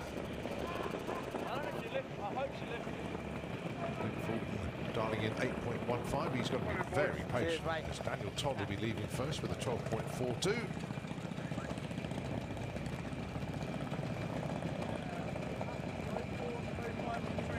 Who? What was Jacqueline's? Yeah, it's not going to win it though, is it? There goes Daniel. And Luke sets off in pursuit. Because we were held on the line as well, yeah. Will he get there in time? Hey. The answer is yes. Oh, and a perfect run. 0.5 on the tree for Lukey, but the 8.15 and an 8.15 was the big decider. Katie Ellis with a 12.44. Hey, I'll stay down here because I've got Leah anyway. Are you going back up? Jack Taylor with Black Magic Junior, Orchestra Lane. Black Magic's is a name that's been around European drag racing for a long time now. I like, actually, I'll give Daniel credit for his reaction time there. We'll give him that, shall we? Oh, Jack Taylor goes red by 0.3, so Katie Ellis gets the freebie. Right, so just one more pair to go in Junior Dragster, and it is Liam McDonald taking on Gray Smith. And got to say thanks to Adele McDonald down there, 8.45, holding up the board. And got to say thanks for the donuts. I know there's a thing for the kids, but we got involved in that as well, so it was a good bit of fun. So Liam McDonald looking for an 8.45. Gray Smith with the Boost Monkey Junior Dragster, 8.98.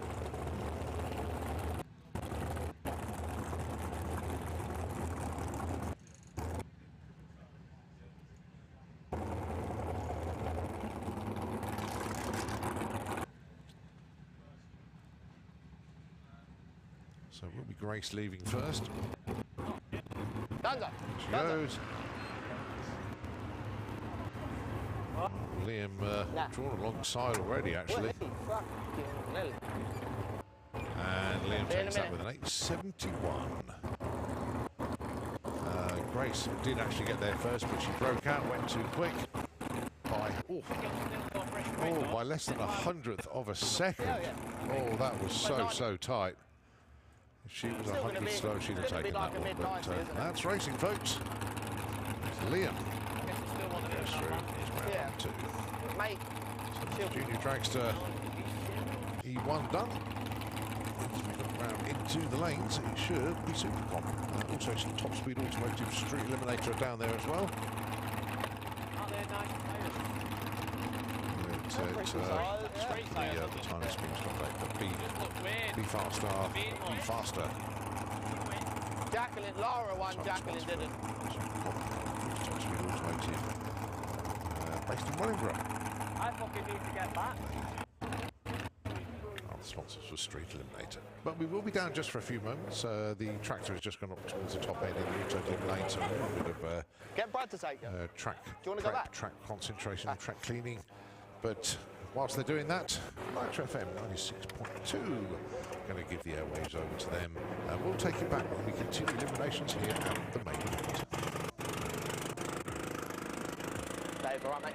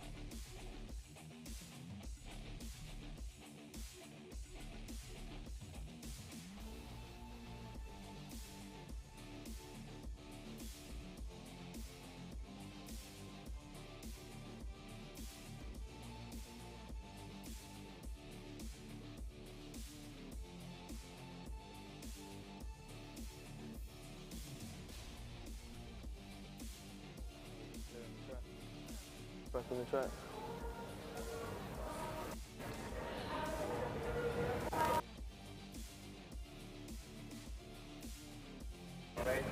Come over here with me so I can... Huh? I don't know.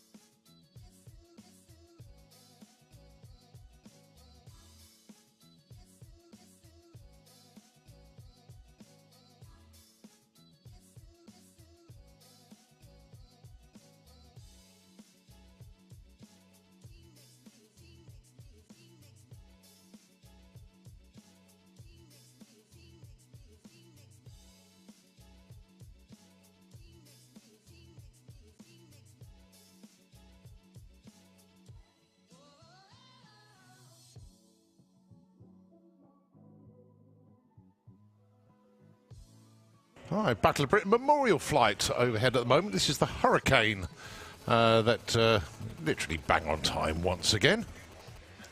As our track crew out there putting some glue down, the Battle of Britain Memorial Flight flying behind the main spectator banking and just banking right at the moment. Going to be flying over the drag strip. And if you look towards the fairground, here it comes, flying right over.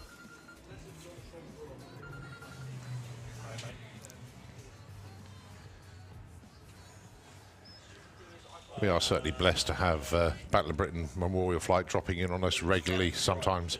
And actually, last weekend it was the Lancaster we had. Today, the Hurricane. Well, I'll tell you what, I'll keep quiet and you can just listen to that beautiful noise of the World War II fighter plane.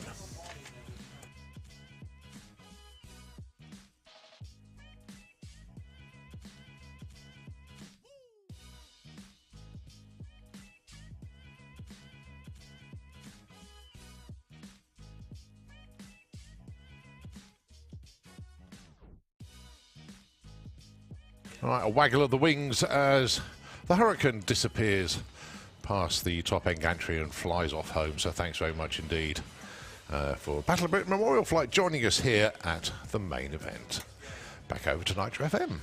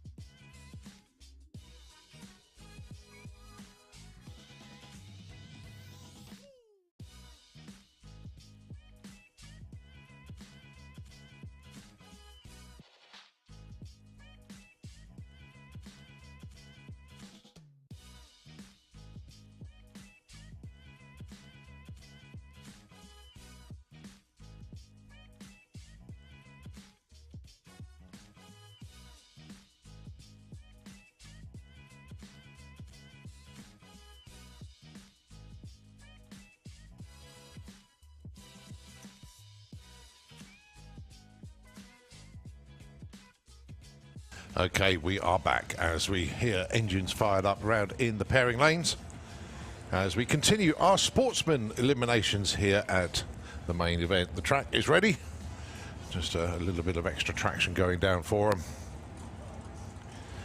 In the lanes we have, of course, got our sportsman racers in Super Comp and also in Street Eliminator as well. Oh, we're just waiting for them to make the journey round the corner. The matchup that we should be seeing first will be Marcus Oxner and Martin Kirbishley. Yep, here they come. This is round 1 eliminations for Super Comp for Be Faster. The title sponsor there.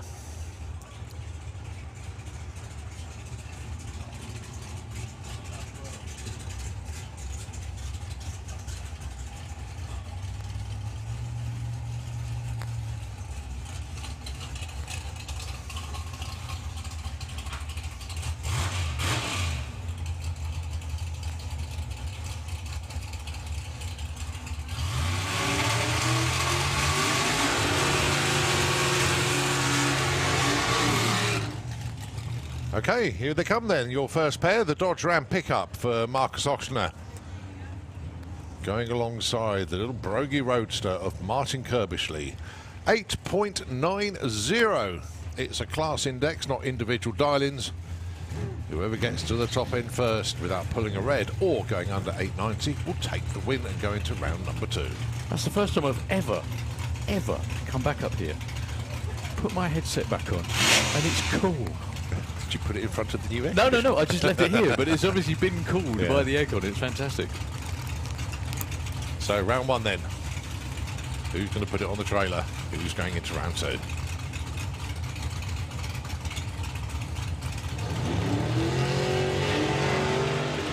Well, you can see Martin move visibly first. This is a race to the stripe without going under 890. Oh! It's Marcus Oxner taking the win there. Martin backed out a bit too much at the stripe or had an issue, one or the other. The win margin 0-2. And it is Marcus that takes the win. Alan Schofield and Steve Hudson up next. So I was just going to say, that does have to go down as a little bit of a shock because experienced bracket racer and 890 racer. There's a bit of a weird one. Al Schofield, Steve Hudson. Dragster and altered. Steve won back at the Festival of Power in April. And he gets beat. No, he doesn't. He wins on a whole shot. My goodness me. 0-2 at the stripe. Alan Schofield was bang on. 8.906 for the better reaction time. And an 894 was good enough for the win there. Steve Hudson is your winner. And he gets a bye into the semis in the next round. Al Schofield makes a perfect run. He's going home. Perfect run at that 08 light, not enough. Right, Leah Kellett and Steve Field. Leah, I don't know if you heard it earlier on, but Laura Turbeville goes, go girl. Those two have been friends for years. Going alongside a chap that's going to be here next weekend for the Nostalgia Nationals, racing in the Wild Bunch. This is Steve Field with Black Pig 2.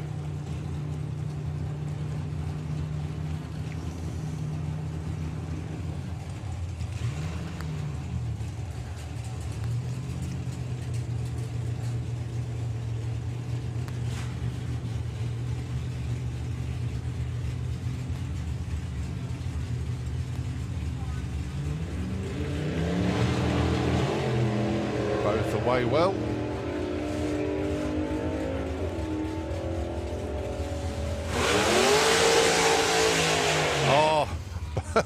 A breakout, a pair, but it is Steve Field that takes it. 897, sorry, 887 with a 9 compared to 887 with an 8.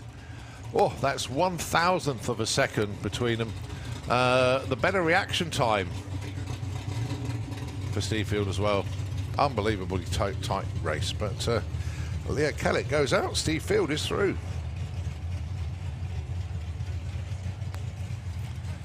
How about the next pair?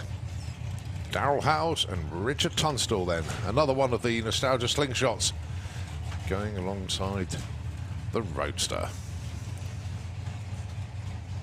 Richard qualified in number 2 with an 8.906. Darryl, number 7 with an 8.95. Just 500ths between them.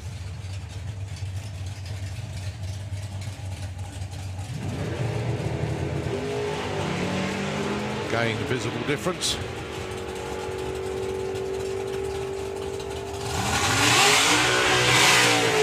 And it's almost the same result, but this time it was a big breakout for Richard Tunstall. He had 2/10 in the bag off the line, but went too quick. Darryl Howes takes the win, so that is 2 of the Wild Bunch cars. And they're going to be racing each other, and one of them is guaranteed going all the way through to the final, because whoever wins between Darryl Howes and Steve Field in the next round gets a bye in the semis. So one of the Wild Bunch guys going to the semis. So Andy Clifford and Paul Hudson up next. A more modern rear engine car for Paul Hudson. And for Andy Clifford, the way it used to be, including the goggles and the breather masks as well in the injected Ford dragster in the Kestrel lane. Can we get a grey Vauxhall Corsa DT1 WHN moved from the hospitality car park, please? A grey Vauxhall Corsa DT21 WHN from the car park hospitality. If you could move it, please. Thank you very much indeed.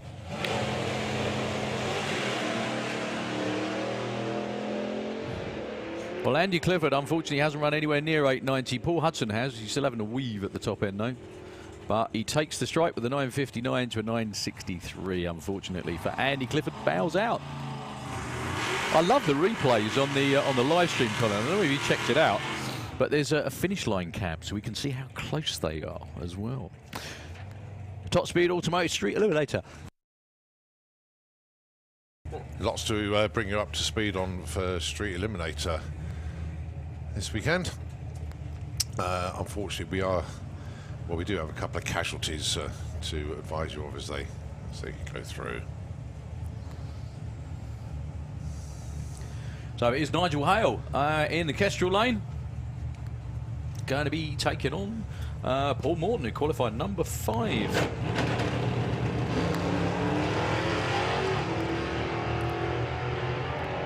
Just want to say hi to Steve Clayton. Sorry I didn't remember your name the other day, mate. Oh, 9:16 there for Paul Morton. A new personal best again. 148. Well done. Well, Nigel, without the Pro Charge, it goes 13:27 at 101.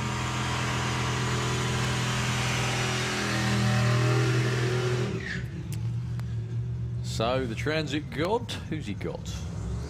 Anthony Hicks. Ooh, tasty. No James Murray today, unfortunately. Lost oil pressure on the cruise, and on removing the sump found lots of sparkly bits. Never a good sign. And unfortunately, we've lost Mark Sheridan as well, who went on the cruise, made it back, but they did get stuck in a bit of traffic. And I think Mark's suffered a broken rocker. Junior Dragster, please. Could we have you in the lanes for round 2? Junior Dragster. So, Transit Van against Capri. Where else are you going to see this on the planet, eh? And the Transit Van's got a good chance as well. Especially now.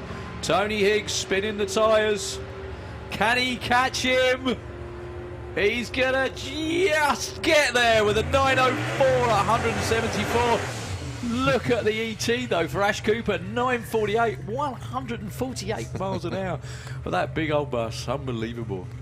Tony Higgs got there by 0.14. That was not a foregone conclusion.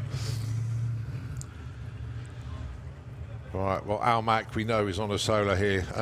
So unfortunate to hear about James Murray's issues there. Thanks to Nick Hale for sending us all the information after the cruise last night.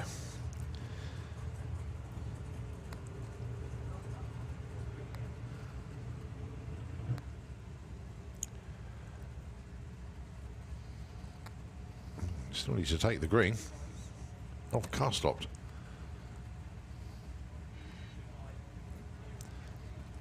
Bumping through with the starter motor. Oh, there it goes.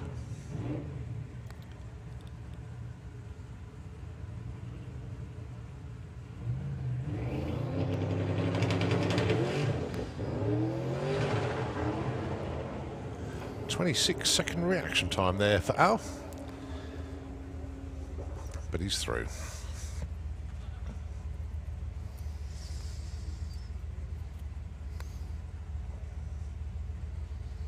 So we got just wait for the next one to come up. Yep. Elliot Day is underneath us. So they'll be going alongside Butch.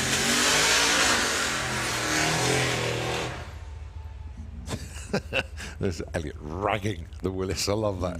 Absolutely brilliant. Oh yeah, let's hope he can come backwards. Yes, he can. So Elliot Day then with the Willis Coupe. And here comes Butch doing his burnout with that beautiful Chevy.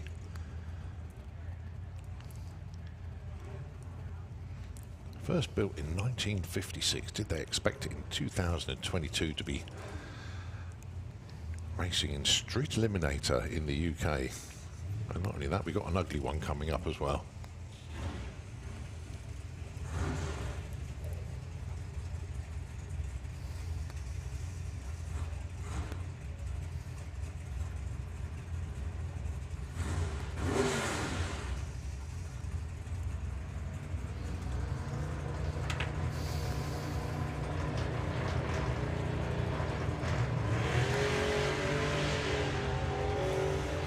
Elliot took it nice and easy off the line.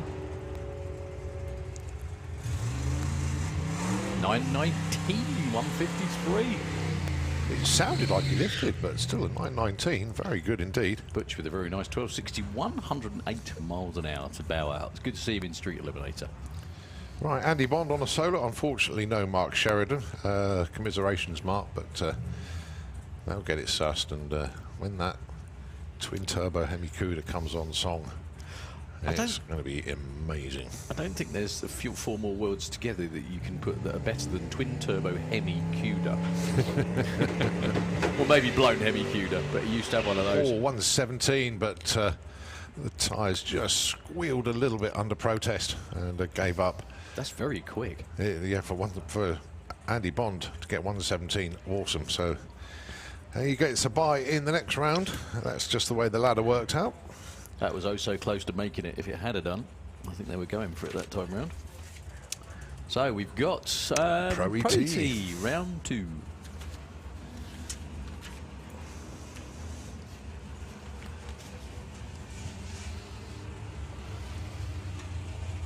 Right, Gary Carr coming around the corner, taking on Simon Goff, the 2 8-second door cars.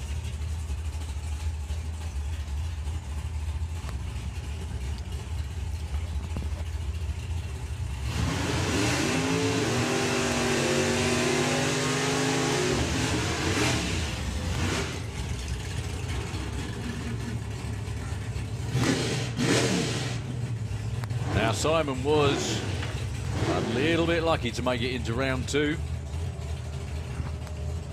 But all win lights count. Gary Carr was #1 qualifier. Simon was 25. That doesn't matter now. None of that matters. It's all about trying to go to round 3.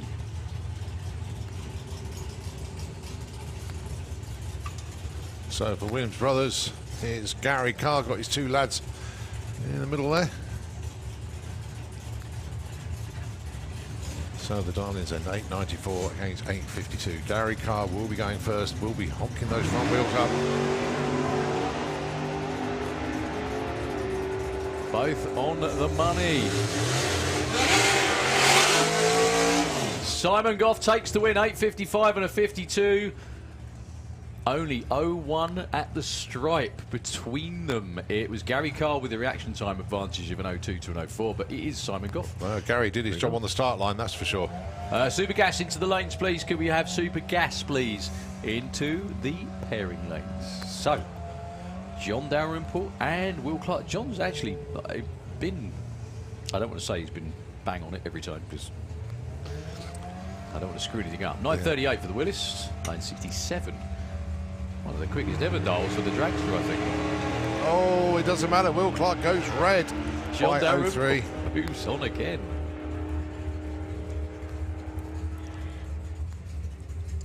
and cruises through with a 950.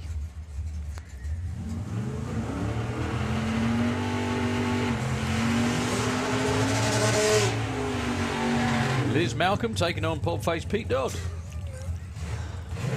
He's going to murder. I was going to say exactly the same thing. I just wondered if you was going to say it. Yeah.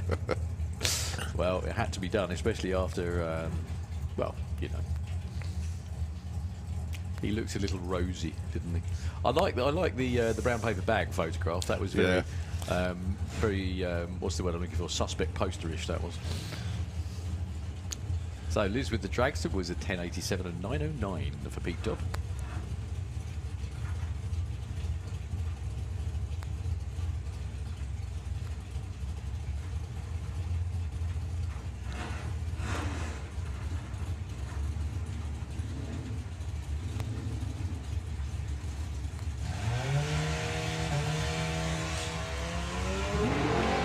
Well, they're both green. Pete launches out towards the wall. Almost dead even at the stripe. It's going to be Pete Dodd with a 910 on a 909. The breakout for Liz, 83 on an 87. She had 600s in the bag off the line, but it was Pete Dodd. Got there second, but he did enough to win it. As she did have some wriggle Liz room. broke out. I don't think I've ever seen that car at the 10X before. 10A3 anyway. Mason Griffiths with the appliance with long car on the Kestrel side of the racetrack against our winner from Easter. Just wonder, have we got the Super Pro? Have we got the championship points anywhere? No, I have. They're probably on your dragster, but that's right. I haven't got them in front of me. My fault for asking. I was just wondering where everybody is around about at the moment.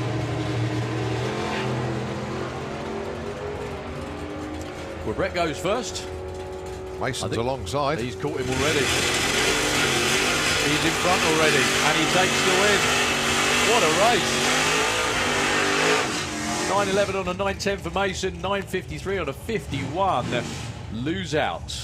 But Mason was 800 spare on the tree. That was the difference at the top end. Right, Tom Watkins with the Purple Express pickup taking on Dave Fulton with that gorgeous Nova. 1123 plays 989.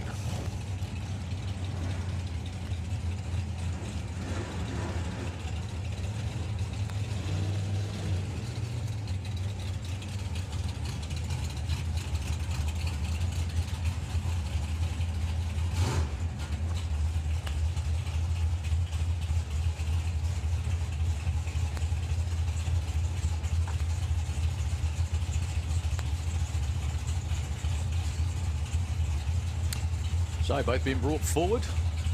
The pickup will go first by roughly, well, more than just a bit under a second and a half.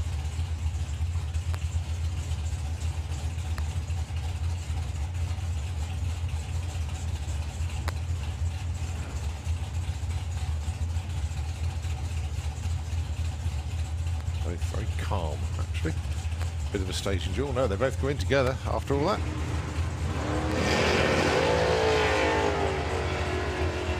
So Dave Fulton in chase mode.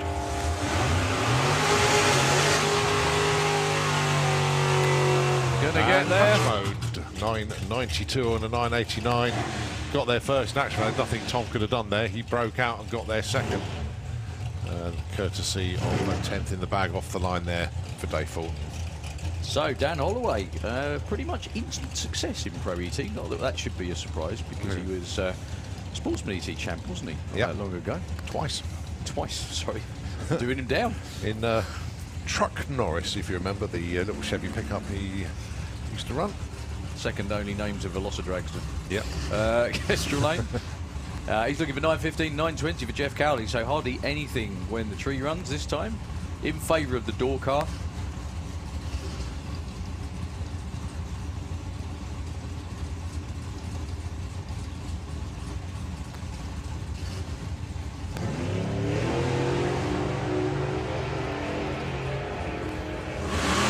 Dan's already caught him. He's just going to be shadowing him up the racetrack. And he takes the win with a 9.16 on a hole shot. Look at that. That was Jeff tight. Cowley was bang on, but that was an 0.3 advantage off the start line that made the difference at the finish line. That is proper outstanding bracket racing, that. Win margin of 0-1. All right, the orange and black cars. Daniel Fulton taking on Thomas Bublitz. 10.01 plays 10.17.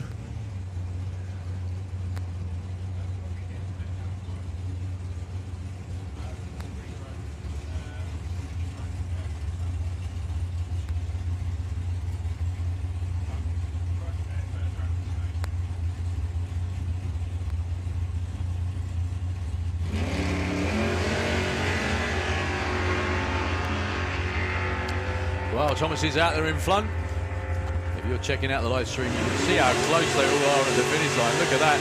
Thomas goes over the stripe first and takes the win. Well done, sir. 10.20 on a 17 beats a 10.10. Right, last pair, Amy Watkins and Lee Morris. Big matchup, this one.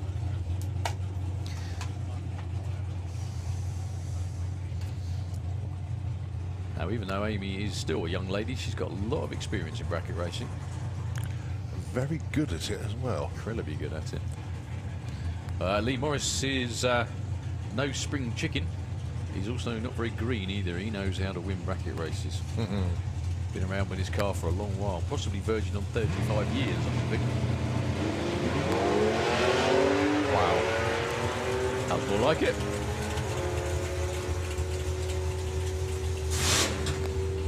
Amy's in front. Amy takes the win. Double breakout. Well, that's Bob's photo finish, I think. Unbelievable. Over the stripe, a 0.002 advantage for Lee Morris, but he went too quick. It was Amy's reaction time advantage that made all the difference in that one.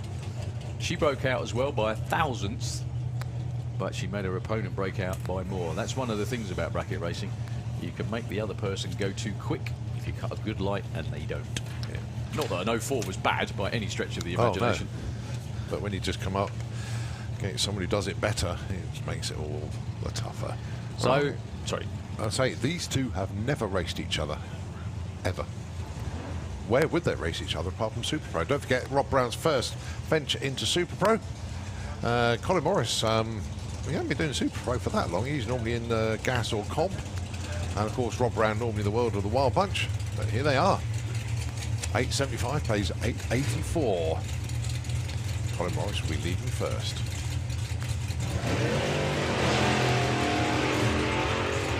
Well, Rob's actually caught him already and gone past him. I think Rob's using this as a tune-up run. 8.63 goes way too quick. The car's back on form. That's the most important thing for him. And they're happy. But here's Colin Morris who takes the win, 9.45. The only thing is, Colin backed a long way off. He was taking a bit of a risk. If Pete had just lifted a bit, Colin was a long way off his dial in that time, but yeah, he knows what he's doing. Yeah. Rob, I mean, fair to say they have, look at the reaction time difference as well. Wow. Rob and Pete, they're a bit frustrated because they got a new, I think it was new tyres was the main thing that they changed. And it was just trying to get them to work. But they certainly work now. The car's back where it should be. So they're ready for next weekend now. Excellent. Ashley Bell and Jens Konecki dials a 7.98 with the olds. So good to see Jens and the team back over here after a very prolonged break. Green light race. Whoa, Jens. Will Ashley back off enough? Oh, so close. He nearly blew it. He nearly blew it. He had a big margin because Jens was having a little bit of a wander around in the olds, unfortunately. Got over near the centre line. Goes 8.19 for the lose out.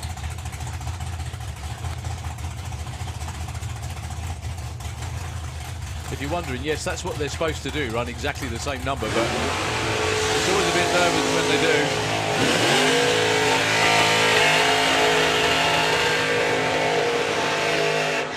I just wondered, is Phil Topping's car still for sale? He's just racing it while it's for sale, or has he decided he's still having a lot of fun and that's it? track question. I haven't seen a for sale notice on that for a while. Well, yeah, exactly. That's what I was thinking. I'm going to do a quick shout out, actually. Chap called Kevin Monday. It's his 50th year coming here this weekend. Kev, awesome, mate. Absolutely awesome. I should think the stories that you could tell over 50 years coming to Santa Pod would be pretty epic. But, he could have been here when Dennis ran the first 6. Yeah, probably was. Yes, he would have been. If it was 50 years this weekend. If it's 50 years this weekend, then yeah. Yeah, he was here when Dennis ran the first 6. Outstanding. Been coming ever since. Thanks, Kevin, for your support over the years. So Callum Swinchat and Phil Toppin. Callum in the Topolino in the Kestrel Lane. Good check. Who just went down there? Ashley Bell. No, I'm going to shut them off. There is a potential that there may be some fluid on the track. We're not going to risk it. So they'll have a chance to cool down if required. Let's look at the dial-in, actually, for the King's Topolino. 875. Wow. They've been flying this weekend. Okay, so a little bit of a pause, actually, as the turnout crew has spotted something on one of the cars and need to check the track, and there could be a slight issue there. So we'll let our track crew do what they do. Well, they're not taking the tractor out, though, so that's odd. The tractor's not moving just yet. So Phil and Chris, sorry, Callum, I beg your pardon, been pushed back. Looks like we might be seeing, I'm not sure whether Lee and Terry are going round to the live action arena or are going to be coming out to entertain everybody. Anyway, for the moment, Nitro FM, if you wouldn't mind, for hopefully only a couple of moments, we'll be back with Super Pro Round 2.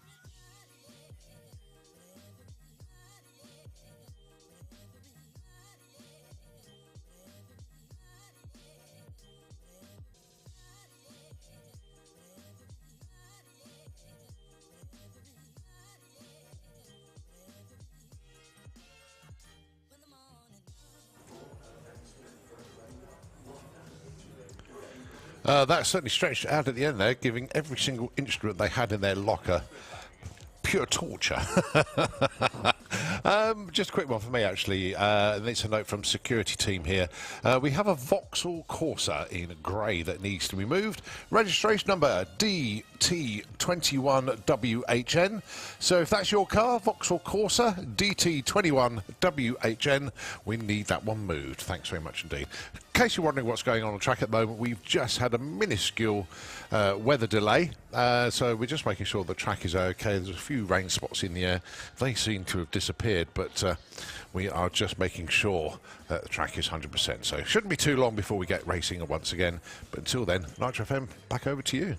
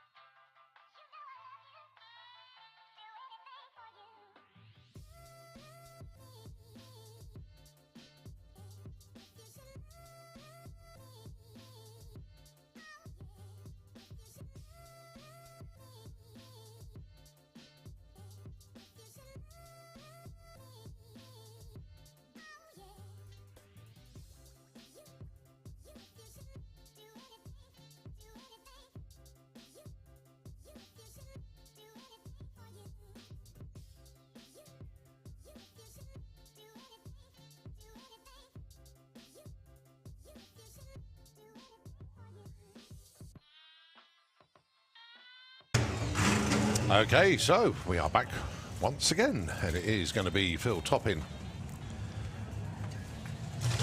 It is, yeah, just making sure it was still Phil Toppin, going alongside Callum Swinchart. This is Super Pro E.T. Eliminations, round number 2.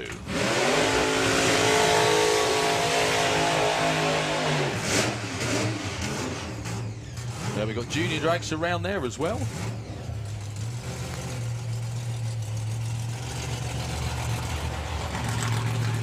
Supergas elimination.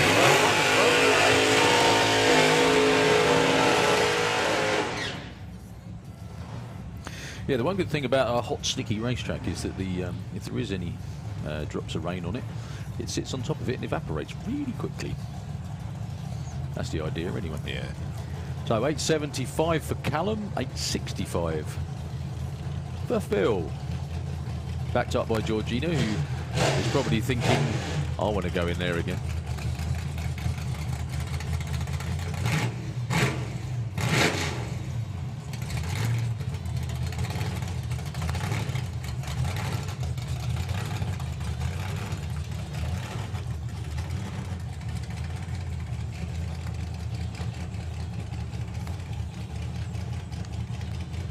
So Georgina brings Phil into stage. Callum's going to get the green first by a 10th.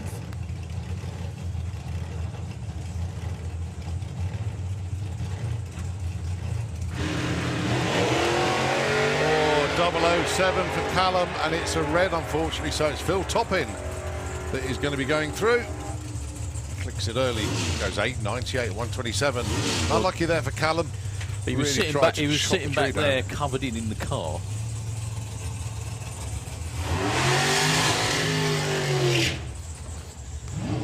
A race this time for Joe Kellett.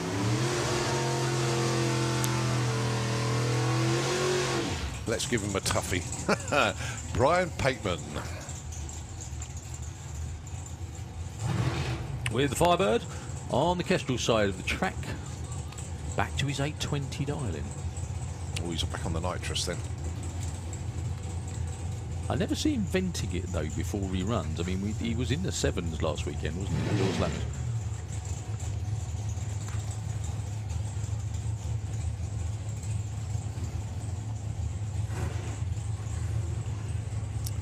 Well, the last of the Kellett cars in competition, Leia, unfortunately out in Super Comp. Let's see how we get on here. But Joe Kellett, dial in 753. Brian Pateman dialing 8.20. Thanks a lot. It's a lot of fun again. Right. Brian is in stage, just waiting for Joe to come forward. There he goes. Tree counts him down. Brian goes green. Joe goes green. Battle to the stripe. Joe closing in, and the win goes to Joe Kellett, 7.59 on a 53. The win margin 0.8. Brian Pateman goes 8.27 at 160. But it is Joe Kellett that is through to round number 2. All right, next up, Ron Bartlett with Sweet FA taking on Mark Bailey with the Formula S Racing Cuda. Leamington Spa taking on Luton, your door cars homes here.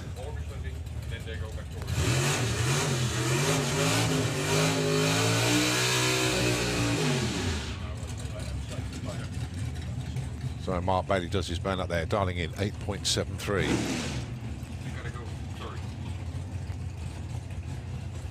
I'll be watching. We knew he would be. So Mark Bailey will be leaving first, 8.73. The tree will run 0.53 of a second later for Ron. And then Ron will be trying to close Mark down.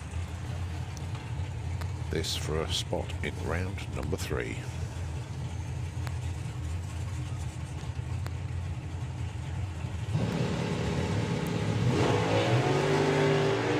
Oh, wide awake club. Both sides of the track there. Well, Mark Bailey's drifting towards Ron.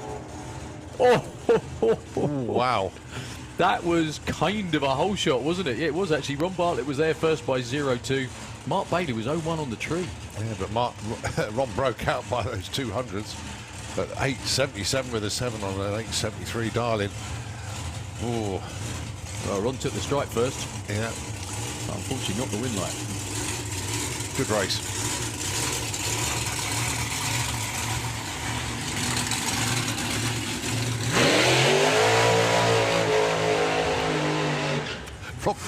Ron Bartlett's going, oh, at last I can go home. He's been here for 2 weeks. Right, next up, it's the dragsters. It's going to be the birthday boy. Kieran? Will his present be a trip to the 3rd round, or will it be his win in the 1st? Yep. Going alongside number 1 qualifier, Pete Walters. Phil Toppin awaits the winner of this one.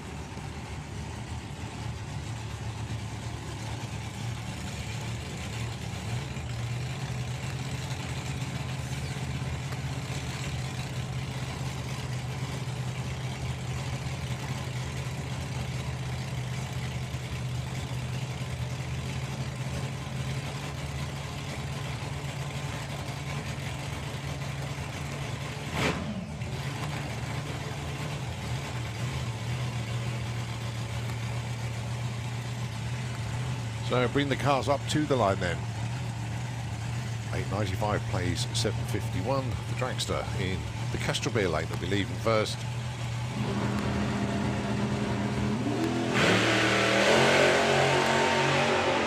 Well, they both get the green.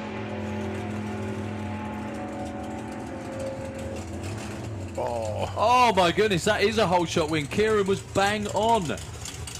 Pete Walters takes the strike by only 0.1. He was 0.11 to Kieran's 0.14.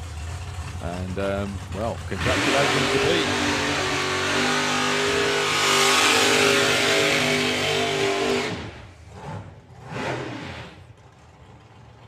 Right then, Billy Gain. He's holding on to a £50 note, and if anybody can beat him, they're going to take that bounty off him. But if nobody beats Billy Gain in eliminations today, then Billy gets to keep that 50 quid. Should have been alongside Bob Doyle, but Bob unfortunately not here.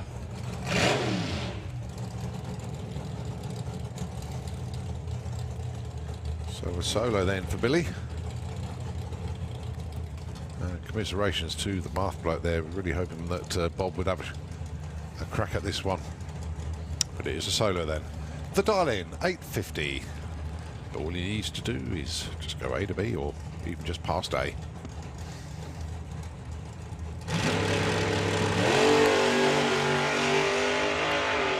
.05 reaction time. And at the stripe, it's 8:50. Absolutely bang on. He's just making it harder for everybody out there.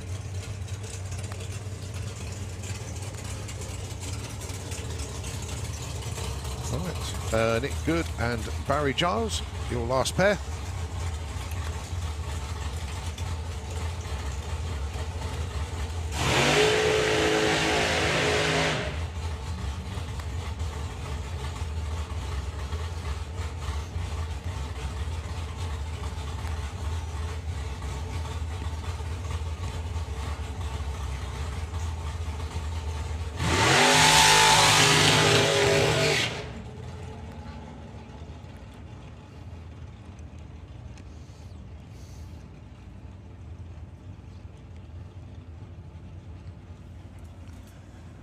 So take the time to come back from the burnouts. Barry goes through this exact same routine every single time, and what he does, he just builds up the engine temperature.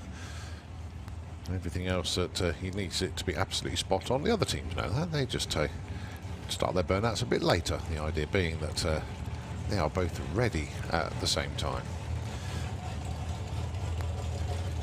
Interestingly, both of these dragsters are championship winning machines. Barry Giles, defending national champion, that's the Giles and Hartley team, and Nick Good to the Lucas Oils dragster. One of the stable of cars that Nick has. Can I please have FIA Pro Modified into the pairing lanes, please? FIA Pro Modified, can we have you into the pairing lanes, please? I'm sure they're probably already rolling. Oh, I bet they are. So Barry Giles, 732, not much in it actually with these two. On the dial-ins anyway.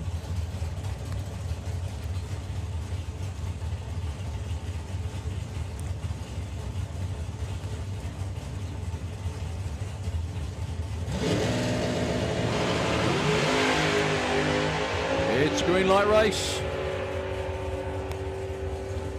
Nick's still out in front, I think. And Nick, it takes the win with a perfect run. 7.50 with a 2 on a 7.50. Barry was right there with a 7.34 on a 32. Uncharacteristically slower than usual reaction times. 0.13 for Nick, but it was good enough. Yeah. 8 left then. Pete Walters taken on Phil Toppin. Mark Bailey has got Nick Good. Colin Morris takes on Joe Kellett. And Billy Gain takes on Ash Bell. Supergas Elimination Round 1. Bob Molden? Sorry, you're... Yeah, no, I was just going to quickly say, that's right, I won't, because this pair are already at the line. Bob Molden and Andy Dibley for Tony Morris Carburettors, Supergas. Well, clear move first there for Dibs.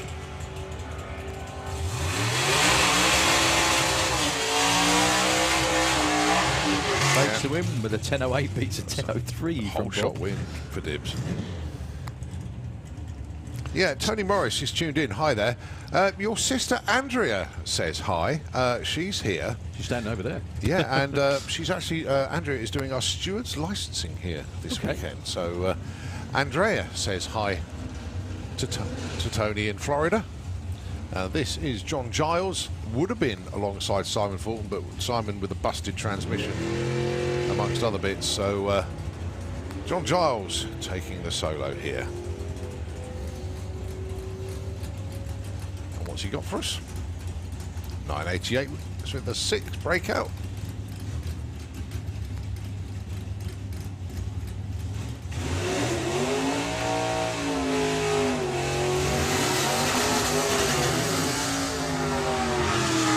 Right, the FX Vega of Mark White going alongside Dave Cherritt with the Dark Revenger.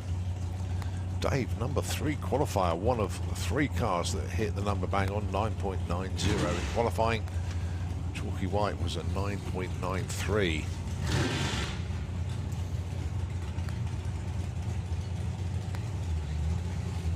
Ian's been very nice and lining him up dead straight. There we go. Maybe you should line everyone up. He always does it perfectly.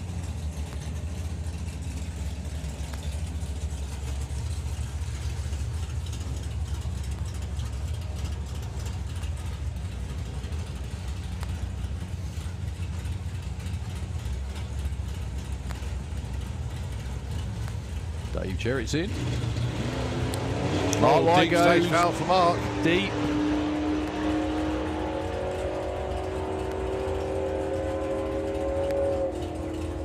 Dave Jarrett takes that one with the 10-11.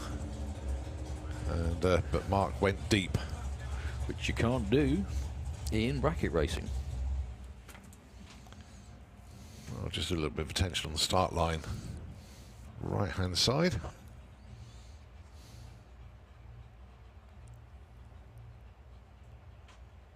It's not a warm up out there, doesn't it? Now, sun making a very welcome appearance here this afternoon. Despite the amount of clouds in the sky, we found a blue bit.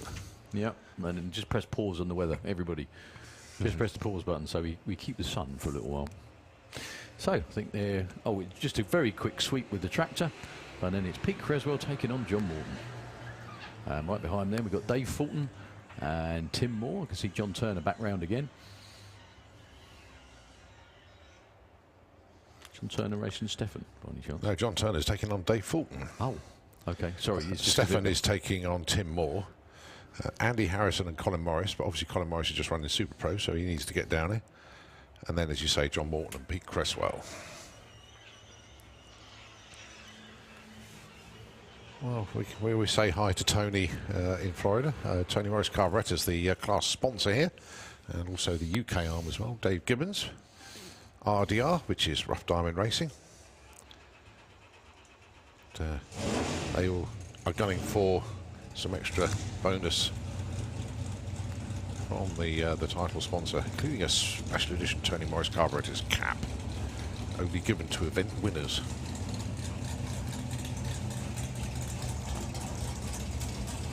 Right, so here comes the full Monty. Pete Creswell, the Mustang based in Sharnbrook, literally just over the fields here, alongside John Morton with the Camaro.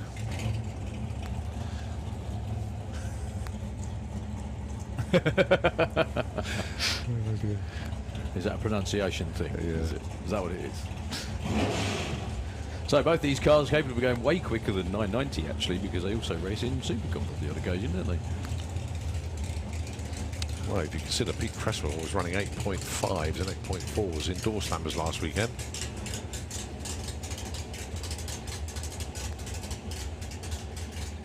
Just shows how big the throttle stop needs to be for Pete.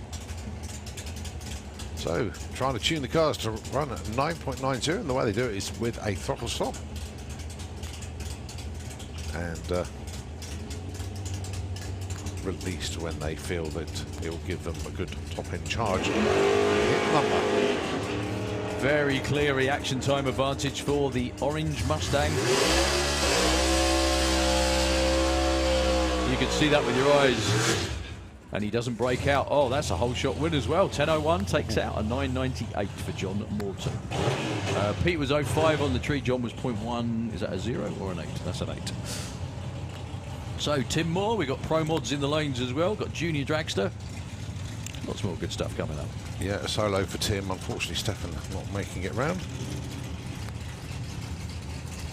Oh no, our only foreign competitor in Supergas, Stefan Raffletrap with the lovely Nova. Is that going to be 990? 92.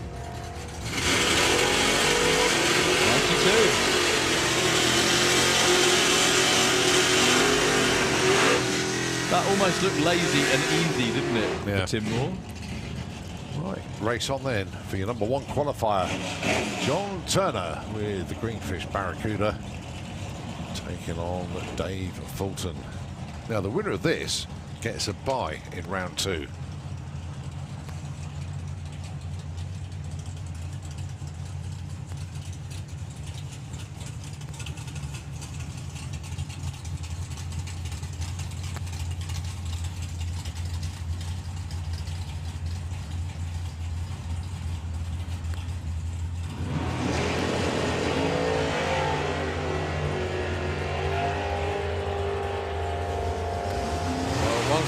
Harder than the other here. And it is Dave Fulton that takes the win. He had an 07 light compared to Johnny's 0.14. And it is Dave Fulton into round 2 where he gets the bye into the semis. Yeah, 96 takes out and 99 for JT. So last pair, I think, of this round of racing. It is indeed, yep. It's going to be Andy Harrison, wearing the number 1 on the car from last year. Colin hasn't been out since, is it 2019? Yep, This his first season took 2 back, seasons out, basically. Good to have him back.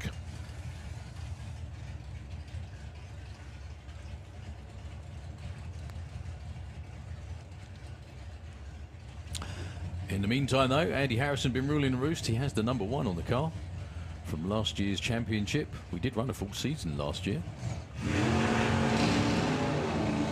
Oh, Andy Harrison goes red. So Colin Morris, I don't know if he had an issue. It was a 0.2 light, but has stopped. Now, he wouldn't have stopped if he didn't have an issue. But Colin Morris gets the win. Andy Harrison was almost left before the tree was even running. That was very bizarre. So Super Gas, round number 2. Dave Fulton gets the bye. Dave Cherritt takes on Andy Dibley. Tim Moore takes on Colin Morris. And it's going to be Pete Cresswell taking on John Giles. Well, we've got Junior Dragster round 2, which is the round of 16 coming up next. We've also got the Pro Mods getting suited up round behind the tower again for round 2. I can see the match up at the front is John Tebenham going, yay, I've run a 5 again. Boo, I've got Jan Eriksson again. Colin Morris is up and running. That's good news. Yeah, weird. Sometimes you need a lucky round, and that might have been Collins. Yeah, I must. The Morris family been away for 2 years. Colin and Megan have bought a house. Stu's become a dad. And Sandy's built this enormous garage in the back garden where all the trophies and the Camaro now live. So, so they made the most of the time off. Made the most of the couple of years Yeah, off, yeah.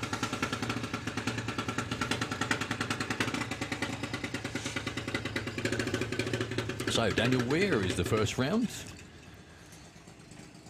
but goes silent. Due to take on Finley Fag, yeah.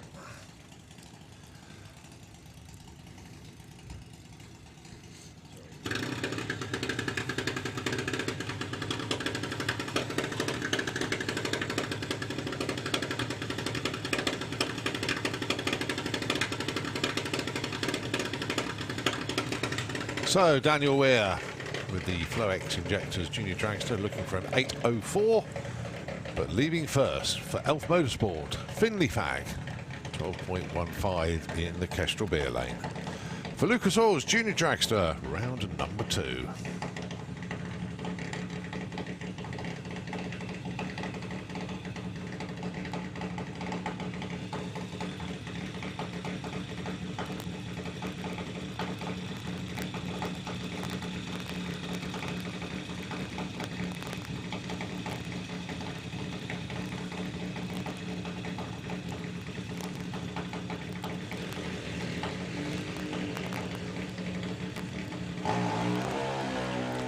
Well, we wait for Daniel to leave the line to see a green light drag race. So who's got the better judgment at the stripe? It is a breakout for Finley Fag. 12.08 on a 12.15. So the win, and won the right side there. 8.06 on an 8.04. And it's Daniel Weir that goes through into round number 3. Next up, Ada Cassisi taking on Ted Sullivan. Ada with a cherry bomb, dialing of 9.90. And Ted, exactly 1 second quicker, 8.90. So it's going to be the cherry bomb Junior Dragster in the Auto Glim lane that's going to be going first. And then it's down to Teddy to try and close that gap at the stripe. Can I please have FIA Top Methanol into the pairing lanes, please? Top Methanol, can we have you into the lanes?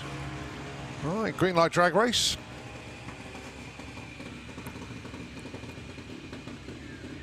And the win light goes to Ted Sullivan. Goes 8.95 on that 8.90 dial. Ada 9.91 on a 9.90, but it was a whole shot win 0-2 the win margin, and it's Ted that's into the next round. Kai Cooper and Lara Bartlett up next. Daniel Weir will be the opponent for whoever wins this one.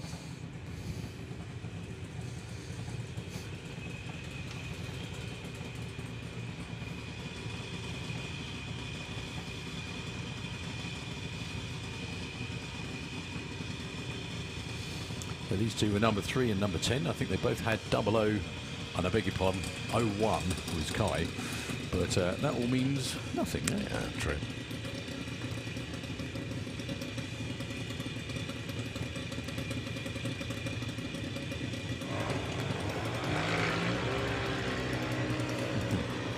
You can see when they're on it, can't you? Basically moving before the green light comes on, and that's the result. Look at that. Lara breaks out. Kai takes the win with an 0-1 reaction time and a 9.02 and a 9 flat. Kai got there first as well. Yeah. I don't think, yeah, Lara couldn't win that one actually with by virtue of reaction time. All right, next up, Harley Coursell taking on Lola Bell Kent. There's one nice thing about this, especially for Kevin, is Kevin's normally busy working away. What's that? Well, my doorbell's just gone and it hasn't gone off. And it hasn't gone pocket. off. First time all weekend. What's nice for Lola Bell is that Dad Kevin is normally working away on the funny car. He actually gets to come down and watch a race this time round, which is really nice. She's in the Kestrel Lane, 11.95. That's Mum, Dad and Grandad all there with her on the start line, taking on Harley, with Dad standing right behind him, but Lola goes red by 07. Harley goes 07 green. Win light again for the Limited Funds team. And a very nice 8.06. Well, Lola also breaks out, unfortunately.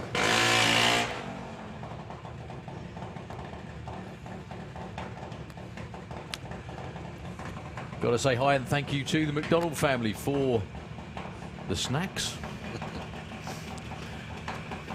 Trying to make us so big we can't fit out the tower, I think. It's very, very kind of you, though. Succeeding here. In the other lane is Luke Mugridge. Both of these families been around in UK drag racing a long, long while. Oh, Liam goes red. So Luke Mugridge, mind you, a 0-7 red for Luke, but Liam's was first.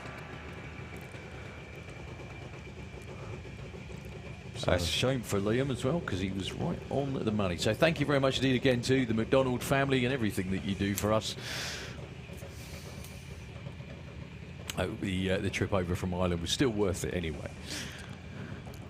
Hi, Luke Fulton, Kestrel side, 8.13. And Katie Ellis in the Autoglim lane.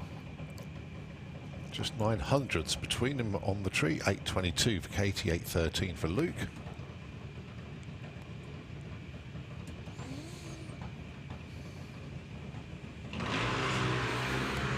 Well, it's a green light race. I'm not entirely sure Luke left second there. Yeah, good point. He's already out front, and he does take the win without breaking out. Well done to Luke Fulton.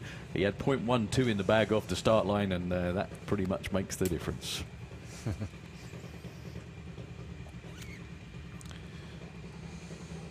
Right, Jake Cooper taking on Jessica Bishop.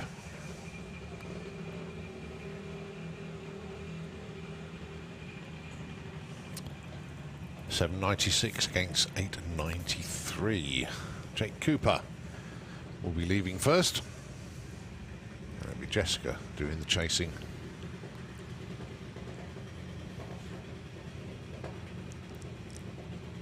After this, it will be a bye run for Mackenzie Love.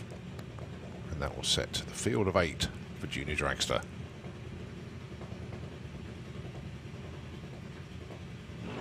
Oh, Jake Cooper goes red, so Jess, that's a big red as well actually, 0.12, so Jessica Bishop is through. Moving on with an 05 and an 8 flat on a 7.96. They're all on the money when it comes to running on their dials. Right after this, don't go anywhere at all, we got FIA Pro Modified Round 2 to set up our semi-finals. Europe's quickest and fastest door cars over a quarter mile. Usually. Yeah, so Mackenzie Love gets the bye. Oh, actually, we got Eric beforehand. Ah, right. Ladies and gentlemen, you need to get into the grandstands and on the banking as soon as possible, please. We have had a notification from Eric and the team. They're going for it. This one? Yes. Well, the thing is, he's not going to get much better conditions than this. He's got a tailwind. He's obviously happy with the way that the racetrack's been resurfaced up the top end. So, well, yeah, if you have an opportunity to get into a viewing area, please do it now. Eric Tabul. We know it's his last season of racing, and he's basically just been playing around with the fuel a little bit, and he is absolutely 100% going for it on this one. What we're going to see, we don't know, but you could see history made here on this run. Ladies and gentlemen, a huge Santa Pod Raceway welcome for the crazy Frenchman, Mr. Eric Tabul.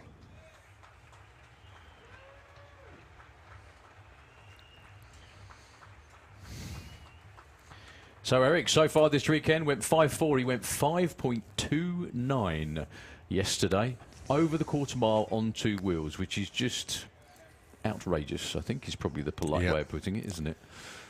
Well, if Eric's true to his word, 5.2 ain't going to cut it. Well, he's been. Thank you very much indeed, Pippi, for updating me with the records that Eric has run, and there are a number of them, obviously. Let's just have a quick look back. His best ET at Santa Pod is 5.19. His best elapsed time overall on the planet is 5.12. You know where this is going, don't you? So. Well, yeah, I was going to say, Eric knows that the bike can do it. It's just a case of as and when is the best time to attempt it. And like you just said, Colin, Eric feels like now is... Yeah, the reason it's now, it's quite simple, really. He's announced this is his last season doing it. Okay. What are the conditions going to be like the rest of the year? It's a bit of a gamble. Of course. And he wants to go out on... a massive high, and he has an opportunity this weekend with an amazing racetrack, one of the longest shutdown areas that he's got. And nice and smooth as well. That's what you've got to say. Yeah, because that's one of the things I was talking to him about. I think I talked to him up the top end when he ran, and after he ran, just off the microphone, just having a chat, and he did say, yeah, it's really nice. He said no bumps, no problems, nothing like that whatsoever. Because a lot of the time, what people didn't realise when Eric used to run here before was that the shutdown area was, I mean, obviously it needed doing. We all knew it needed doing, and the Santa Pod team did do it over the most recent winter. But what a lot of the bike riders had to do when they went through the finish line under power was they had to wait to hit the brakes till they went over what they considered to be the rougher parts just past the finish line, and then when all that was settled down, then they could get on the brakes. Now Eric knows he can get on the brakes as soon as he's gone under the gantry.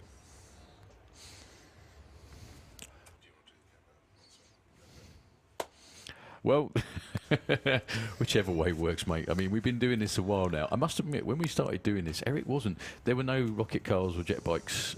Jet cars or jet bikes on the scene, were there? If you think about it. Can we have FIM Super Street Bike into the lanes, please? FIM Super Street Bike. Yeah, there were no rocket cars or bikes around, and I always have fond memories of a kid, or being a kid, with my hands over my ears when Sammy Miller ran, and you get the rocket countdown, which is what we're going to do, 5, 4, 3, 2, 1, and go when Eric is ready. But if this, well, we'll just have to see how it goes for Eric, because it's not often that he actually says he's going for it. A lot of the time it's a case of, yeah, I'm trying to take things steady. The time for steady might be over. And I never thought I got to actually sit up here and watch Rocket run. So when we get to the second poof, which is just before he gets to the start line, there we go. We start the music, and Eric starts his build-up.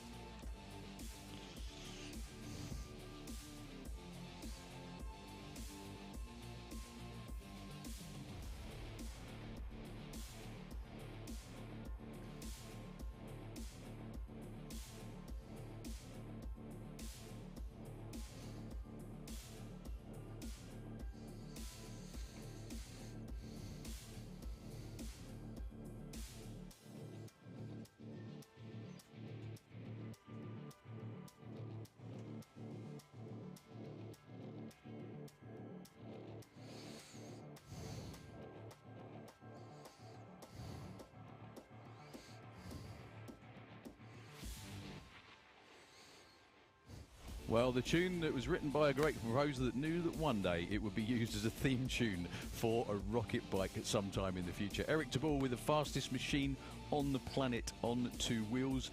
He's staring intently in front of his face just to make sure the pressure in the tanks underneath him is absolutely correct. And once he's happy with that, he's going to give us the thumbs up and we will do the countdown. Like I said, last couple of days he went 5.4. He went into the 5.2s yesterday. So hopefully we know where this is going at this time round for Eric. We all wish him well. We've watched him race here for many, many years. If this is going to be his final season, which he says it is, we hope he's going to go out in just the style that only Eric can. And if you haven't seen this machine so far, cover your ears, please, because obviously it's totally silent now, but as soon as he presses the button, it gets very, very loud very quickly. Here we go, folks, all together now. 5, 4, 3, 2, 1, go!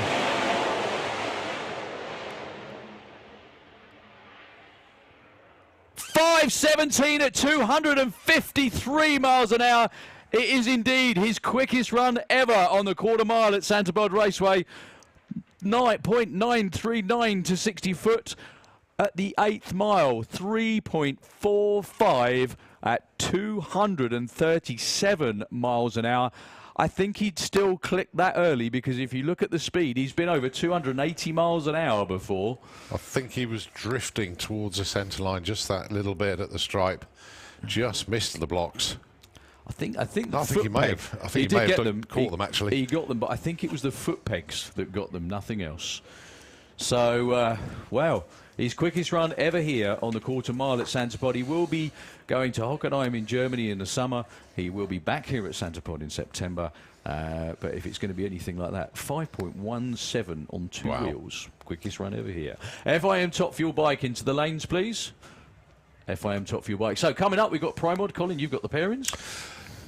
Jan Eriksson taking on JT, of course, John Tebbenham. Sweden versus UK. Bruno Bada against Andy Robinson. Switzerland against UK. Nick Davis taking on Andre Arnever, the UK again, but this time against Estonia. And then how about our Dutch contingent then? David Vector taking on Kev Slyfield from the UK. So it could be an UK semi-final. It could be everybody else, basically. It could be a nice jumble. One of the things that was really, I noticed it was really cool about qualifying in Pro Mod over this weekend was we had 4 cars from the UK in the 5s. JT, who was the 5th one, went 6 flat, but he went 5.9 in the first round. So that's 5 cars from the UK into the 5s in qualifying, which is first time we've ever seen that. Absolutely outstanding. We still haven't had an all 5-second Pro Mod field. We come close-ish a few times, but yeah, anyone from now on. Well, I tell you what, if we can get this pesky Carnet thing sorted out. Oh, dear me. Who knows? We could have an all 5-second field in September. Yeah, book your tickets now for September. Yeah. It's going to be fantastic. So, Fabulous Lightning McQueen, John Tebbenham comes round. Rematch from a week ago at the Door Slammers with Jan Eriksson.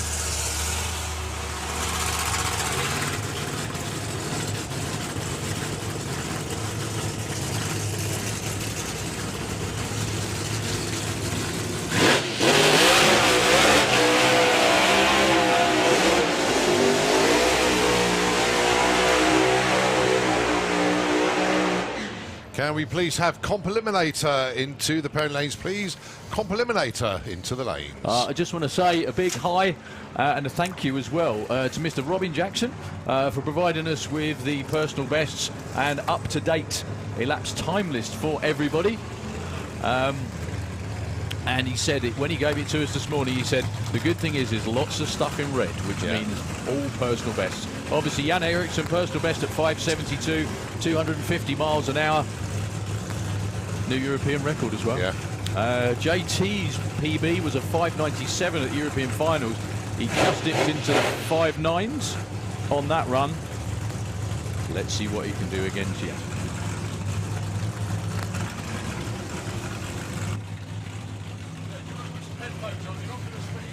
So Jan Eriksson was your number 1 qualifier with a 5.72. Went 5.79 in round 1. JT was number 9 with a 6 flat. However, in round 1, he went in the 5.9s again. So, UK and the fabulous Lightning McQueen in the Auto Glim lane for Sweden. Wearing PM1 on the car, Jan Eriksson in the Kestrel lane. Here we go.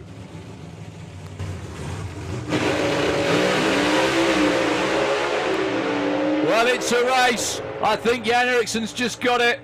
5.79 again. JT had a bit of an issue before the finish line, but he was right there with him all the way down. He was off the start line first, 0.8 to a 0.11. But then it was all about Jan Eriksson, 3.81 at 1.96 at the 8th. JT really wasn't far behind. He went 3.94, 183 to the 8th. So by the looks of it, they just tried to repeat the run that they made in round 1, but he seemed to lose high gear.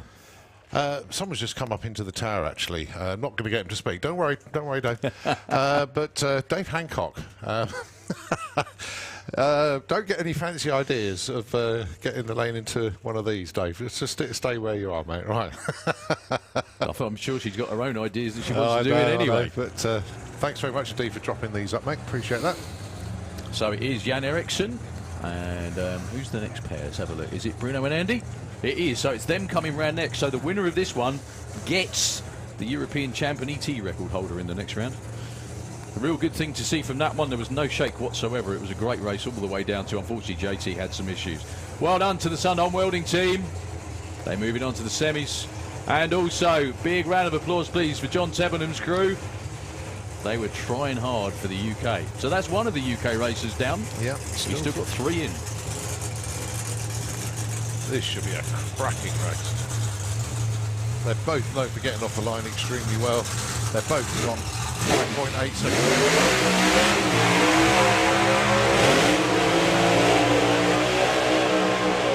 Now, round 1 earlier on, Andy Robinson, quickest run in this car, 5.87. He went 86 with the old car. Yeah.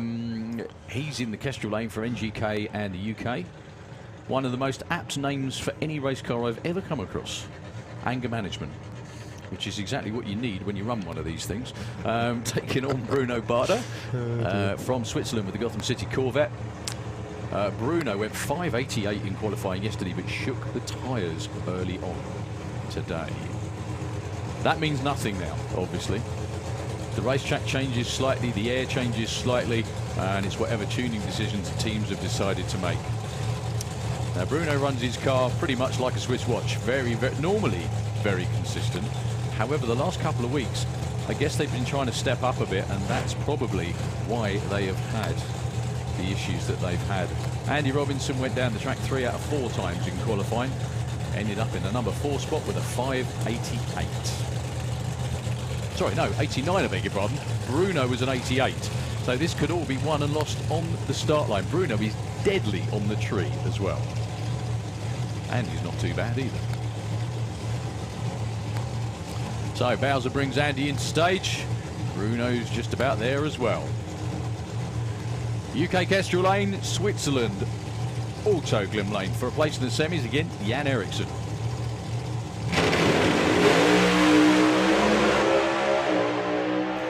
Oh, they both shook, but Bruno stayed with it just that bit longer and still goes 5.91 at 2.38. Andy was off the start line first with an 0.24 to Bruno's 0.89.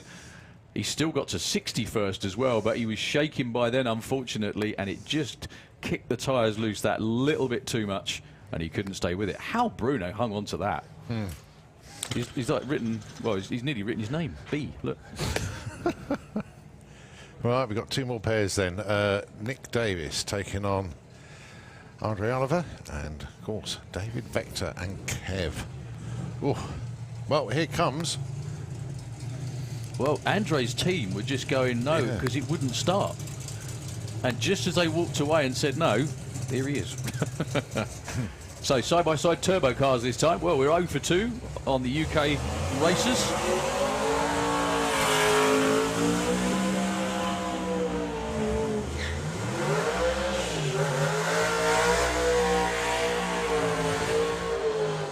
Now, this is one of the more interesting matchups for the simple reason of just the engine builders and the cars themselves, because Andre's car is obviously from Estonia. However, it's a US built car.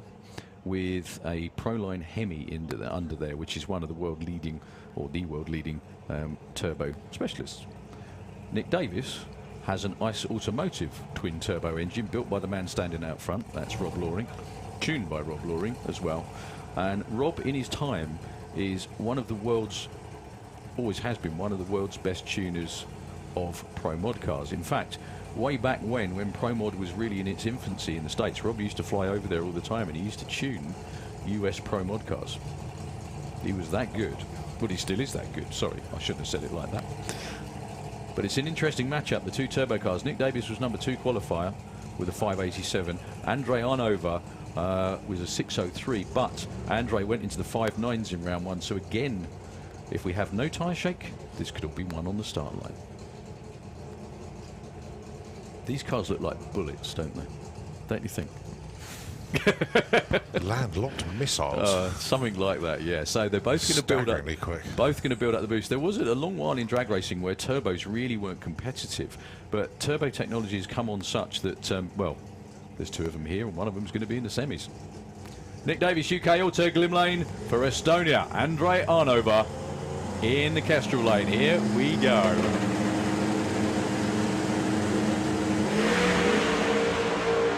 Well, Nick Davis, deep stage, and he left first by about a couple of tenths, and he takes the stripe with a 6.17 on the most enormous hole shot. No, he doesn't. No, wrong way round, mate. What am I looking at? For God's sake. 6.17 at 2.43 for Nick. Forget any of that. Don't listen to the announcer at all. Andre Arnova with a 0.2 reaction time, but he takes the stripe, 5.99 at 2.50. Unfortunately for Nick Davis, picked the worst time to have his worst run of the weekend. Andre only just got there as well, 0.3 at the stripe. I was so sorry, I was so intently looking at Nick's lane because I thought he was in front. My fault. But Nick was still going through at 243 mile an hour, 194. Wow. Well, the car dropped off a couple of tenths all the way down, really, and especially in the back half. Well, it still went 201 in the back half, which isn't too bad, but when he's been a lot quicker than that, then that's it. So give a big cheer, please, for Andre Arnova's team. They're going to the semi-finals in FIA Pro Mod here in the UK. Well done. Also, big round of applause, please, for Nick Davis' team. Rob Loring doing the driving in the Ford Focus down there. Well done, fellas. Still a great weekend. Just a real shame. Your driver was bang on there. He was 0-1 on the tree. He nearly won it on a hole shot. That was a deep staged 0-1, but there we go. So we've just got a little bit of a sweep to do out there in the Auto Glim Lane, and we've got one more race. So we have, we're 0 for 3 on UK races in this round of Pro Mods. We've got one left in the show at the moment. That's Kev Slyfield with the Blown Bird, and he's going to be taking on a sort of adopted Englishman, David Vector, with the Camaro in all the way over here from the Netherlands. We've also got jet cars around there. We've got Hans-Henrik Thompson with the electric bike. We shouldn't be too long up there with the top end because everyone's staying strapped in the cars. There's just a little bit of clean-up going on up there in the Auto Glim Lane. And Nitro FM, just for a couple of moments, please. And we'll be back the second we hear engines, which won't be long.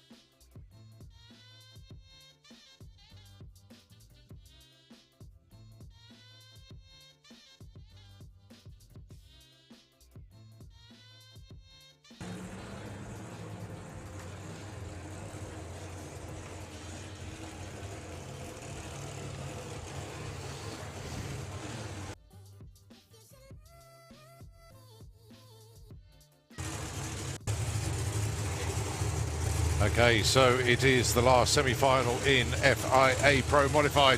The tractor, don't worry, that'll be turning left and going through the first exit at the top. So it is going to be David Vector and Kev Slyfield. You got it.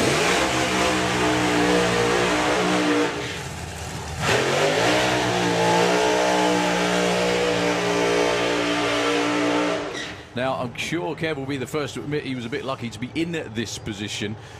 He's had trouble with third gear,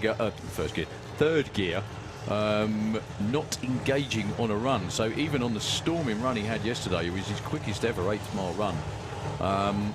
Yeah, he would have, you know, par for par, on par with what David runs, if not a little bit quicker on that run. But unfortunately, third gear wouldn't engage, so the ET at the finish line didn't match the progressive numbers. They've been fixing it just about every single round. I think it's given them fits, to be honest with you. If it hooks and goes, it'll be a hell of a race. Taking on David Vector, who was in the 5.8s just in qualifying. The only thing I keep thinking with Dave, though, they've got so much horsepower in this car. Once they figure it out, we'll have another 5.7 Pro Mod. It might even be this run, you never know. So the last hope in Pro Mod for the UK, Kev Slyfield in the Auto Glim lane. And for the Netherlands, Dave Vector. If you haven't seen it, go and check out Saturday Bod Raceway's Facebook page. There's a cracking video of Dave doing the save of the decade, I think, through the finish line with a chute. Here we go. Well, it's Dave Vector all the way. It's a cherry on the tree for Kev Slyfield. 590 at 230 for Dave. Kev realised, I think he was done 7:57, 1:24, but cherry on the tree tells the story. That might have been third gear again, you never know. I mean, he was 101 to 60, but that was because he deep stage. I think the reason he went wed, yeah, it cut out again, unfortunately, didn't it? Yeah. So it will be David Vector from the Netherlands. Could we have Super Comp into the pairing lanes, please? So pairings for the semis, Cole. Jan Eriksson, who went 5.79 in round 2, takes on Bruno, who went 5.91. And it's Andre Arnova, who went 5.95, who takes on David Vector, who just went 5.90. It's going to be fun. Well, it's always fun, isn't it? Commiserations to the Blown Bird team. One hell of a hard-working weekend again. At least you go away with a handful of points, and the only good thing is all the other guys in the UK Pro Mod Champ haven't got away from you, because everybody went out in the same round. Yeah. Congratulations to David's team in the semi-finals. So Hans Henrik Thompson. I had to see if it was the bike or the car. Sorry about that. It's the bike. Now then, are they sticking with 100% power to potentially lose traction? Or have they wound it back just a little bit? Well, I think the last time it did go, it hooked and went. It's just it went off towards the wall a little bit and he backed off. Go on, sorry. So current record then, which his he set yesterday, 6.619 at 206. Now don't forget, this is not just a record here. It's not just this is electric powered quarter-mile vehicles, bar none, anywhere in the world. This man is the quickest. So if it hooks and goes, hold your breath. That's a lot more like it for Hans Henrik. He's going to stay on it all the way through the finish line too. A 6.73 at 203 miles an hour. Not quite as quick as he went yesterday, but nonetheless, very impressive. I mean, that actually would have been a world record if it wasn't for him yesterday. His 60 foot was way down. Yeah, that's so they obviously took power out. Maybe took a little bit too much out. Come on, have another go. So you can put a little bit more back in it. He's been a tenth quicker than that to the 8th mile as well. So well done to our friends from the True Cousins team. We've got Jet Car underneath the tower. We've got Top Methanol. I presume that's going to be the final race between Lynn Floysvik and also Sandro Bellio. Go on then. What do you know, Colin? Yeah, it's not the final. Oh, it's not. No, they're just having a test pass. That's all they're doing, and they will have the final later on. But it is just a test pass for the methanol cars. Well, they were due to have one qualifier today. Yep. So they will be around a little bit later on too.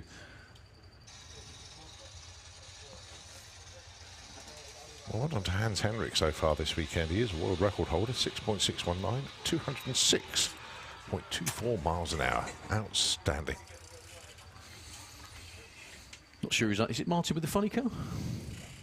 Underneath us? Yes, it is.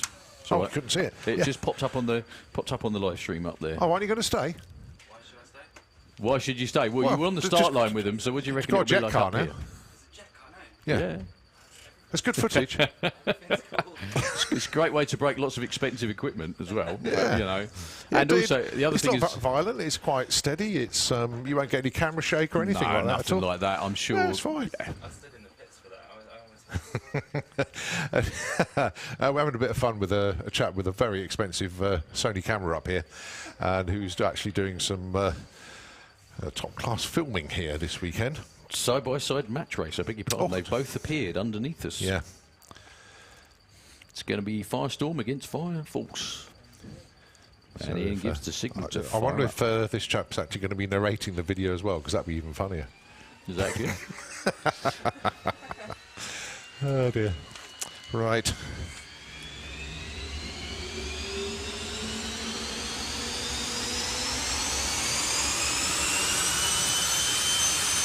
They'll just fall off anyway if I don't move them. That's the problem. Right, there we go. This is the last time we're going to see Fire Force 3 and Firestorm today. Okay. We will get to see Fire Force 5 and the Spider-Man jet again later.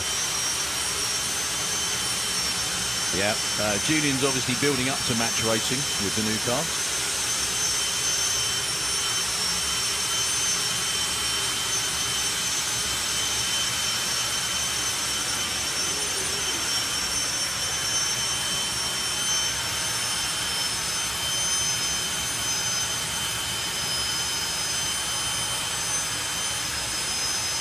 As the Santa Pod facility here gets bathed in sunshine. Just bringing a bit more warmth out there. Hope you're enjoying yourselves, folks. We've seen European record-setting weekend here at the pod for the main event.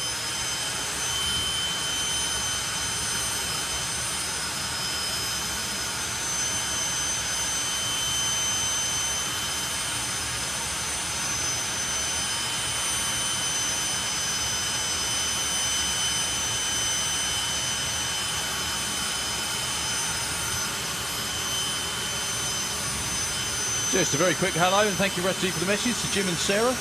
Jim Usher, who should be here. Dragstalgia driving the Hemi Hunter again. Be great to see you there, Jim. Thanks for the kind words. Here we go.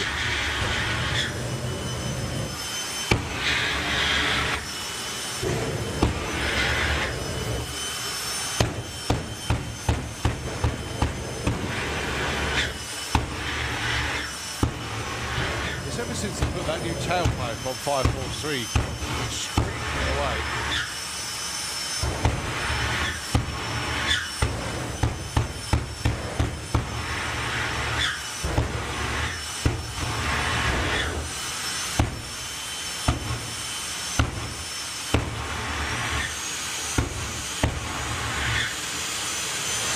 So as Helen is now guiding forward with Firestorm, and it's Richie, the front man, telling Martin to wind that turbine up. The pop is going to get a little bit louder now. So here come the rather vicious burner pop.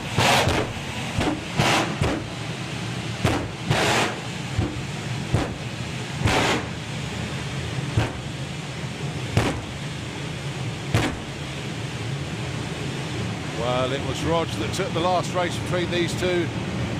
Martin looking for payback. Here we go then. Jets.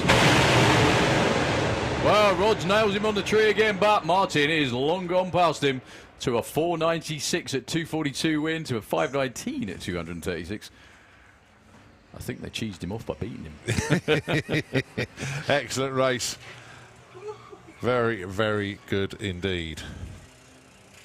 So a little bit of sweep of the racetrack. Thank you very much. All right. That was wicked. Thank you both. Well, it wasn't down to us. We just see it. Yeah. Nothing to do with us. So the team's just getting on board the tow vehicles. And when they go past, give them a big cheer. The Fire Force and Firestorm team. There goes the Firestorm team. Going to collect their man, Rog, at the top end. And, of course, Richie out in front. There we go. Taxi. Finally, is he going to jump in yet? There he goes. He'll be in there somewhere. We're hanging out of it somewhere. Fire Force team. There we go. So Luke's just joined us in the tower. You've started a new business. Luke's drag racing. Massages. Yes. Yeah. It's got to be the way forward, mate. So, well, it's pretty miraculous after yesterday. Yeah. Well, I mean, yesterday it hurt, and I just kept the harness thing on just because I was told to. So I did. But then Amy gave us a massage gun, a bit like a pneumatic drill. I just sat there last night. Rachel was looking at me, is that hurt? I was like, oh yes. However, I need to race. I need to race, yeah. I've got to do it. And then literally I woke up this morning and I was like, I can move my arm. And I literally just got on the bike, rode down to CAF, and I was like, can I race? And they were like, go to the medical centre. And they were like, they had to do all the stretches, and they were like, you can race. I was like, get in. I'm just gutted. We fitted that electric shifter the other week. Well, I popped a fuse on Friday in that last run when I broke the gear and it revved, and it must have just kept the solenoid out for too long and burnt the fuse. So I was on a PB on that run. And typically it didn't shift. 888 could have been achieved then. I think it would have. Well, it's going to happen. It's going to happen. My 60 foot was slower, but it was a new PB to the 330, even though I was on the limiter for 2.5 seconds. Well, top man for trying and top marks for effort as well. Drag racing. Ups and downs. It's what it is, isn't it? It's non-stop hard work.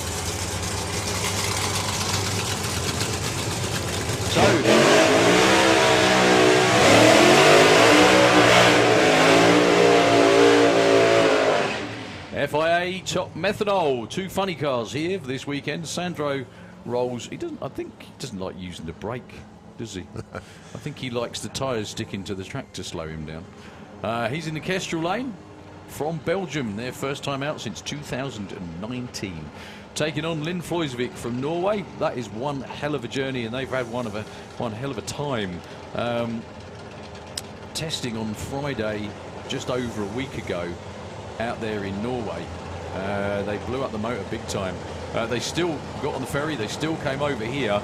However, the car was nothing like in one piece when they arrived. The whole idea of going testing is to nail everything down to make sure it's working, not arrive with it in bits. So they had to do quite a bit of asking, robbing. Drag racing family are just that. She's put in 1 run so far this weekend, which was in the 5s, a 5.96. Sandro, though, went 5.48, near record pace. Pretty much on a par with any top methanol funny car in the US. I think Lynn's PB is somewhere in the 5.5s, though. She's been really good form. I think I said this yesterday, talking about underachieving, Luke. Like, I think she's in her late 20s, early 30s. Yeah. She's married, she's got a little kid, and drives a methanol funny car, and is racing in England this weekend. I mean, what were we doing at that age? Well, you were racing, but you know what I mean. Actually, saying that, I was driving top I was field, all of them, apart from a methanol funny car. That's the one. So, here we go.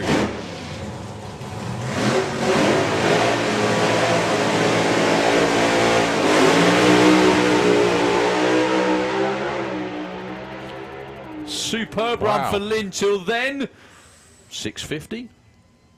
1.62 to 60 foot. She rolled the beams. That's what did that, unfortunately. That would have been a 5-second run, but she clicked it just before the finish line. That is the first time Sandro's had that amount of shake.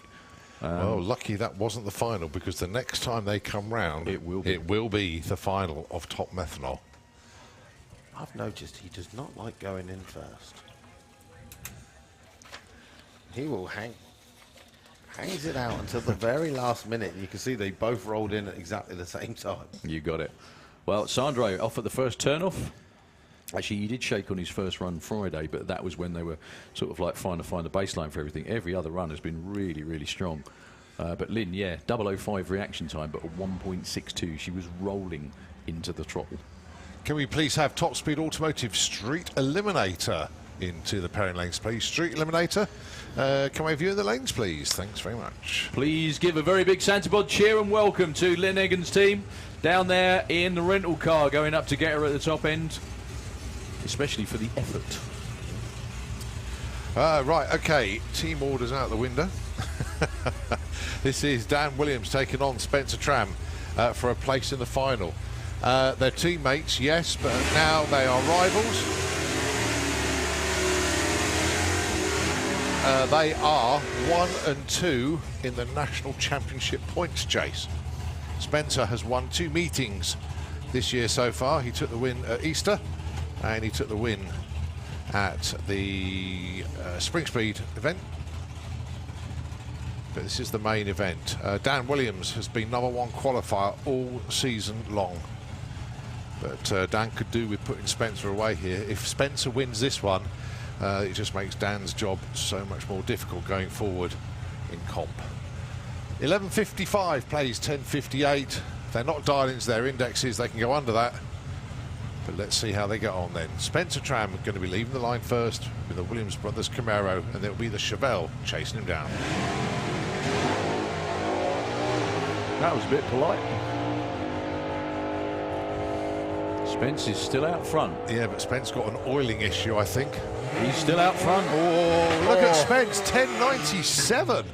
But Dan, 9.58. Oh, the win margin. There isn't one. Look at the win margin. There isn't one. There is no win margin. There is no win margin. They crossed the line together.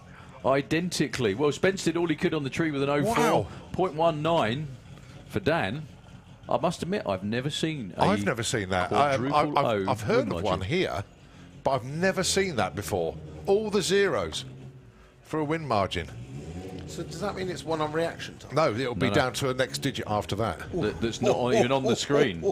So that'll be literally proper fag paper stuff, that.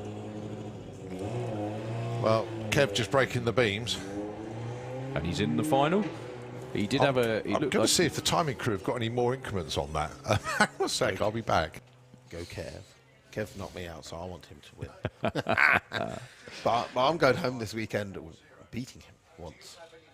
Oh, in qualifying? In qualifying. I'll take it all day long. Is the one thing I had. Yeah, take all the positives you can. That's it, that's it. So we've got top fuel bike coming up this round of racing.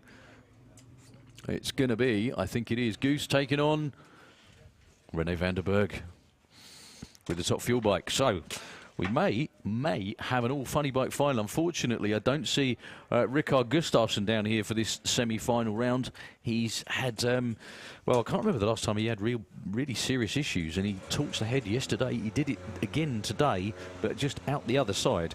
And when you're sitting with your gentleman's area not far away from where all the flame is, you don't really want that, do you? It's not.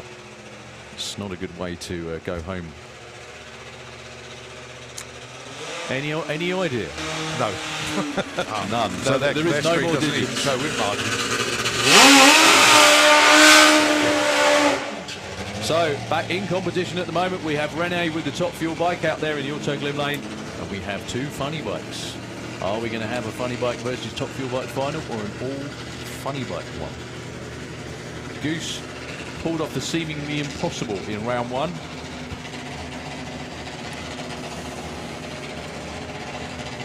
When Stu Crane went red.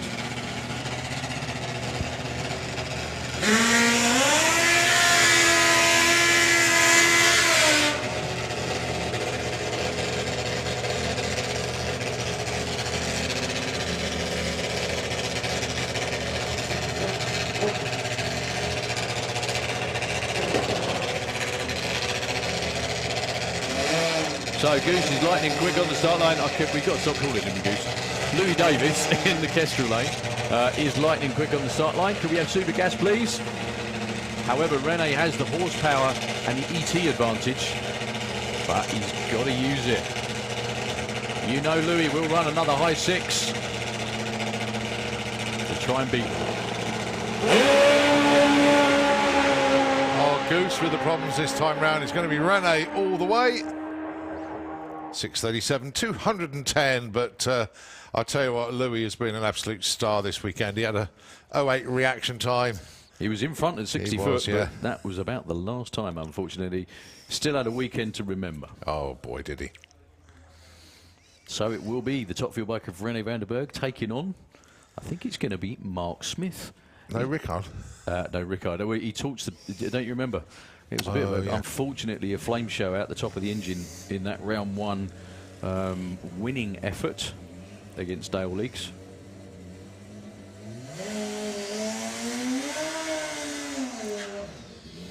Not sure if he's going to actually take it, although he doesn't need to.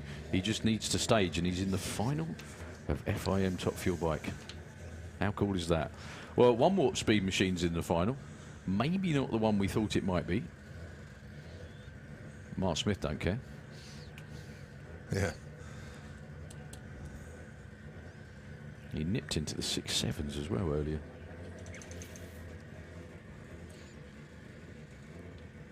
So all he does actually have to do is break the beams. Which he does. Which is what he did. There we go. So he's ready for the final round. We have Super Street Bikes in the water box underneath us for the semi-finals, which is going to be mouth-watering.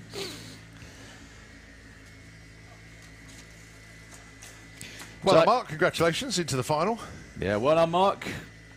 Well done to the whole team. First 6-second run, first round win, first semi-final. He's happy. First final as well. Look at that.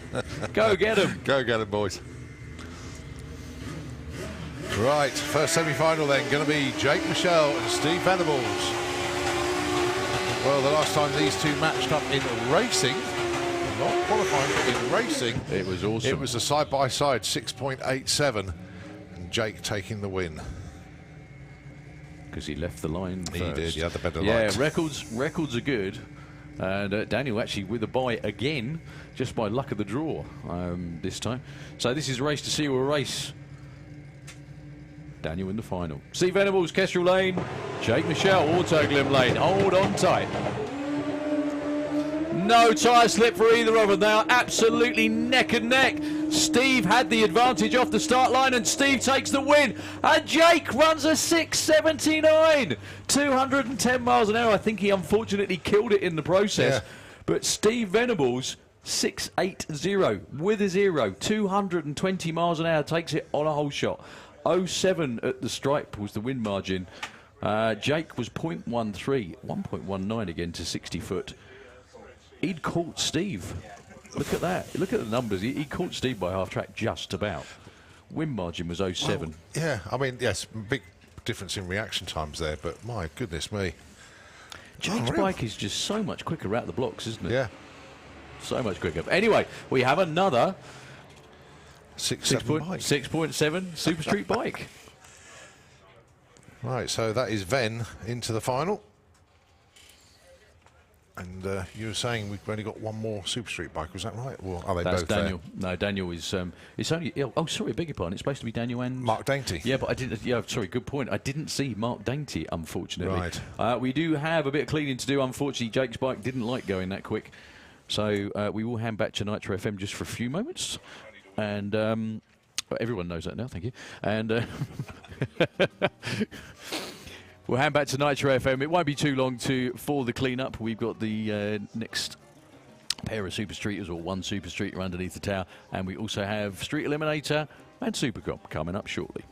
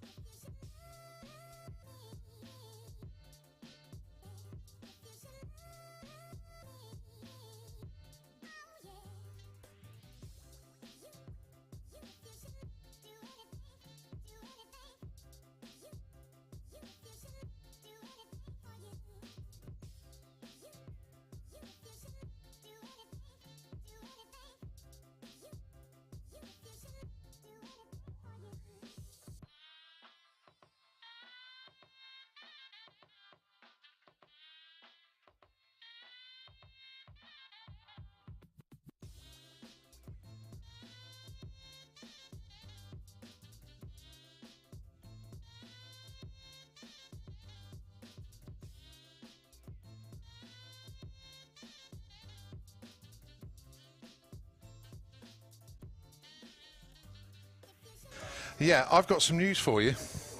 You're not going to believe this one. No. That race in Comp Eliminator between Dan Williams and Spencer Tram, the win margin, you know we like tight races, 1.01 millimetres. Millimetres. That is insane. 1.01 millimetres, the win margin. Dan Williams took that win in the semi-finals of Comp against Spencer Tram. Wow, unbelievable. Absolutely unbelievable. There we go. Just wanted to give you that useless piece of information, but I thought it was quite interesting. Okay.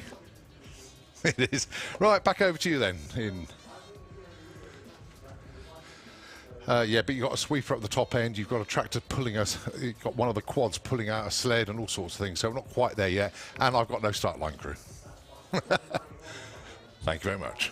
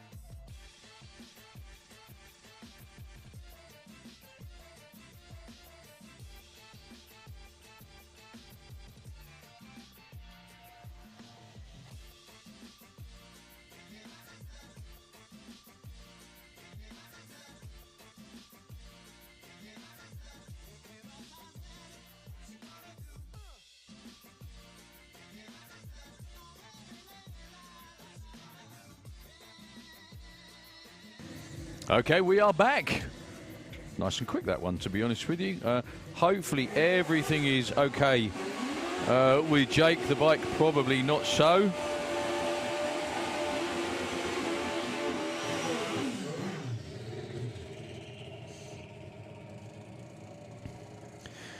Our second semi-final. The quickest super street bike in Europe and fastest as well. Daniel Lentz from Hungary in the Kestrel Lane, taking on Mark Dainty with a huge mountain to climb. However, that depends if everything goes to plan, which it rarely does, as we probably noticed. Mark Dainty's quickest ET is a 7.1. Daniel's is a 6.74, I think he went earlier on today. If he can repeat that and leave on time, Mark Dainty might need a miracle. Well, not a clean run for either of them. Mark Dainty staying with him. Oh, my goodness me. On a whole shot, Daniel Lentz takes the win. 7.24 at 218 miles an hour. That's why it's never over till it's over. 7.21 at 199 for Mark. It was Daniel's 600th advantage off the start line. And over the stripe, it was an 0.2 advantage to Daniel Lentz. But that was close, way closer than we thought it might be.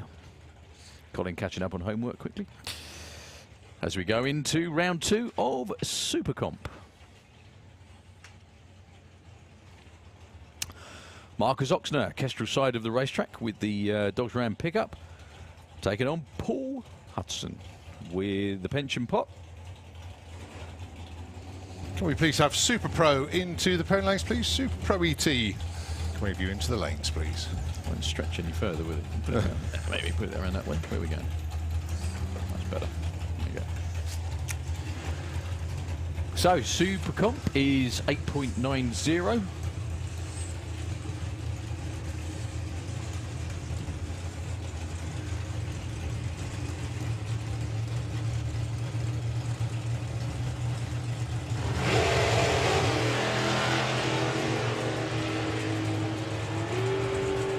Well, let's see what Paul Hudson can do to catch the pickup at the top end. Whoa, big weave for Paul, and it's Marcus again takes the win. Wow. Through to round 3 with an 8.98. Paul Hudson had a huge reaction time advantage, nearly a tenth of a second, which should have spelt the end of Marcus's day. But the win margin was 0.4 for Marcus Oxner, and Paul Hudson was all over the place through the lights. Yeah, Ian Marshall going out and checking what's on the racetrack. I can see the sprinkle down there. But it wasn't backing off at all. Still went through at 153. Sideways. So it wasn't a case of him trying to slow down at the stripe. Definitely not. So, yeah, bizarre.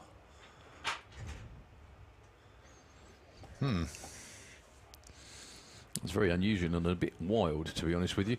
Yeah, we can actually see down. Can you see the sprinkle down on the start line in Paul Hudson's lane? Whatever that was is still there. It's very grey above us, though. It's not pleasant. Well, it's worse over there, so we're not. We just don't want that. We'll have what's the blue sky behind us. But there we go. So the tractor is coming out again. Sorry, folks. We need to make sure the racetrack is clean and tidy and in a go situation for very quick and fast run. So the tractor will be doing a bit of sweep. And a clean as well. I can see the cleaning stuff coming out there in the Auto Glimmer. It really doesn't take long compared to what it used to. Honestly, quite frankly, you could go and have a kip in your tent for 2 hours if we used to have 40 odd years ago if we had an oil down. But these days, very short indeed. So, Nitro FM, apologies for bothering you so much. Back to you, please. And hopefully it won't be long.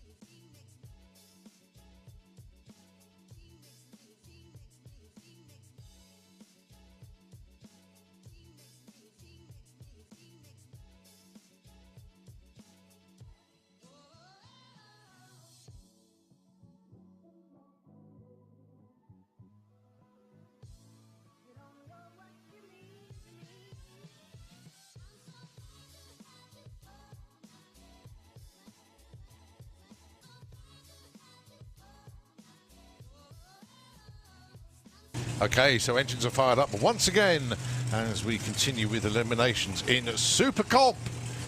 This is round 2. Now then, this is going to be interesting. Whoever wins this one between Darrell Howes and Steve Field becomes a Wild Bunch car in the semis with a bye into the finals. I like the fact they're doing their burnouts. You've still got tractors and tractor out there, but there we go. They'll be off shortly.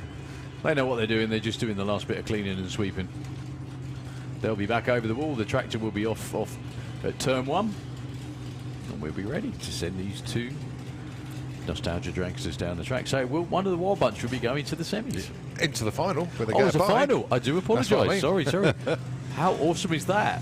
Well, they come along to play at the big events. They'll be back next week for the Nostalgia Nationals from Friday. Racing with the Wild Bunch, both of them. So Darrell Howes with the small block Chevy powered chemical reaction. There goes the tractor just through the wall. The crew will close the gate and we are ready.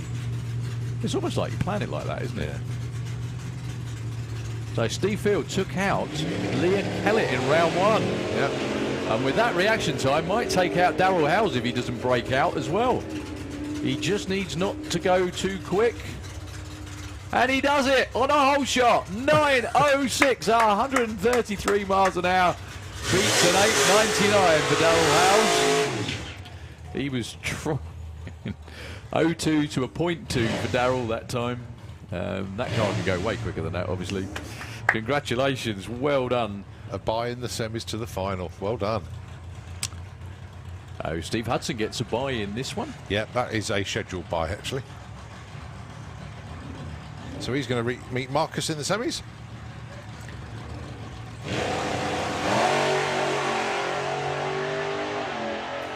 Yeah, Marcus having a great day as well with the pickup. Steve goes 8.82. Well, on a bye run it doesn't matter so much, but is Ange asking whether that's a PB? That's one of his quickest runs. Why can I see your face on Euro Dragster? Oh. What have I missed? What's he done? No, it's just the Hall of Fame. Oh, okay, sorry. Top Speed Automotive Street Eliminator round 2. Al McSweeney with the Evolution in the Kestrel lane up against Paul Morton. Now, if there's any problems for Al Mac, Paul Morton will be right there. He's run a best of 9.1 this weekend. I don't think Al Mac's been in this. Oh, yeah, he did. He pipped into the 7s with a 7.92, but that was a run where he had to pedal again. They can just get this to hook and stay hooked off the start line. It's phenomenally quick.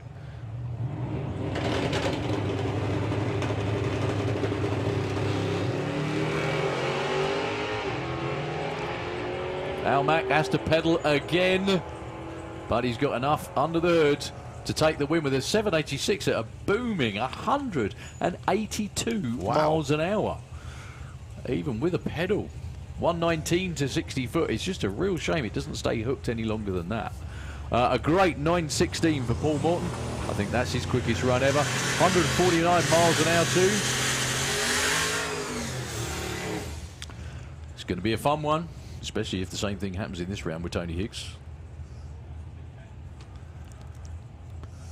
So Jenny pulls the pin on the parachute, shows it to Tony. Whoever wins this gets a bye into the final. Lot at stake then. Lot at stake. Could we have Junior Dragster, please, for your round 3 eliminations? Junior Dragster, please, if we could have you down now. So, Elliott with the Willis. What can the young lad do to beat the new 7-second man in Street Eliminator, Tony Hicks?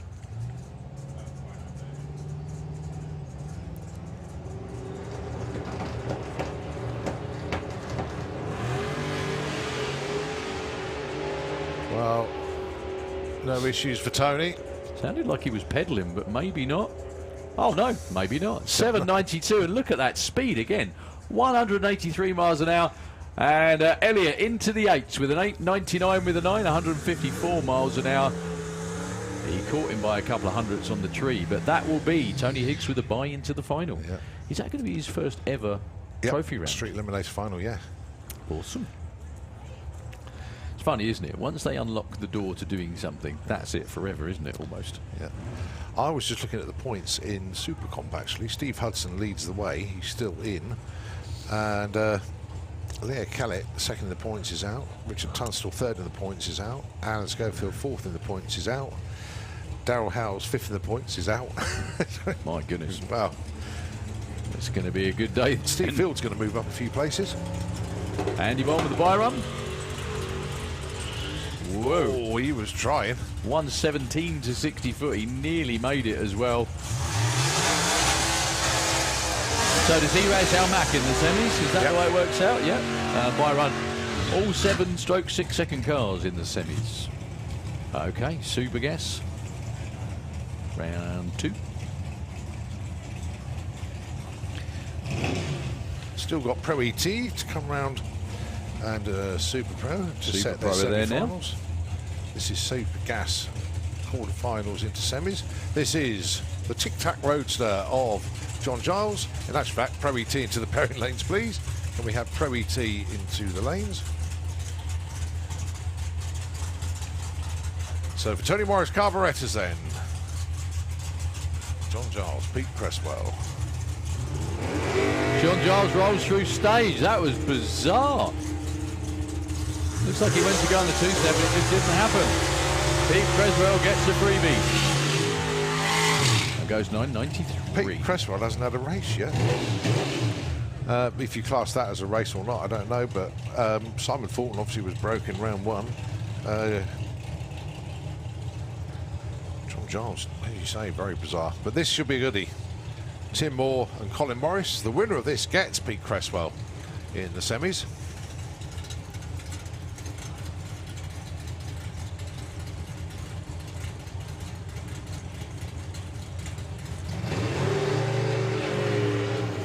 Well, whatever the issue was for Colin Morris, it was fixed in time for this round of racing.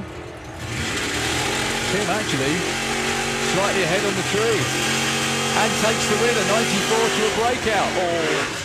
9.89 with an 8. Colin was over the stripe first by a couple of hundredths, but he broke out, unfortunately. Is he still in Super Pro? No. Ah, okay. Well, I don't know. Well, I was going to say, because Super Pro around there, that's why I was saying it. Oh, no, he is still in. Sorry, he takes it. He's got Joe Kellett. Goodness me, he's got to try and make it back in time because they're in the lanes. Okay, buy run for Dave Fulton. Yeah, he's a scheduled buy.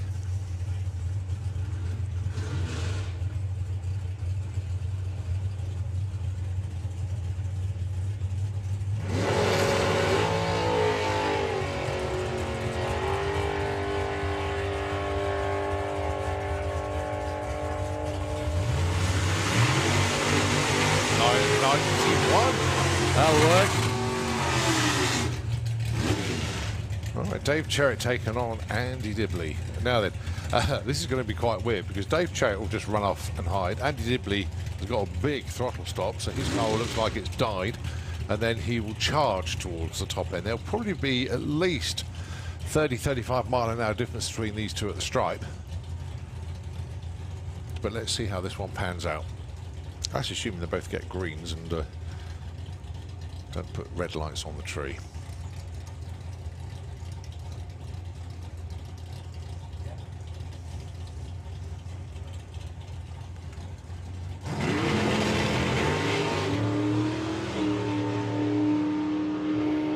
Well, one was quicker than the other on the tree, and they can't do anything about it now, other than drive the finish line, which they are doing, and Andy Dibley does the best. It was 10.05 at 129.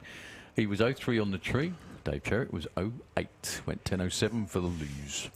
Dave Fulton will be taking on Andy Dibley in one semi-final, and it will be Tim Moore against Pete Cresswell, the other side of the ladder. Well, it looks like Super Pro right now, so the Morris family have got a bit of a scramble on. I'm in awe of how you do this, and are so organised to keep it together all the time. When I just say, all I have to do is say who won, and I still get that wrong. It's not too bad when you haven't got this many ladders, to be honest, but when you get to national finals and you have 29 classes that you're ferreting around, goodness me. You just have bikes one and side. And you're on your own as well, that's the other thing. Yeah, but you are this year. Oh, that's a good point. Oh, well, I'll see how badly I can do it then. Yeah, Darryl and I, we swap over this year, as I normally do national finals. Darryl does the summer nationals, but we swap this year.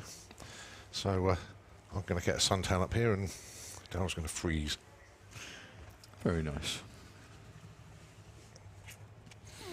Right, who's out for a time trial then? Well, we've got a jet car coming round. That's Martin Hill. I think it's maybe just to get everybody collected down there for Super Pro. I'm sure the Morris boys are very much appreciating that. We've still got Pro Mod semi-finals to run, which aren't that far away at all.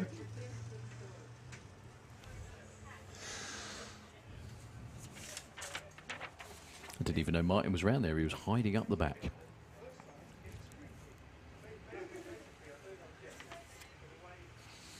So all of our pro classes are at final stage apart from Pro Mod. Yep. Pro E.T. we've just called. All the bikes are there as well.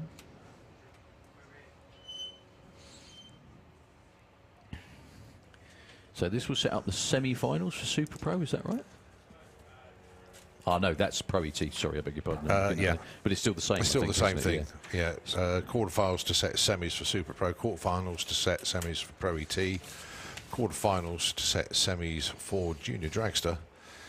We are at semi-final stage in Pro Mod, semi-final stage in Super Comp, semi-final stage in Street Eliminator, and we are semi-final stage Super Gas, and finals in our other classes.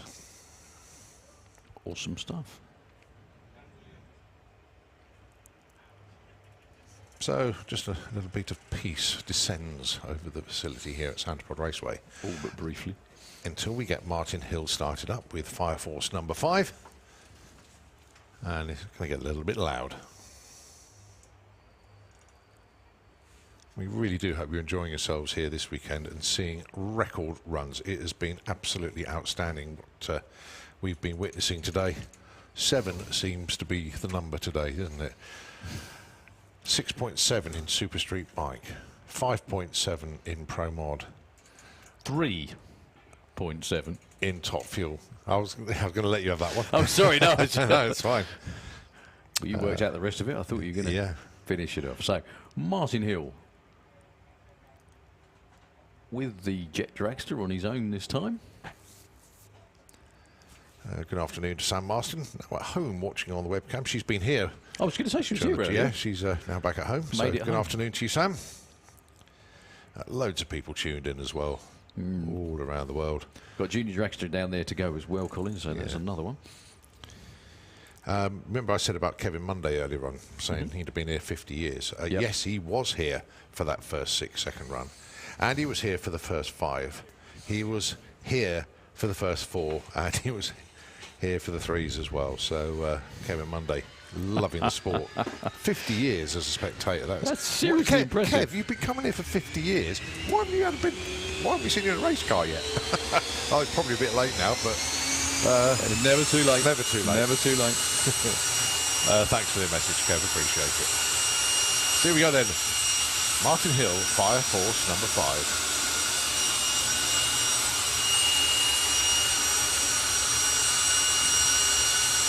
Half past 4 on a Sunday afternoon here in the Northamptonshire / Bedfordshire countryside. I had to get that in just because somebody will moan it will be Bedfordshire, not Northamptonshire. Someone will say Northamptonshire, not Bedfordshire.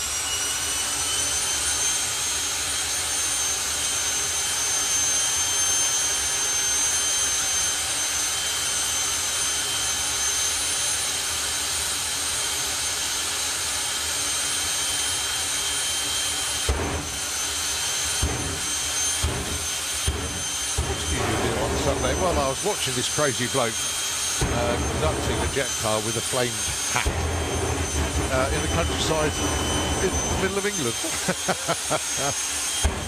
Where were you now? At Santa Pod.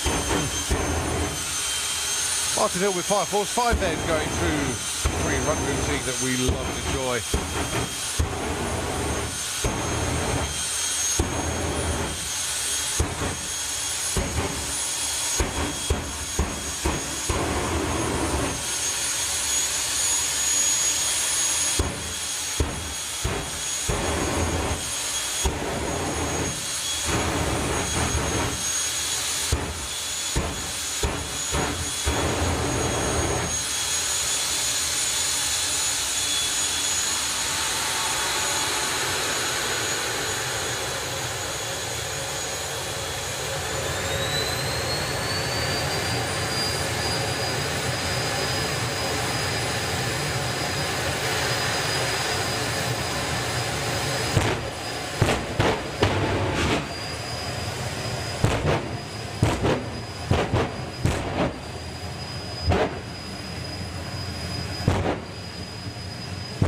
So his quarter-mile run earlier on today was an absolute stormer.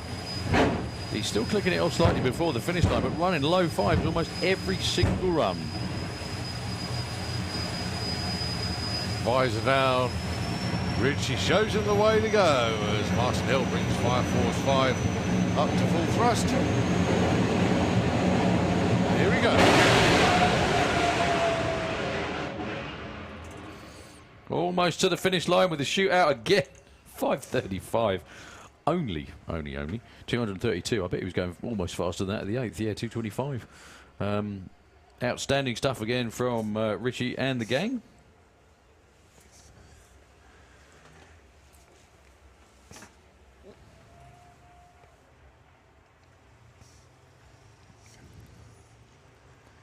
So another storming run for Fire Force as we get ready to go with.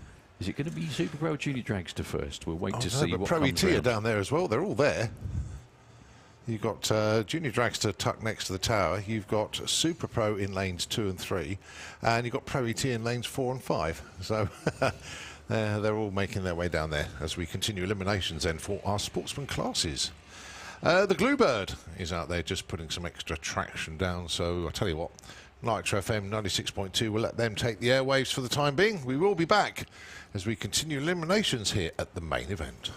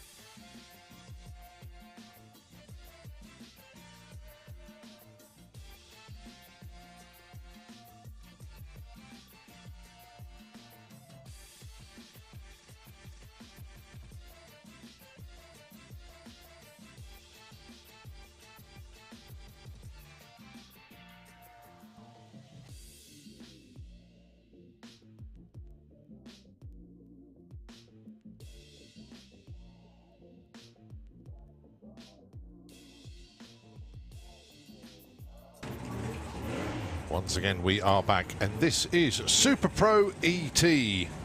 This is quarterfinals to set the semis.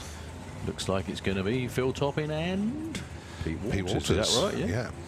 I only know that because I'm looking around there and they're at the front.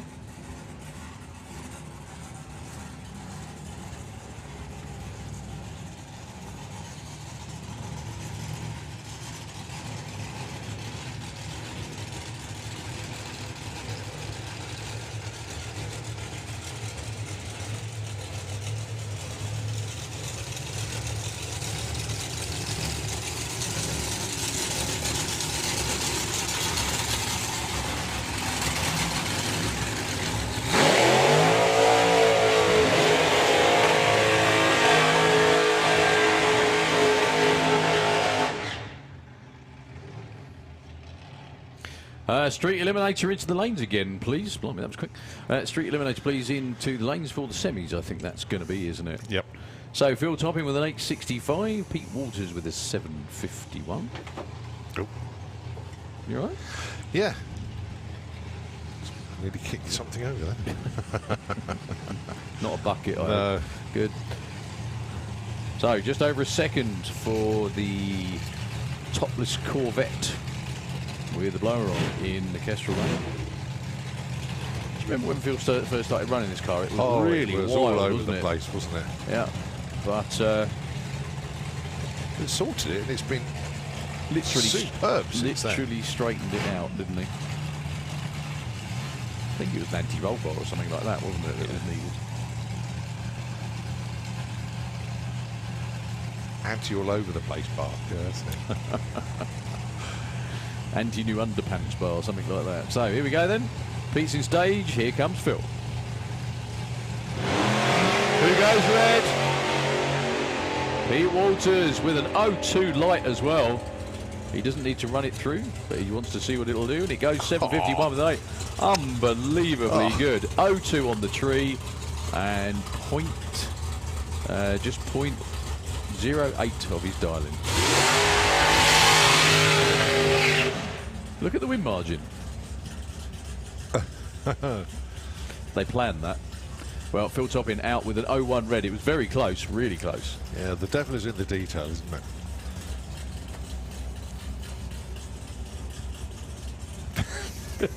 Sorry that took me so long, I do apologise. Oh, the win margin was 6.6663. Mark Bailey, Nick Good, another door car dragster match up this time. 749 plays 874. Again, over a second on the tree in favour of the door car. Well done to the Walters family, moving on to the semis.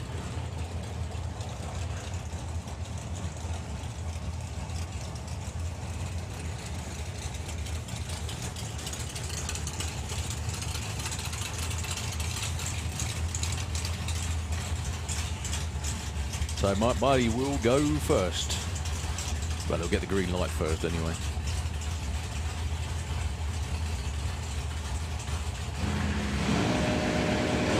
Oh. He goes red as well in that lane. It was a 005 red, only just.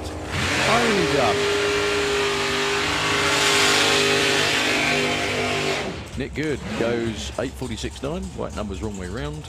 An 05 on the tree, but 005 red. That's going to be a really annoying one for Martin Bailey when he sees that. Right. Billy Gain and Ash Devell.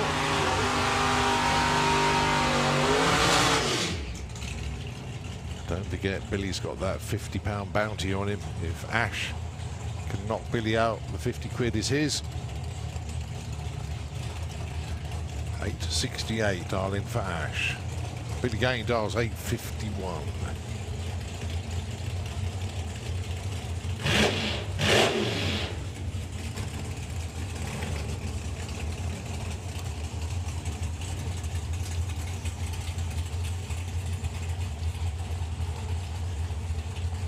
Well, the Morris boys have made it back down. Good to see. Can I have FIA Pro Modified into the pairing lanes, please? Pro Modified into the lanes, please.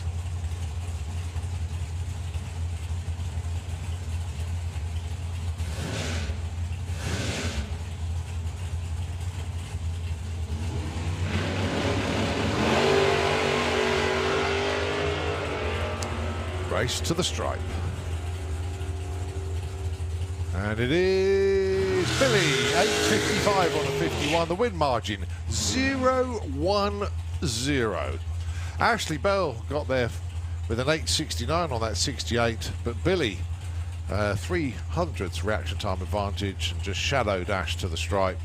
So it is Billy Gain that is into the seconds. Last pair then, Colin Morris and Joe Kellett. Both came through the ranks of junior dragster, though the Morris boys did it a few years before Joe. To the point where I remember Joe's junior dragster career and I don't remember the Morris boys' junior dragster career. It happened. It did happen, It did yeah. happen, yeah. So, for a race against Billy, yeah? Yep. So it's Joe bringing Colin forward. Joe, well, he's already there. 8.85, plays 7.52. Camaro will go first. By some margin.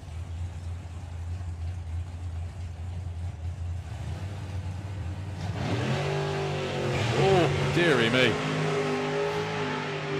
I thought he'd red lit then. Colin's still in front at the moment, and double breakout. Joe Kellett wins. Oh, dearie me. Rough way to lose for Colin Morris. He was over the finish line first by 0.5. He was quicker on the tree as well, but I can't remember the last time the Morris boys didn't get to the real late rounds of any competition. All right, 3 dragsters and a door car into the semi-finals in Super Pro. Pete Walters going to be taking on Nick Good, and Joe Kellett has got Billy Gain. All right, Lucas Oil's junior dragster, round 3. For a place in the semis. Indeed. Right behind them we got Pro E.T. Right behind them, all being well, we got Pro Mod semis.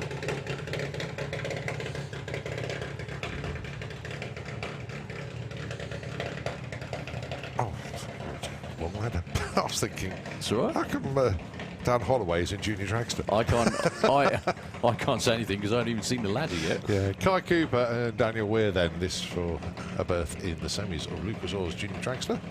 And it's 9 flat for Kai. He'll be leaving first. Daniel Weir, 8.03, so 0.97 of a second difference on the tree. Fuel Funny Car into the pairing lanes, please. Fuel Funny Car into the pairing lanes. I think they're already moving. I can see Jason out. I can see 2 green lights. Whoa. A race to the finish at the 8th mile then. Daniel's already there. And Daniel does indeed take the win. Kai was quicker on the tree, 0.2 to an 0.9, but at the stripe it's 0.8. One thing I've always been meaning to ask, and I need to ask you now, which block is it that's half track? I think it's the second one, isn't it? That is a good question. I think it is, judging where the 8th mile marker is on the wall, because it looks like it's slightly further than the first one. The first one is for the speed trap. If you see what I mean. Yeah, because if you look at the finish line, if you look at the finish line cones, there's one before and one at the finish line. I'm going to ask that question. That is a very good question. So Jessica Bishop taking on Harley Coulsell. Jessica in the Kestrel lane, 7.99. Harley with an 8.05. So a barely noticeable difference on the tree, but we'll see if they leave together or if they do indeed leave with a stagger.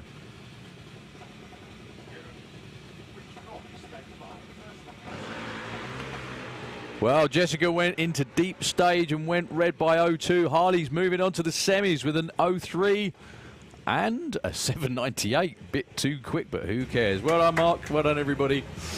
You are correct. It is the second of the blocks. Yeah, that's only logical working out, because obviously you've got 1,000 foot, you've got 2 blocks, and then finish line, you've got 2 blocks. The first one is the start of the speed trap. Do you remember they used to place the speed trap at the start? The speed trap used to span the finish line in front of and out the back. So that's why people used to say they drove it out the back door for a high speed, was because the last speed trap was past the finish line. Sounds safe, doesn't it? Luke Fulton and Mackenzie Love. Oh, two tough customers. Easy for you to say. Yeah, well, they're both hard. Let's see if they can... Oh, both go green. They do. Looks like Luke's already caught him. But the winner is Mackenzie Love. Win margin Luke breaks 0-1. Yeah, Luke wasn't going to win that one, unfortunately. Yeah. He got over the stripe first, but even if he'd have been perfect, it still wouldn't have happened. Everybody happily hugging down here on the start line.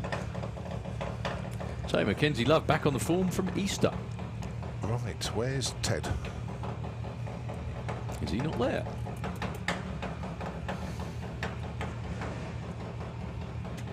Oh, it's a solo for Luke Mugridge. Ted Sullivan not on. Oh, what a shame for Ted. It's very bizarre for a junior dragster not to make the call, unfortunately, but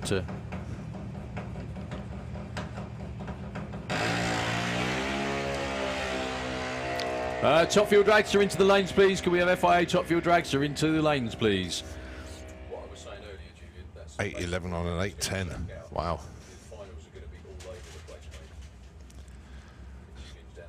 So, junior dragster semis, Mackenzie Love taking on Dan Weir, and it'll be Harley Corsell will be taking on Luke Mugridge.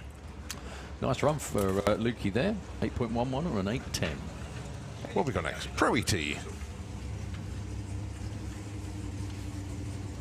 I was just saying to Duke, can I have a quick chat to Julian, please? He's there. Which one?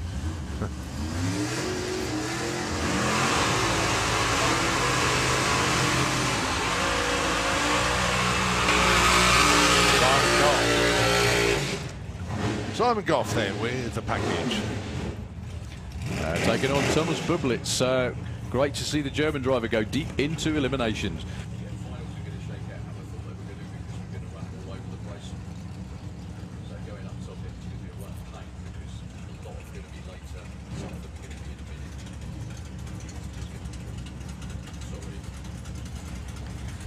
.52 plays 10.17 then. Semi-final berth awaits the winner of this one. And of course the next three races. Thomas goes green, Simon goes green. Oh.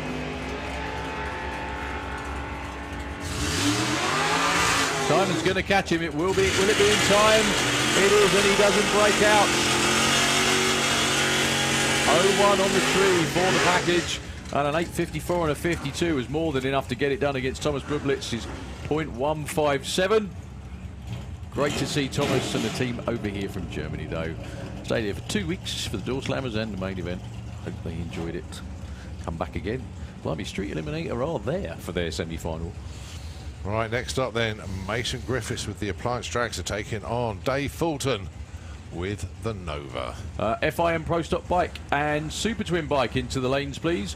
Pro Stock Bike and Super Twin Bike into the lanes for the final round, please. 9.91 plays 9.10. Dave goes green, Mason goes red. Oh, curses.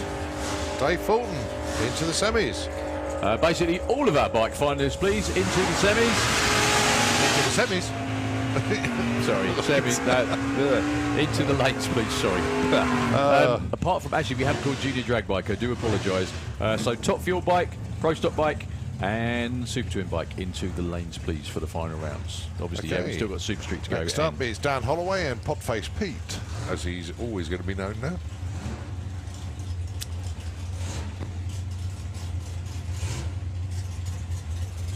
Dan Holloway dialing in 9.12. Pete Dodd dialing in 9.08. Should be a good race, this one. Both of them event winners this year, actually.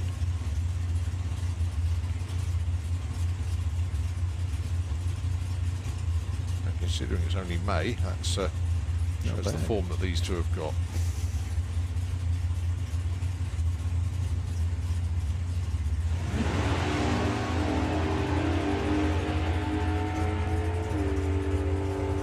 Well, they're both very even at the finish line. Looks like Dan's got his nose in front. He has, and he doesn't break out once again. That boy is one seriously good bracket racer. 0-1 on the tree, 9.13 on a 9.12.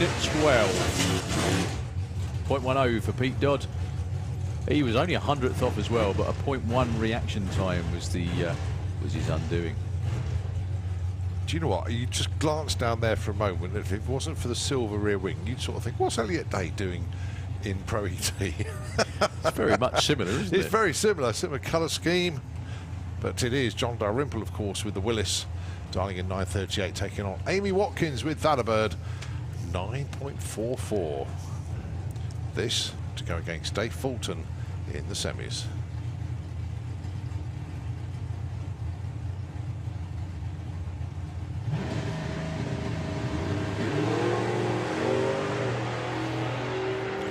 Well, there was a bigger stagger leaving than there was on the tree, is all I'll say about that. Amy's way in front, and Amy doesn't break out and takes the round win. 9:53 on a 44. John Dalrymple strangely off pace on that one. Right, street eliminator, it sounds like. It is indeed. It's going to be by run for Tony Higgs. Just to the final. Lightly warms the tyres. Is that Elliot down there? It is. Yeah, it is. Hello, mate. We noticed the hair sticking out the front. That's what we thought. So Tony Higgs is going to be in his first trophy round here at Santa Pod after quite a long time of trying, actually.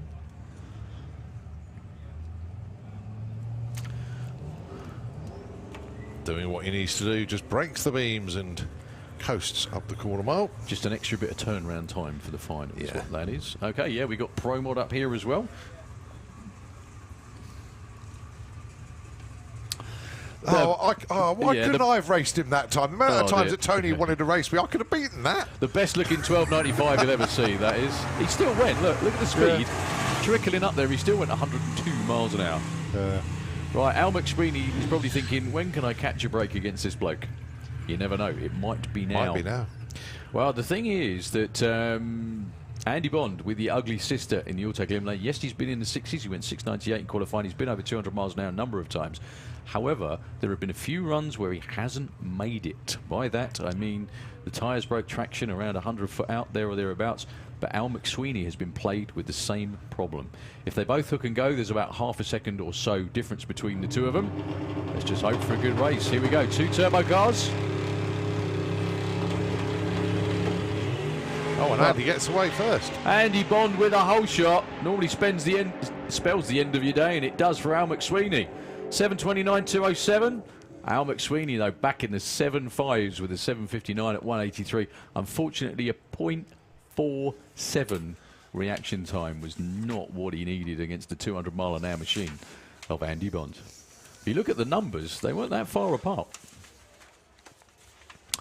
Well, congratulations to our finalists in Top Speed Automotive Street Eliminator. The perennial finalist, Mr. Andy Bond with Ugly Sister, going to be taking on Tony Higgs. Well, there's 3 of the cars down there for the semi-final, I can see. Unless Andre Arnover is hanging around somewhere. There's Andre there, look. It could well be, yeah. I hope your eyes are better than mine. I don't hope they are. Yeah, so we've got Jan Eriksson going to be taking on Bruno Barda and David Vector taking on Andre Arnover from Estonia. Well, we had 4 drivers from the UK in the second round of Pro Mod. Unfortunately, none of them made it through to the final. Not for want of trying, though. It's been a terrific weekend for Pro Modified.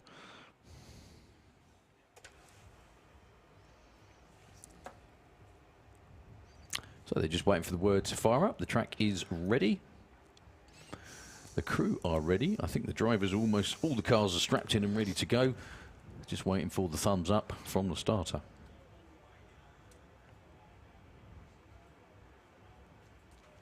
That's what I've got waiting for me later. Very excited little bunch. They're always like that. They're going to be so tired. They're always like that. I'm just going to go flat on my face, but there we go. Actually, they should be fast asleep, hopefully, by the time I get there. I really hope so, anyway. The only problem, their mum is not going to let me forget it. That's the issue. Anyway, Jan Eriksson and Bruno Barda, rematch of the final from the Door Slammers a week ago today. Jan Eriksson took that one 588 to 592. It was a hell of a race, wasn't it, actually? Yeah.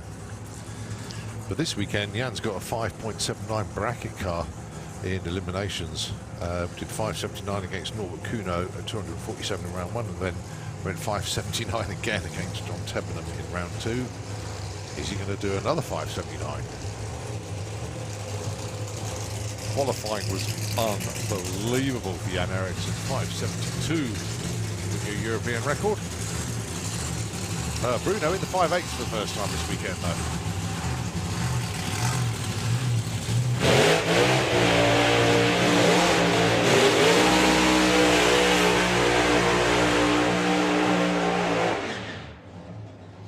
Very nice controlled burnout from Jan Eriksson. He's one of the only Pro Mod cars I've ever seen anywhere. Paul Brander had it when he owned the car as well. Got a line lock on it. So most of the time, Pro Mod cars just do rolling burnouts. Jan Eriksson doesn't do it like that. He actually rolls forward, starts the burnout with the line lock on, and then when he's pointed in the right direction, lets the line lock go and does a nice rolling burnout over the start line. That's a bit like me. I'm sure he watched the live stream and thought, I need to copy that Colin bloke. Yeah? Yeah, that Colin with his Camaro is pretty cool at doing burnouts. Bound to happen, isn't it? So, Jan Eriksson, your #1 qualifier, new European record holder for FIA Pro Mod at 5.72. Absolutely world class, the Pro Mod cars we get over here in Europe. Oh, there we go. Bruno's crew guy forgot the squirt bottle. There we go. I wonder what the sprint was for. He did a forward roll last week, didn't he? Oh, that's right. Yes, he's had an eventful time. Yeah. So your numbers 1 and 4 qualifier. Bruno Barder has been as quick as a 5.88. Jan has been stuck in the 5.70s for a place in the final. Rematch of the door slammers coming up between these two. Bruno's in and Jan's in.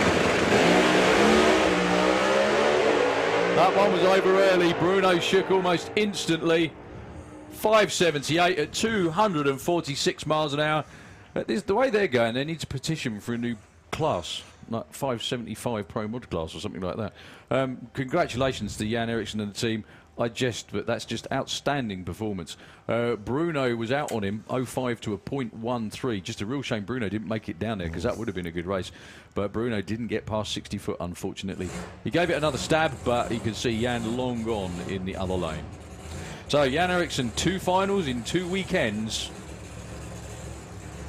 I bet he wishes this one's worth 10 grand. Well. But a very successful visit for Jan Eriksson, that's for sure. Well, it's going to be one hell of a race as well. We've got Nitro Funny Cars at the front of the lanes as well, folks. Estonia taking on the Netherlands. The most international race series, I think, on the planet. Yes.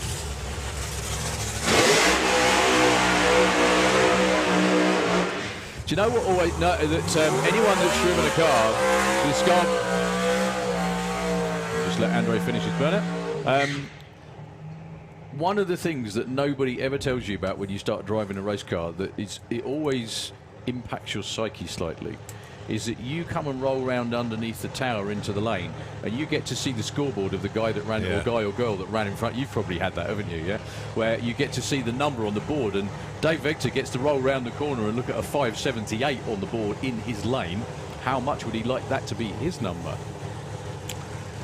Same as Andre Arnover as well, I'm sure. So, the turbo car from Estonia in the Auto Glim lane. This is also his second semi-final in as many as 2 weeks. Got to the semi-finals of the Door Slammers. The big difference this week, he's actually made it down for the round. He had issues in the second round in the Door Slammers.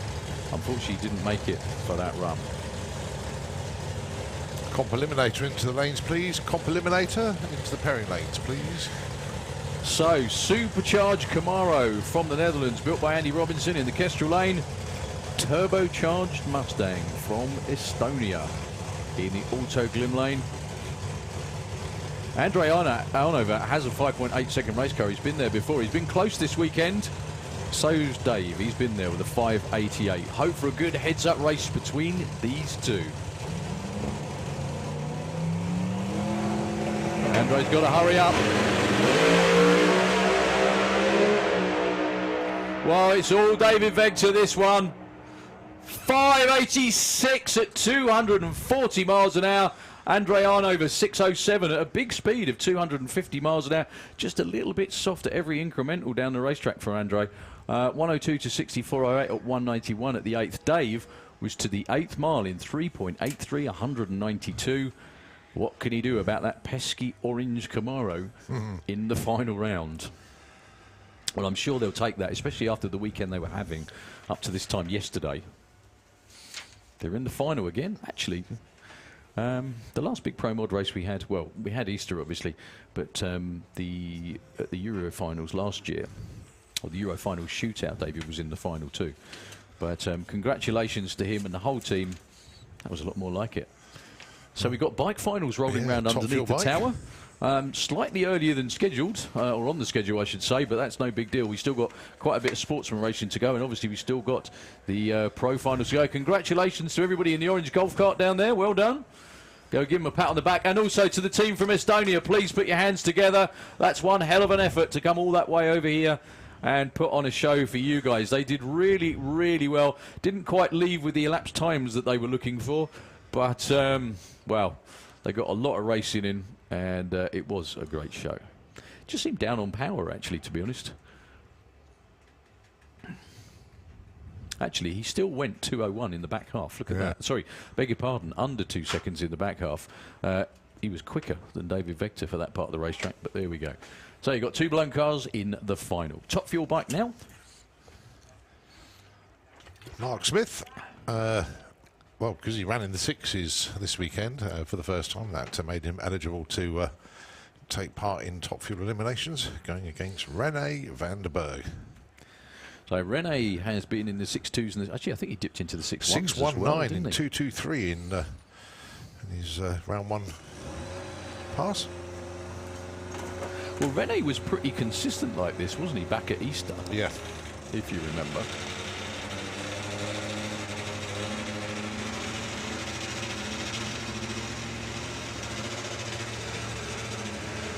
So on paper, there's about half a second at least between the two of them.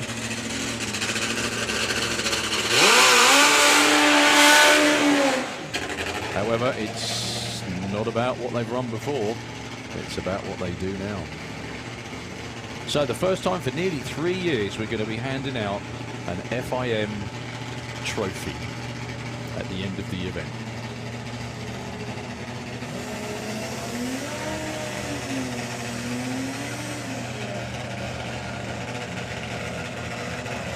Actually, we do have all the bike finals down.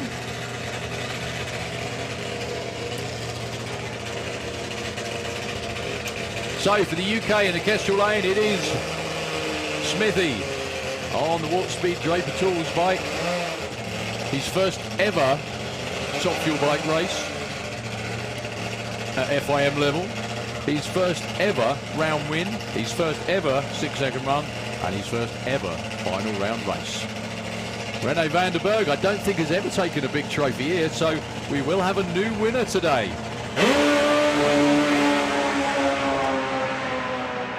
Well, Mark's making a good race of it, but Rene is there with a 6:41, 205 miles an hour. Mark Smith with a really game 6:88 to 182. They'd have just gone home happy with that ET at the start of the weekend. But it is Rene van der Berg taking his first ever FIM trophy in top fuel bike. I know he's done it at national level before, but I don't think he's ever won at on the big stage. Well done, Rene. Also, one of his slower runs of the weekend, but it doesn't matter. He got there first. I'm just going to pinch a golf cart and go up there with my hand up so I can get cheered at. I'm only joking. Well done. So we've got Pro Stock Bike underneath us now. Just a bit of a shame, obviously, for good reason, I think. We're not going to see Samu in the final of Super Twin, which is a real shame. He did post on Facebook what happened. He said something went wrong with the ignition. It shut off the fuel to one of the cylinders, which obviously torched the head, and that was the end of that. They didn't have enough time to fix it for this final round race.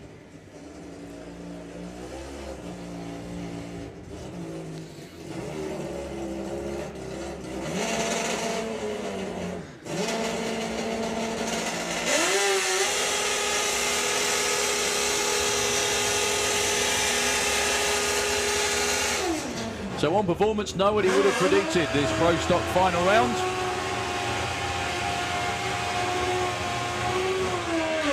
But once again, it's not about performance, it's about what you do when the tree runs. So I think it's Aswin Lenoble's first ever FIM Pro Stock bike race, and he's lining up in the final against the world's fastest gecko from down there in Kent. It is Mr. Martin Bishop. Auto glimpse side of the racetrack. Lucky to stay on the bike on these semi-final run. It was Byron. Oh. Aswin unfortunately shut off on the start line. Something's bouncing off Bish's bike up there, look.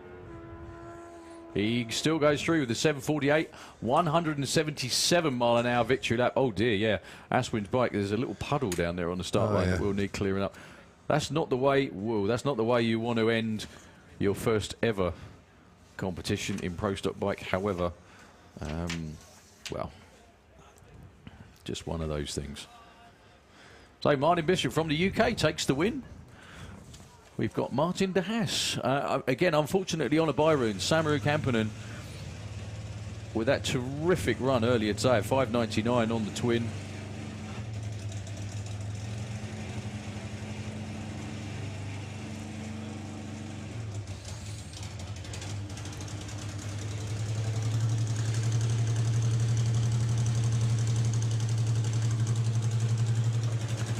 So a bye run or a victory lap if you prefer for Martin.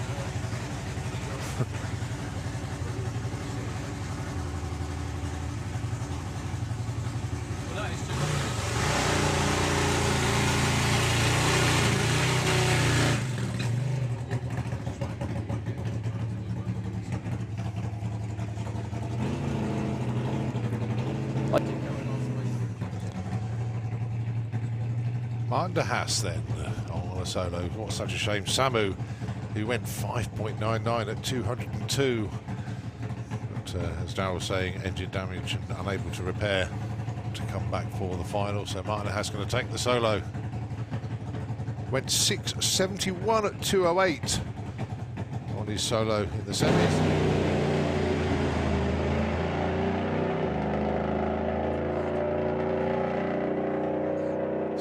6.66 in the final. Well done, Martin. 210 miles an hour. They'd have been tough to beat anyway, but there we go. Obviously, out-and-out performance. The supercharged twin of that Samu Kampanen was riding this weekend does have it, but you've got to be in it to win it, obviously. A little bit of sledding on the start line in the Kestrel lane, and we're moving on with the final of Junior Dragback. Right behind them, I've got a feeling these two are going to face off a number of times, actually. Daniel Lentz and Steve Venables. Well, not if Jake has anything to do with it. But, well, Jake's down there watching too. Unfortunately watching in civvies as opposed to, you know, just about to race. But he gave it a great go against Steve. And he's also another one of those 6.7 seconds super street bikes. All built by him. Pretty much all thought out by him as well. So we really hope you've enjoyed your Sunday race day here at Sanderbob. We've got all the finals to come. We're still got a few rounds of racing to go in sportsman categories, yeah? Mm-hmm. Semi-finals in all of them, actually. Just double check. Oh, Street Eliminator is set to final. Super Comp is semis. Super Gas is semis. Super Pro is semis. Junior Dragster. Yeah, they're all semi-finals.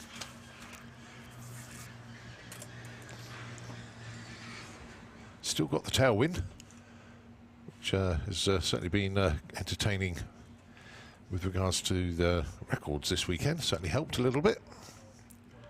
Track has been awesome. And the racing top draw.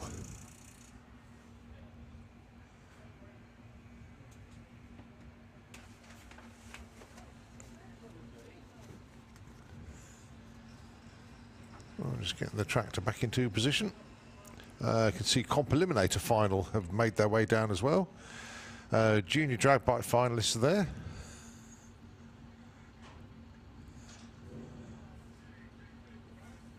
And I think it's the juniors next.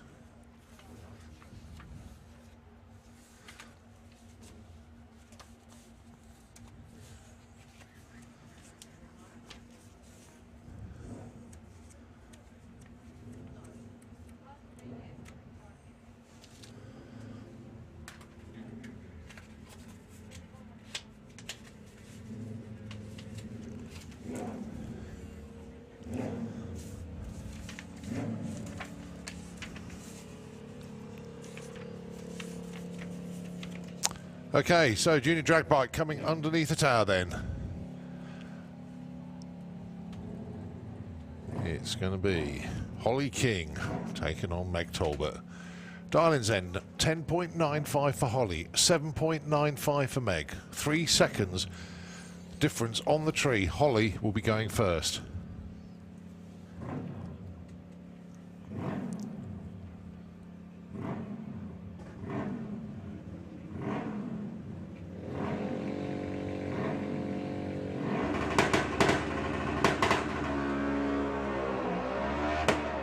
So it's a race to the stripe. I was going to say, it makes it extra difficult with a pro tree, doesn't it, as well? And it is Holly King that takes that by 0.1 of a second. It's 11.05 against a loser, 8.06. Win margin, 0.12. That's almost a reaction time difference, actually. Unbelievable. 0.21 to a 0.22. Right, your Super Street Bike final is underneath the tower right now. Hold on tight. to your hats. Yeah. 2 of our 6.7 second runners from this weekend. We've had 3 of them. Steve Venables in the Kestrel Lane, taking on Daniel Lentz. Daniel has been absolutely flawless in qualifying until that race with Mark Dainty on the last round. Could see records broken here. You can see speeds we've never seen before. Again. Hold on tight as it is. Oh. Well, Ven actually won the last race on a hole shot. Would you believe he had to win on a hole Yeah. shot when he ran a 680? Could see Europe's quickest and fastest side-by-side Super Street Bike race here. I was going to say at the moment, I think that's probably the one before with a 79 to an 80. Yeah. Here we go then. UK, Kestrel Lane, Hungary in the Autoglyn Lane for the first big trophy the FIM season in Super Street Bike. Slight advantage to Daniel and tyre slip for Steve. That will be all she wrote for Steve Venables. Oh, how lucky was that for Daniel. The bike went pop at the finish line. 7.08 at 166. If Steve had made a more representative run, well, ifs, but, would, all that sort of thing. Daniel was on an absolute flyer, but something let go before the finish line. You can see that from the speed, only 166. Steve was trying to run him down at 217. He must have come past Daniel like a freight train up the top end. Well done, Daniel Lentz. Thoroughly deserved, even though obviously that wasn't quite the race we hoped for in the final. He still thoroughly deserves it.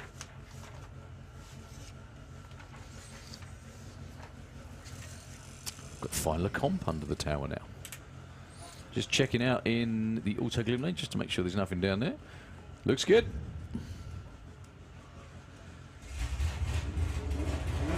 So Dan Williams and Kev Perkins.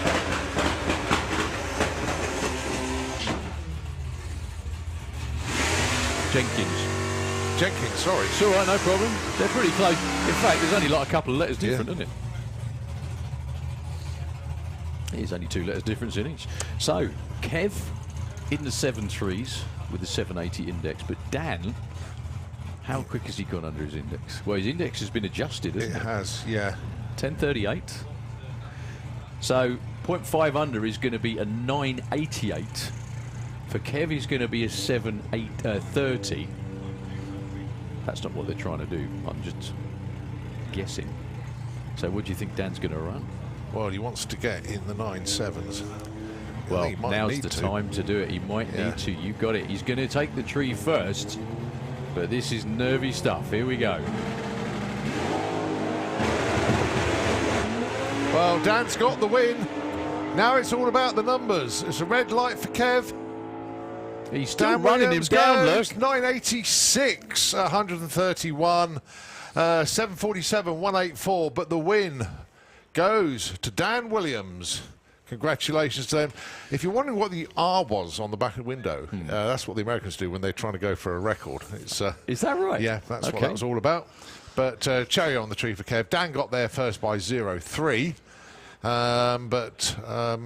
Kev was running him Kev down, was though. really going for it. Oh, 747 though.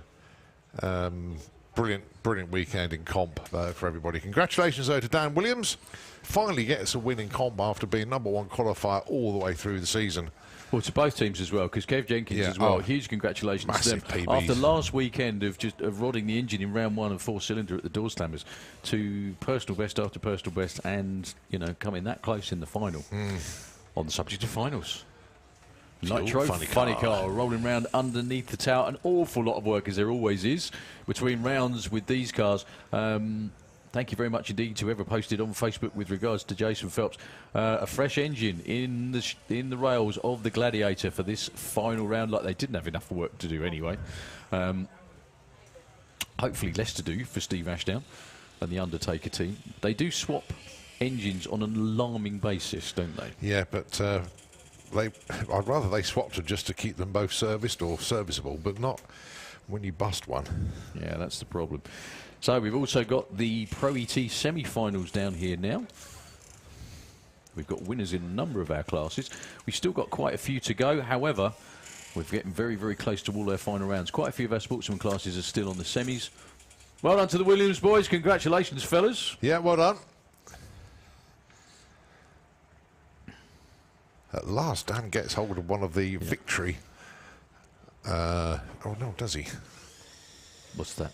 No, because that's an SPRC trophy, not a... Oh, I don't know. I have to wait and see. Yep. So we're just about ready. Steve Ashdown in the Undertaker in the Kestrel Lane. Going to be going to 1,000 foot. You see where the orange blocks are up there. He is going to be taking on Mr. Jason Phelps with the Hawk Racing Gladiator. I think this is Jason's first final round with this race car as well. You can hear him spinning over the starter motors for oil pressure. Top Fuel final isn't that far away either, folks, so don't go anywhere at all. I think judging by the crews hanging around, they're not far away. Yep, they're ready to go. Dave Bryant nods his head, as does Mark Hawkins and the team down here for Jason Phelps. So can the Hawk Racing team take their first ever event win as a team? Or will it be Steve Ashdown? He's been there before.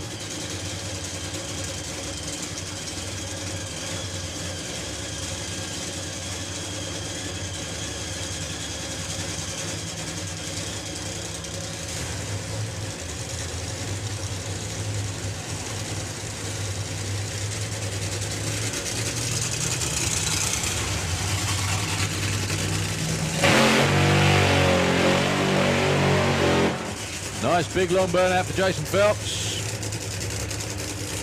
The body goes down over Steve.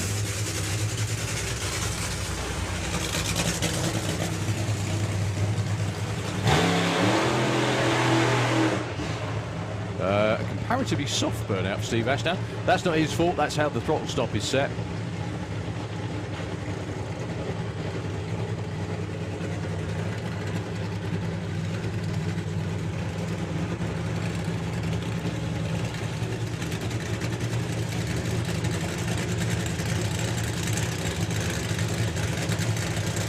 So the crew will lift the body and do the final checks. They take the little computer off the top of the gadget box under the hood. They leave those on for the burnout? Yeah. Oh, I didn't realise that. It's so the crew chief can check the RPM and everything just before they unplug it and take it off. You'll see someone walk away with it. There you go, look. He's got it in his hand just there, you see. I never knew. Steve Ashdown is staged in his burnout tracks, but way out of the groove. Well, we got the Top Fuel final now, rolling around underneath the tower. They're going to be right behind this race.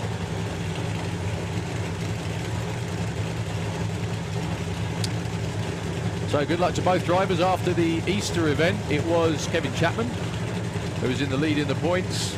Steve Ashdown was runner-up, so he'll do himself a lot of favours in the season-long championship if he can take this win against Jason. Fuel Funny Car Final. All the crews look on at their hard work over the last 4 days. We wish them luck.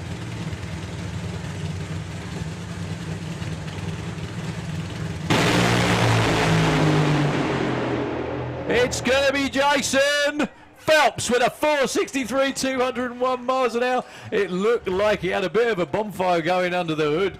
However, he kept his foot in it for long enough to take the win.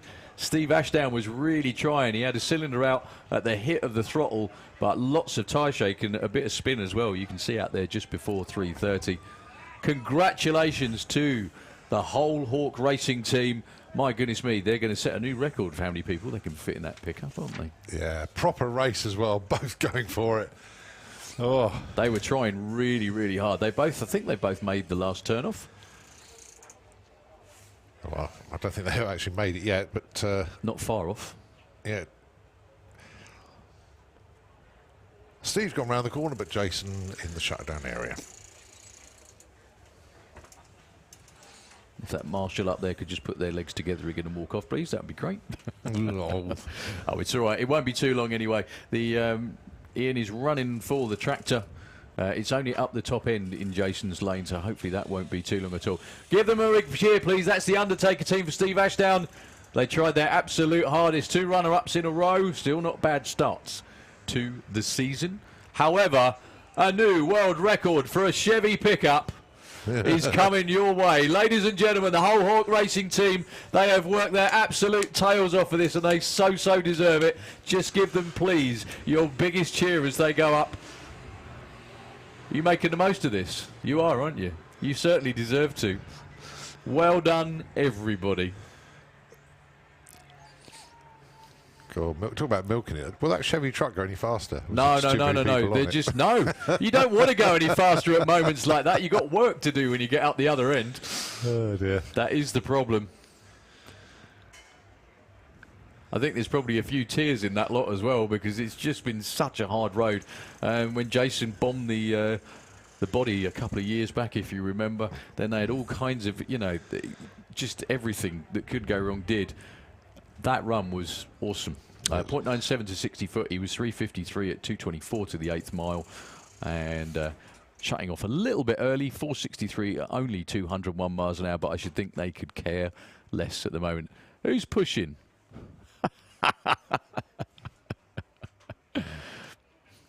So it's only the tractor going out there and doing a sweep at the moment, folks. So hopefully we won't be too long. We have our final of FIA Top Fuel Dragster underneath the tower. Ready to go. Anti-Horto in the Kestrel lane with the Eagle Racing Top Fuel car out of the Runefield stable, as both of them are. Anti went 3.80, 318 miles an hour with his foot flat on the floor all the way through the finish line to beat Suzanne in the first semi-final. And then we had Ida Zetterstrom in the Mstrand.ax Cinderella Top Fuel Dragster. Another one of Runefield's cars went 3.79, only 301 miles an hour, only. Let's see what they can do in this final round. So we won't be long at all. Thank you to you lovely people on the banking and the grandstands for sticking with us till this point of the day. We do still have some more sportsman racing to come after this, so don't go anywhere. You've still got more to come. We've also got a Pro Mod final to go as well. That won't be very far away at all.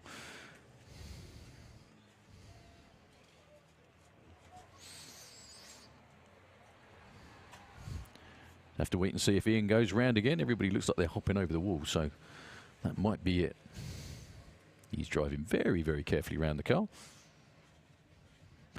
And going back to where he started by the looks of it. So they will pull both the Top Fuel dragsters forwards. We did give the stats out on these before, but once again, the world's quickest and fastest accelerating wheel-driven vehicles on the planet. 0 to 100 miles an hour in way less than 1 second. 0 to 200 and, what was it, 8th mile, 282 miles an hour in 3.01. Through the finish line, 3.80 at 318. So, for the first FIA Top Fuel Trophy in nearly 3 years, Antti Horto from Finland and Ida Zetterström from Åland, which is technically Finland as well.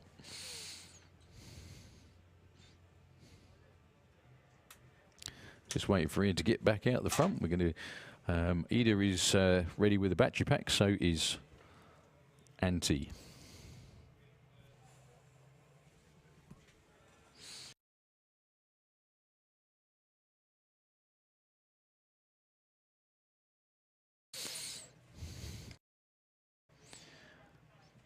So all these crews, all of Runefield's crews have worked their tails off all weekend. I was talking to Zan earlier just about the amount of damage they've done. And here we go with the final.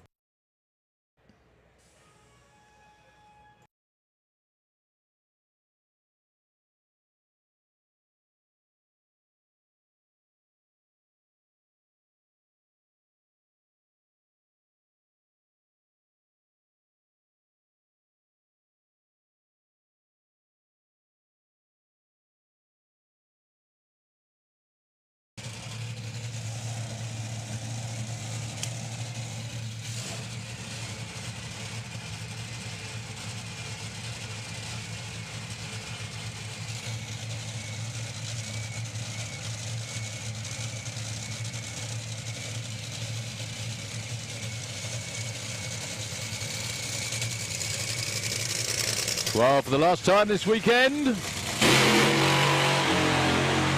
that beautiful noise.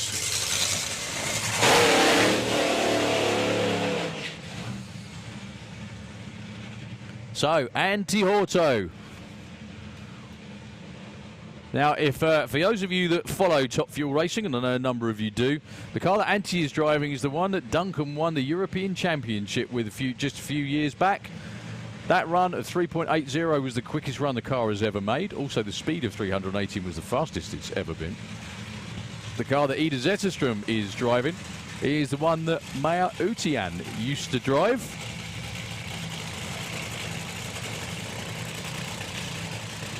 And now Ida very, very much at home. She licensed during the summer last year. She raced here in September. Came to the Festival of Power back at Easter. And put in a number of runs that, well, basically we knew that 3.7 second elapsed time was coming. However, this is a whole different ball game. It's for the win in Top Fuel at the first FIA race of the season. Antti's been there before. You know what? I was talking to Antti and Suzanne a little while ago, and we worked out that they're the old guys in Top Fuel now, and Antti still looks like he's about 25. But he's been racing in Top Fuel now for, I think, about 12 years, actually. A long, long time. He's had a couple of spells away, but back in the hot seat. So, Antti Horto from Finland, Kestrel Lane, Ida Zetterström, Auto Glim Lane for the final in FIA Top Fuel. Here we go. Here will be Antti all the way through to another 3.80, 305 miles an hour. He left Ida on the start line as well. 0.7 on the tree to a 0.13. The first win of the season goes to Finland, and it goes to Antti Horto. Well, I don't think Ida moved about. Well, you can see from up here, Colin, can't you? Look, she moved about 5 foot, 6 foot, something like that. Something like that, yeah. Antti's car was eating itself up a little bit through the top end, but still another great run, 3.80. He was quicker at every increment than his run earlier on today. 0.85 to 60 foot, 8th mile, 3.03 at 282. Out the back door to a 380 at 305. Just a little bit off on the top speed, unbelievably, at 305. Yeah, Ida's on the first turn off. Give them a big cheer, ladies and gentlemen. They got their first trophy of the season. What a performance on race day. And for Ida's team as well. Come on, that was her first ever FIA final. And she goes home to consolidate herself with the first ever 3.7 second ET ticket. Well, that's not the end of Nitro, because we've got another funny car down here. Kevin Kent coming round. Kent's come down.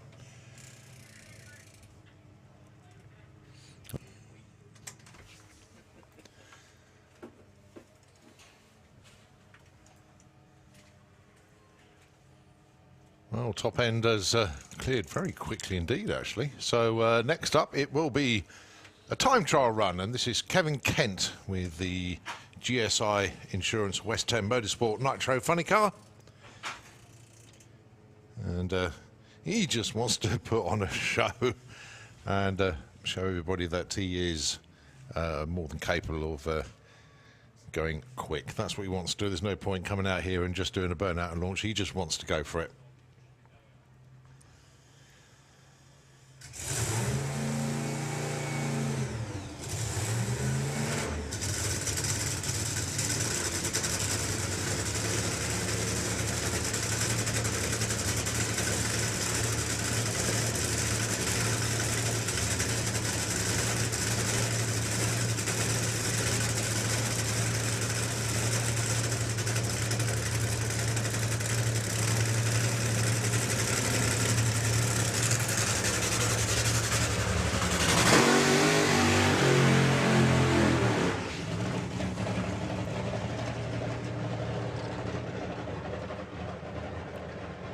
Well, Kevin Kent was the #1 qualifier with a 4.91, but didn't get the car into the final where he wanted it to be.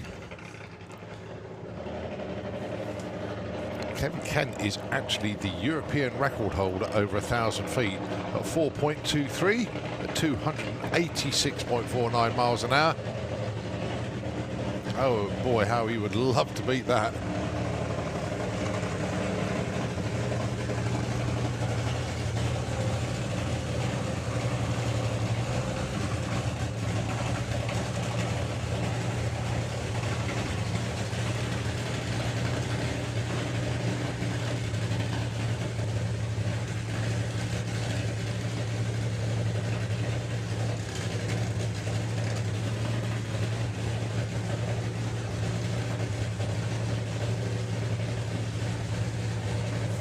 Adjustments made now. Going to drop the body over the chrome molly chassis of Kevin Kent's Monte Carlo then.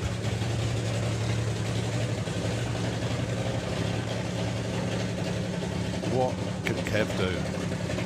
No pressure of actually a race. Got the track to himself. 1,000 foot of Santamon Raceway in front of him. The only pressure he's got is what the kids are going to say to him after the run. Good luck, Kevin. See what he'll hold.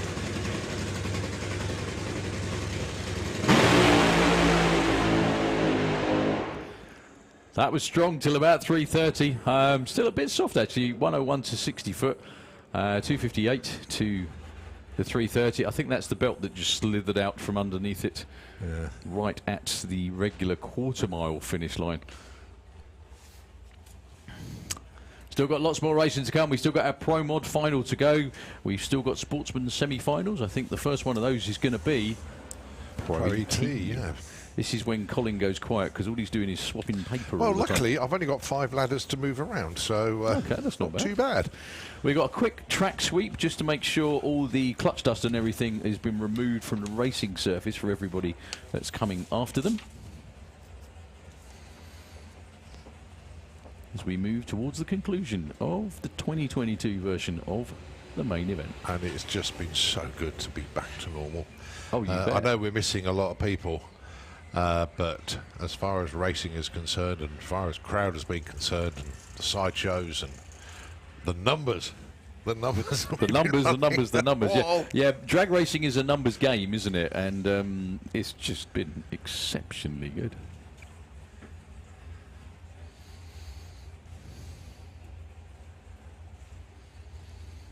Well, those people heading off now, I wish you a very, very safe journey home.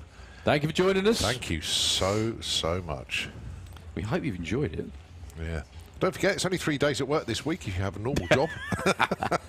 I say normal, you know what I mean. Bank holiday Thursday, bank holiday Friday to celebrate the Queen's Jubilee.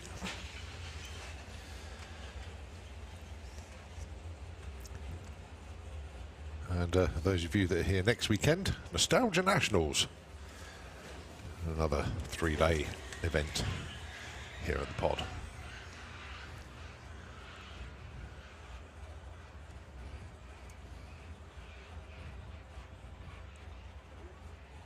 Those of you looking at the live feeder, that's the Jester's Diner supported Camaro of Mr. Simon Goff. Tucked in behind Simon, it's Thunderbird of Amy Watkins. And you can see the cars they're lined up next to, actually. That's Dave Fulton's car, the Nova. So those two cars there will be racing each other in the semi-final of Pro E.T. And then if the camera swings right, see if I can guide the camera. There you can see the Rattler. And that is the car that is now moving forward and will be taking on Simon Goff.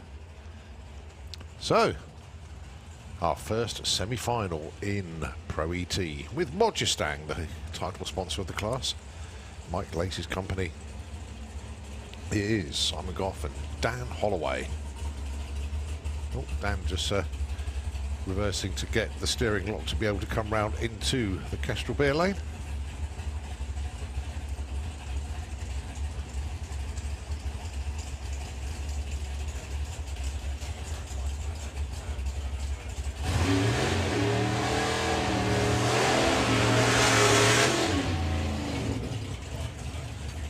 All right, 9.12 the dial-in then for Dan Holloway, 8.50. That's as low as you can dial in Pro E.T.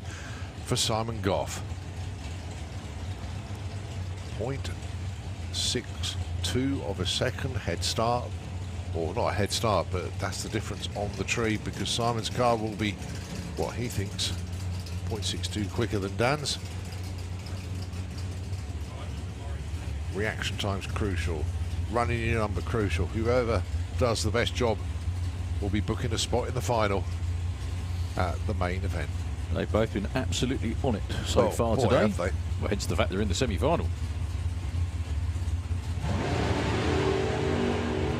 Oh, and again. Well, Simon's caught him. Simon Goff takes the win. A win margin of 0.19. A slight hole shot from Simon, and that was what he needed at the stripe. Yep. That was the difference at the stripe as well. So Simon Goff again, for the second time out of 3 events, is in the final. Who's he going to race? Is it going to be Dave Fulton with the Nova? The nutter from Tadley taking on Amy Watkins from Wadhurst with the Firebird. The dial-ins then, 9.90 for Dave Fulton. Amy Watkins, 9.46. 2 exceptional racers, but only one of them is going to go into the final.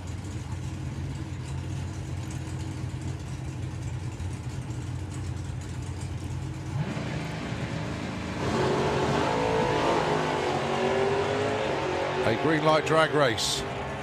Now then, can Amy catch? Can Amy pass? The wing light goes to Dave Fulton, 9.95 on a 9.90. Amy got there, but she broke out 9.43. In actual fact, Dave Fulton got there first. She couldn't win that one, basically, unfortunately, after the reaction time. So, that solo run for a Wild Bunch car in the final.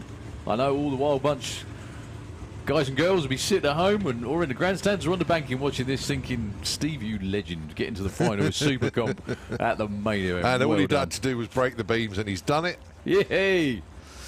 Trophy coming. Whoa, whoa, whoa, whoa. Don't run the crew over. Oh, I hope he's all right. Cheap. So I couldn't see who it was. Just a bit of a trip.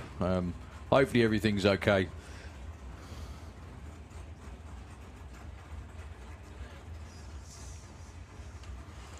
That's one of those. Yeah, I'm fine. I'm fine. As soon as you get out, it's like. Oh!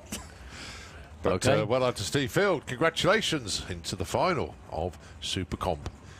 But who's it going to be? Is it going to be Steve Hudson or will it be Marcus?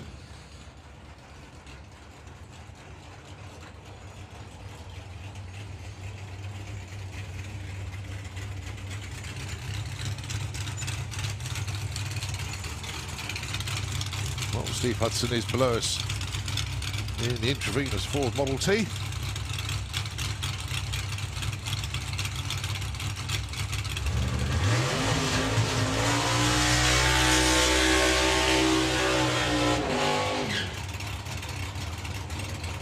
Right, the Oxinator Dodge Ram pickup. For a chance at the final. I know. I mean, what a more unlikely finding in Super Comp would there be than Marcus with the pickup and Steve Field with the Wild Bunch car? Yeah. Well, yeah, because you've got all the season campaigners in Super Comp, like Leah, like Paul Hudson, well, like Steve, but Steve still could get to the final. Steve obviously wants this because it's just going to give him a points lead that he's going to love. Well, he won at Easter. Who won at Green Lights? Leah, possibly Leah, yeah. So for oh no, Richard Tunstall won at Spring Speed. Oh, sorry. Wow. Okay. Yeah.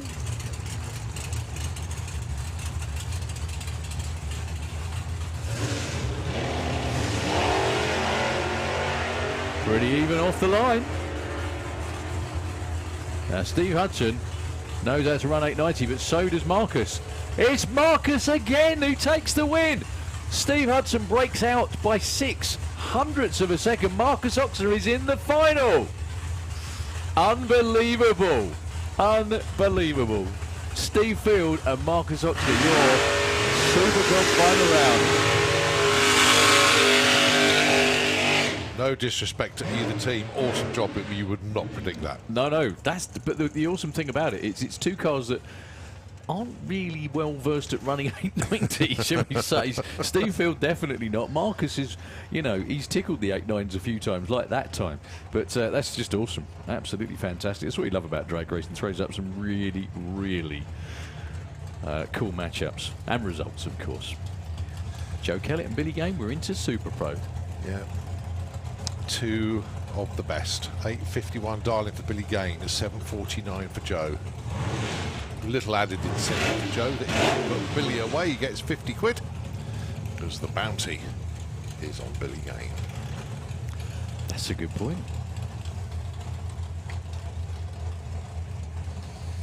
But you don't know who's going to win this. He's the only door car left in the pack as well. On amazing form. Yeah, Joe, it's like the Joe Kellett of old, isn't it? He's not that old, but you know what I mean. Yeah. So yeah, Billy is the only door car left in Super Pro. It's all dragsters other than that. Staging duel.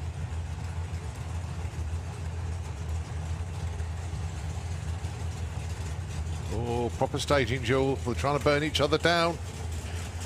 Burning each other down in a bracket race. How cool is that? Well, Drag Racing Folklore says whoever goes in last goes over the finish line first. Who is going to break first? Joe bumps in, then Billy.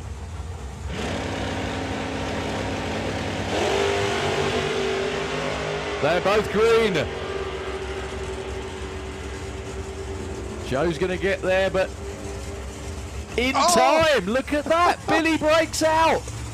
Just over 100th of a second. He had a lot of wriggle room as well. 0.18, he was over the stripe first.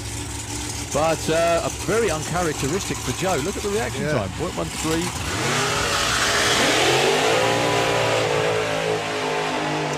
So Joe Kellett into his first final in Super Pro in a while. And 50 quid better off for collecting the bounty. Well, Billy kind of took himself out that time, unfortunately. He did, he did have room to play, but obviously with the closing speed of the dragster, he didn't want to let off just in case he nicked him at the finish line. Nick Good, Pete Waters, we got Super Gas semis I'm looking at sitting over there. Well, all we've got to do is Super Gas semis and Junior Dragster semis. And then it's all the finals. All finals, yeah. Or the rest of the finals, we should say. Well, yeah, that's true. 5 sportsman finals and 1 pro final.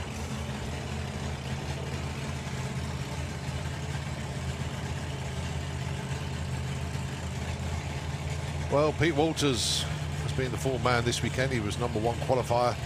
He had a bye in round 1. He got past Kieran Astley in round 2. Phil Toppin in round 3.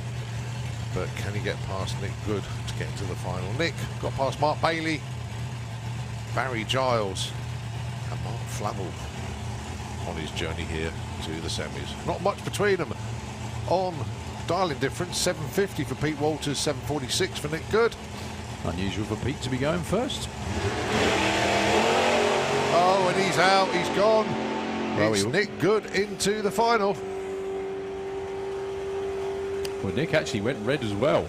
He was 0-4 red, but it was because Pete went 0-1 red first. That was the problem. That was tight. 0-4, 0-1. Yeah. Yeah. Pete went 0-1 red. Nick went red as well. Yeah. But it's because Pete did it first. Only just because of the 400s Oh, of difference course. on dialing. Yeah. That's what I was looking at. Ooh. That would have been ironic. If the guy that had the slower dial, sorry, the quicker dial went red first, that'd take some doing. If Nick, well, it could have happened that way. Unreal. So, last couple of semi-finals coming up. Junior dragster this is. Daniel Weir, Mackenzie Love. Mackenzie, a winner from back at Easter. Daniel looking to go for his first final of the year. Well done to the Waters gang. Still a great weekend. Right, Mackenzie Love, Daniel Weir. Both in pre-stage. 8:36 plays 8:07. Mackenzie will be going first. Green light drag race. They're dead even. When you look on the screen, there's nothing in it already. Oh, it's Daniel Weir that takes it. 8:09 to a loser. 8:43. The win margin is 0-2. Well, Daniel Weir will be running for a trophy with one of these two, the Velocidragster or the Bandit. Harley Coulsell, the Limited Funds team. Both having a great weekend. Oh, they are. Well, Luke was off the trailer, number 4 qualifier, wasn't he, with a 005? Yeah. Which is pretty epic. Both of them had 00 qualifying. Got to be brave to do that in a semi-final. Yeah, an elimination round, you don't want to cut it that tight.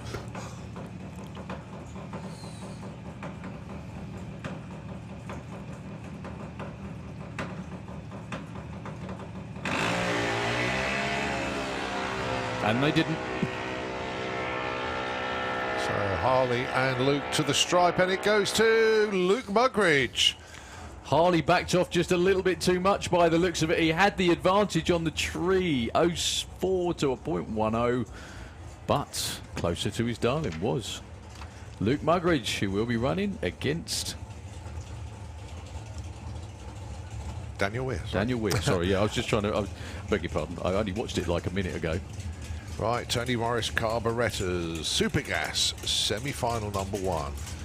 Tim Moore taking on Pete Cresswell.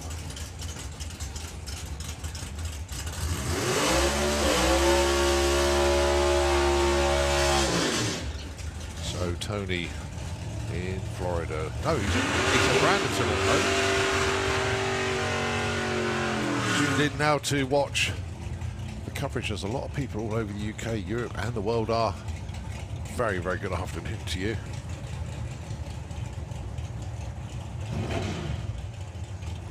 .90 class index for Super Gas.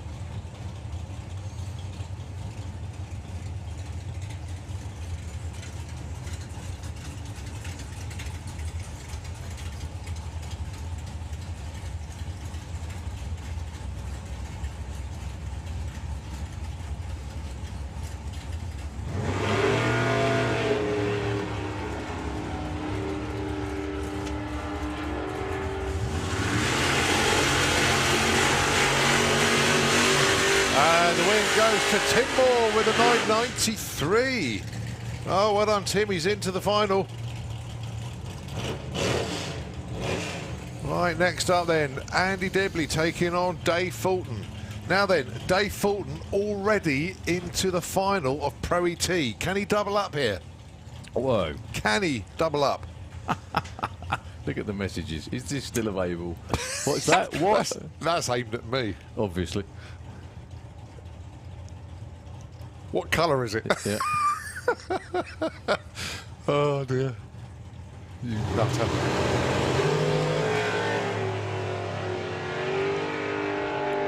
Oh, big throttle stop for Andy Dibley. So the charge to the stripe, but the win goes to Andy Dibley, 992. Dave Fulton breaks out, 989 with a 6. He couldn't win that, though. 0.5 on the tree for Andy Dibley to an 0.9 for Mr. Fulton. Can someone ask Dave Fulton if that car's available in blue, please? I don't want it in white. Don't think you got a choice, pal. Anyway, there we go. That is the buyer's choice. What are you on about? Okay, sorry. That is all of our semi-finals done. We're at finals for all of our sportsman classes. We're going to be on a break for hopefully not very long as we collect all of our finalists. We've also got Pro Mod to run as well. Don't forget, everybody. Thank you for sticking with us to the end. We really, really appreciate it, and we're going to run the sportsman finals as soon as they can all make it down. So we've actually done quite a good job of catching up today, to be honest. Yeah. Credit to the Santapod crew, as always. Nitro FM for a little while. We'll let you know roughly when we're going to be starting again. It shouldn't be too much longer anyway. But if you want to see your wins, stick around.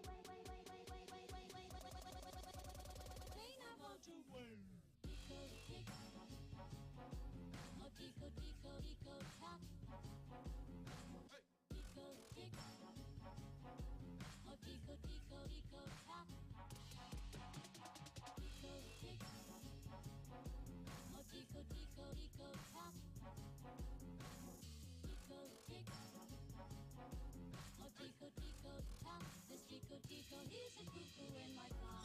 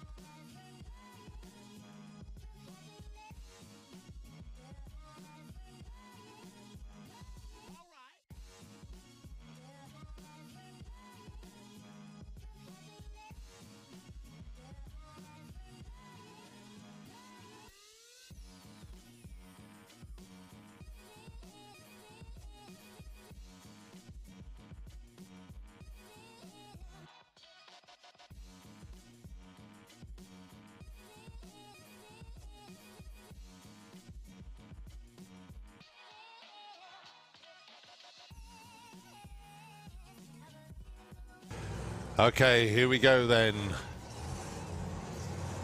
It's Danny Bellio. And Sandro. Danny Bellio. What's Hey, that? it's look, same family, Yeah. you know. Sandro, Danny's not here. Danny. I was just reading the name on the bonnet of the car.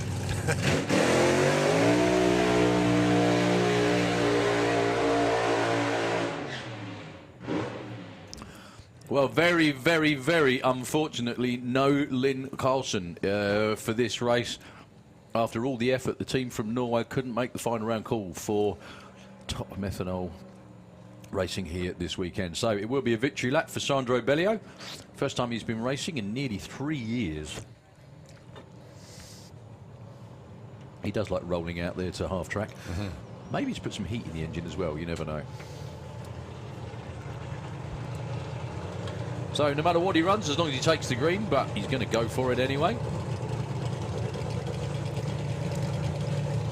They want to go back to Hoogladen in Belgium with the win in style.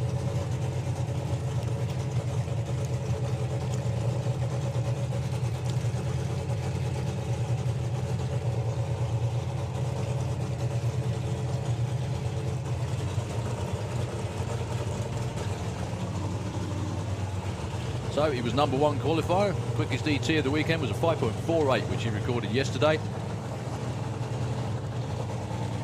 Let's see what the team have got for us in this final run.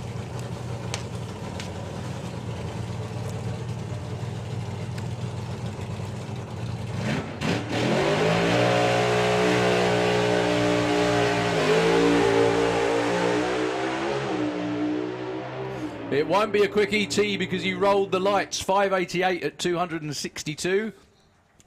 The 60 foot was 1.32. He rolled through the lights, so that was why the ET was only a 588. A good 3/10 off of where they thought they were going to be, but they still take the event win. Actually, that was a good job. It wasn't a race because he would have massive red light. Yeah. 0.33. So we've got Pro Modified up next by the looks of it. The Netherlands taking on Sweden. Ironically, the orange car is actually not Dutch. That's Jan Eriksson from Sweden. Can Jan make the boat trip home to Sweden undefeated? Won the door slammers a week ago here. He beat Bruno Barder in the final. Can he take the event win from the main event? This is also for the points lead in the FIA European Pro Mods Championship. David has been slowly but surely getting closer and closer to Jan over the course of the weekend. But what you did before doesn't matter now.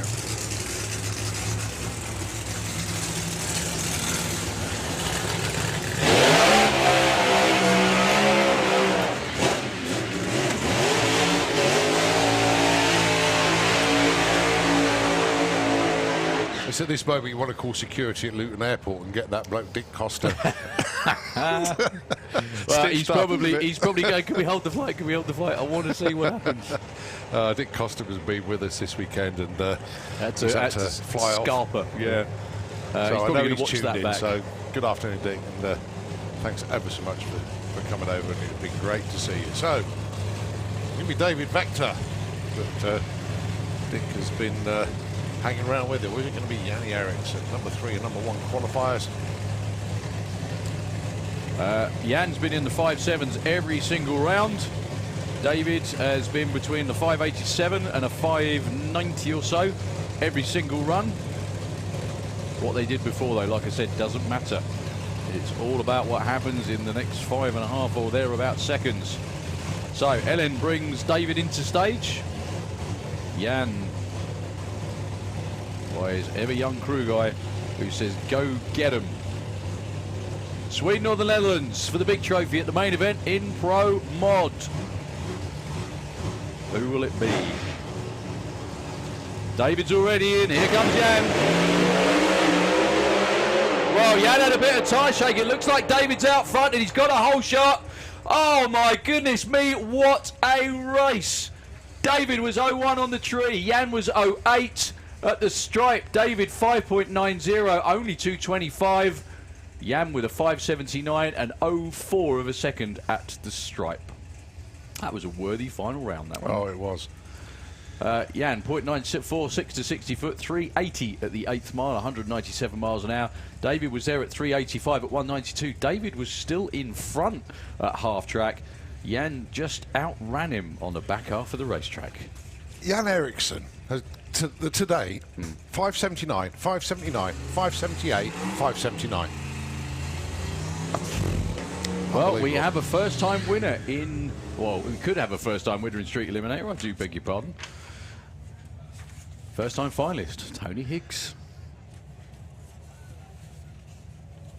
Going up against the perennial #1 man at the moment, Andy Bond with the ugly sister in the Auto Glim Lane. Now, Tony has just got to cut a light and try and run a 7-second run again, over 180 miles an hour. That's a massive speed as well. Phenomenal. And just has to hope that Andy Bond, well, he goes in deep already. Look at that. Got into full stage as Tony Higgs. Andy Bond, better hurry up. Here we go.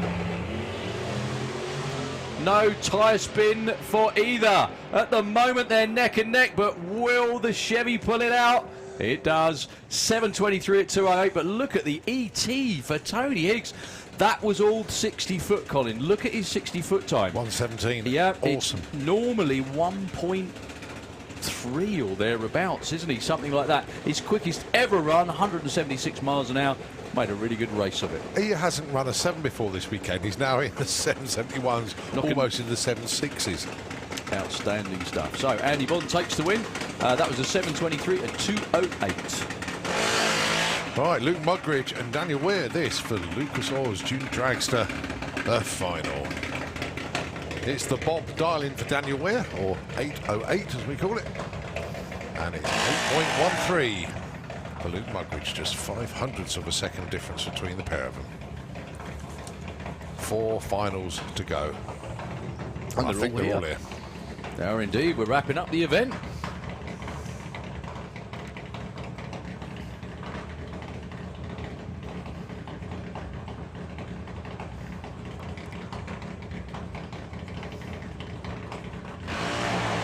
Oh, Luke Mugridge goes red in the final. Daniel Weir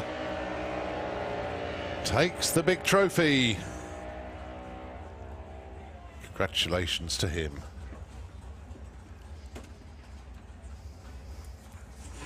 Terrific stuff for Daniel. Right, this is the final of Supercom, the unlikely final of Supercom. It's good to see Mrs. Field is out and running after the incident earlier.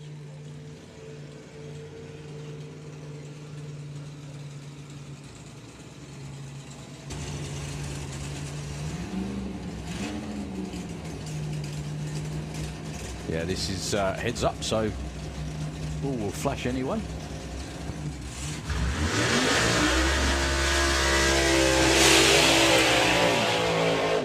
Well, I don't know whether you know, but Marcus comes over in Marcus Hilt's trailer. He does, yeah.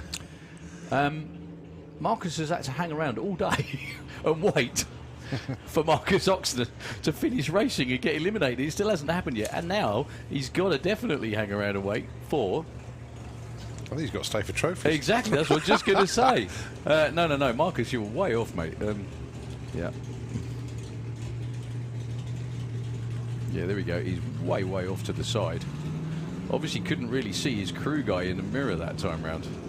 Well, he's nice and straight down the racetrack. Yeah, Dave's going to send him back and just put him in the middle.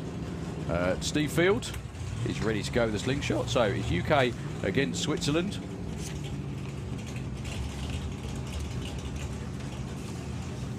There we go, that's more like it. Well done, Dave. So, heads up, 8.90 is the number. First to the finish line wins. It doesn't break out. We've got Pro E.T and Super Pro to go, and that is it. Super Gas. Super Gas as well, sorry.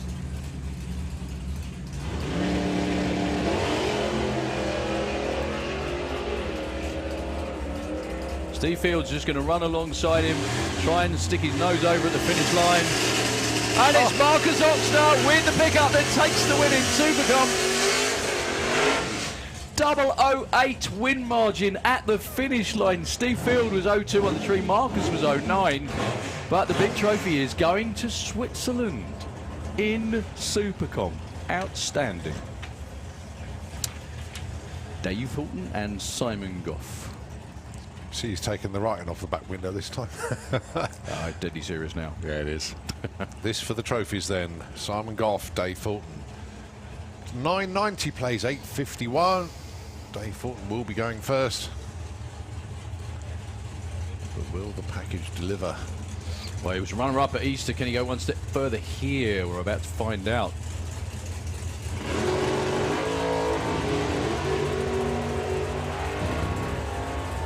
Right, not a word from us till they get to the finish line. Simon Goff! Oh.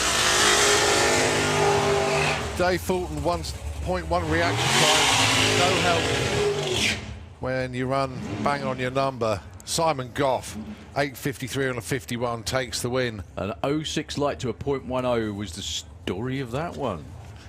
So the win going down to Essex and Burnham on Crouch. Simon Goff going one step further than he could at Easter. You know, so he's got an exceptional record this year because he was runner-up at Easter, had problems at Spring Speed, so went home, raced this weekend and won. So actually events he's competed in, yeah, he's done well. He's done very well. Right, the penultimate final, Super Pro E.T. After this is just Super Gas. That's the main event done. Nick Good, 7.47. Joe Kellett, 7.50. The final in Super Pro E.T.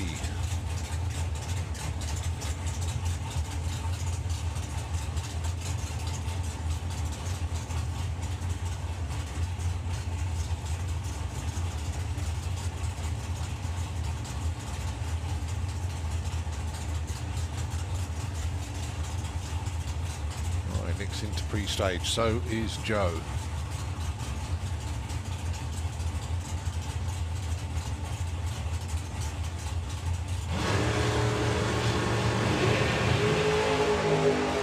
My goodness me, that light in a final. We'll explain that in just a second. Joe Kellett's in front. It's Joe Kellett who takes the win. Well, Nick Good actually broke out trying to get there first. There was no way he was going to win that. Joe Kellett was 0.007 on the tree in the final round to a 0.12 for Nick Good. Well done. It's still there. Yeah. Andy Dibley, is this still available? Maybe it's a super gas thing, is it? No, no, no. This is all aimed at Dave Fulton's Facebook posts. Is he genuinely trying to sell stuff sometimes? Yeah, genuinely, yeah. However, it all goes horribly wrong when everyone notices. Thanks, Dibs. I appreciate that. That's cool. Well, he's in stage already and waiting for Tim Moore. So this is our final. This is the last two cars going to be going down the racetrack. We're going to be having prize giving in around about half an hour's time, so please join us down here on the start line for that. But before there, we've got one more trophy to decide. For Tony Morris carburetors, here we go. It's green. Oh, it's a close one. So Very who's close. the bravest at the stripe for our last final of the day? It is Andy Dibley. 9.98 takes it on the 9.97. The win margin 0.003 at the stripe. 0.003. Unbelievable. Wow. That was an 0.37 for Andy, an 0.43. Hardly anything in it on the line, hardly anything in it at the finish line as well. So, ladies and gentlemen, we are done for the 2022 version of the main event. Thank you so much for making Santa Pod your venue of choice. If you've been here for the last 4 days, you rock. If you've just been here today and enjoyed yourself, you rock as well. Everybody enjoyed themselves? I think that was a yes. We Good. heard it. We actually heard that. Well done. That's because it's all gone quiet because there's no race cars. So round about half an hour, something like that, we'll be doing trophies and prize giving down underneath the tower. Well, just let me. Well, if you can aim to be towards the start line for 7 o'clock, that just gives us a few more minutes just to have a chat with people and get everybody ready for trophies. So down to the start line, please, for 7 o'clock. so we can do the trophies. Thanks very much indeed. And Colin. Daryl, thanks, buddy. No problem at all. Absolutely awesome. Sorry about polluting all your ears for the last 4 days, but, you know. We live, as long as you don't pollute the tire, we don't mind. So, anyway, over to Nitro FM for a little while. We'll be back with prize giving shortly. Thank you again. Cheers.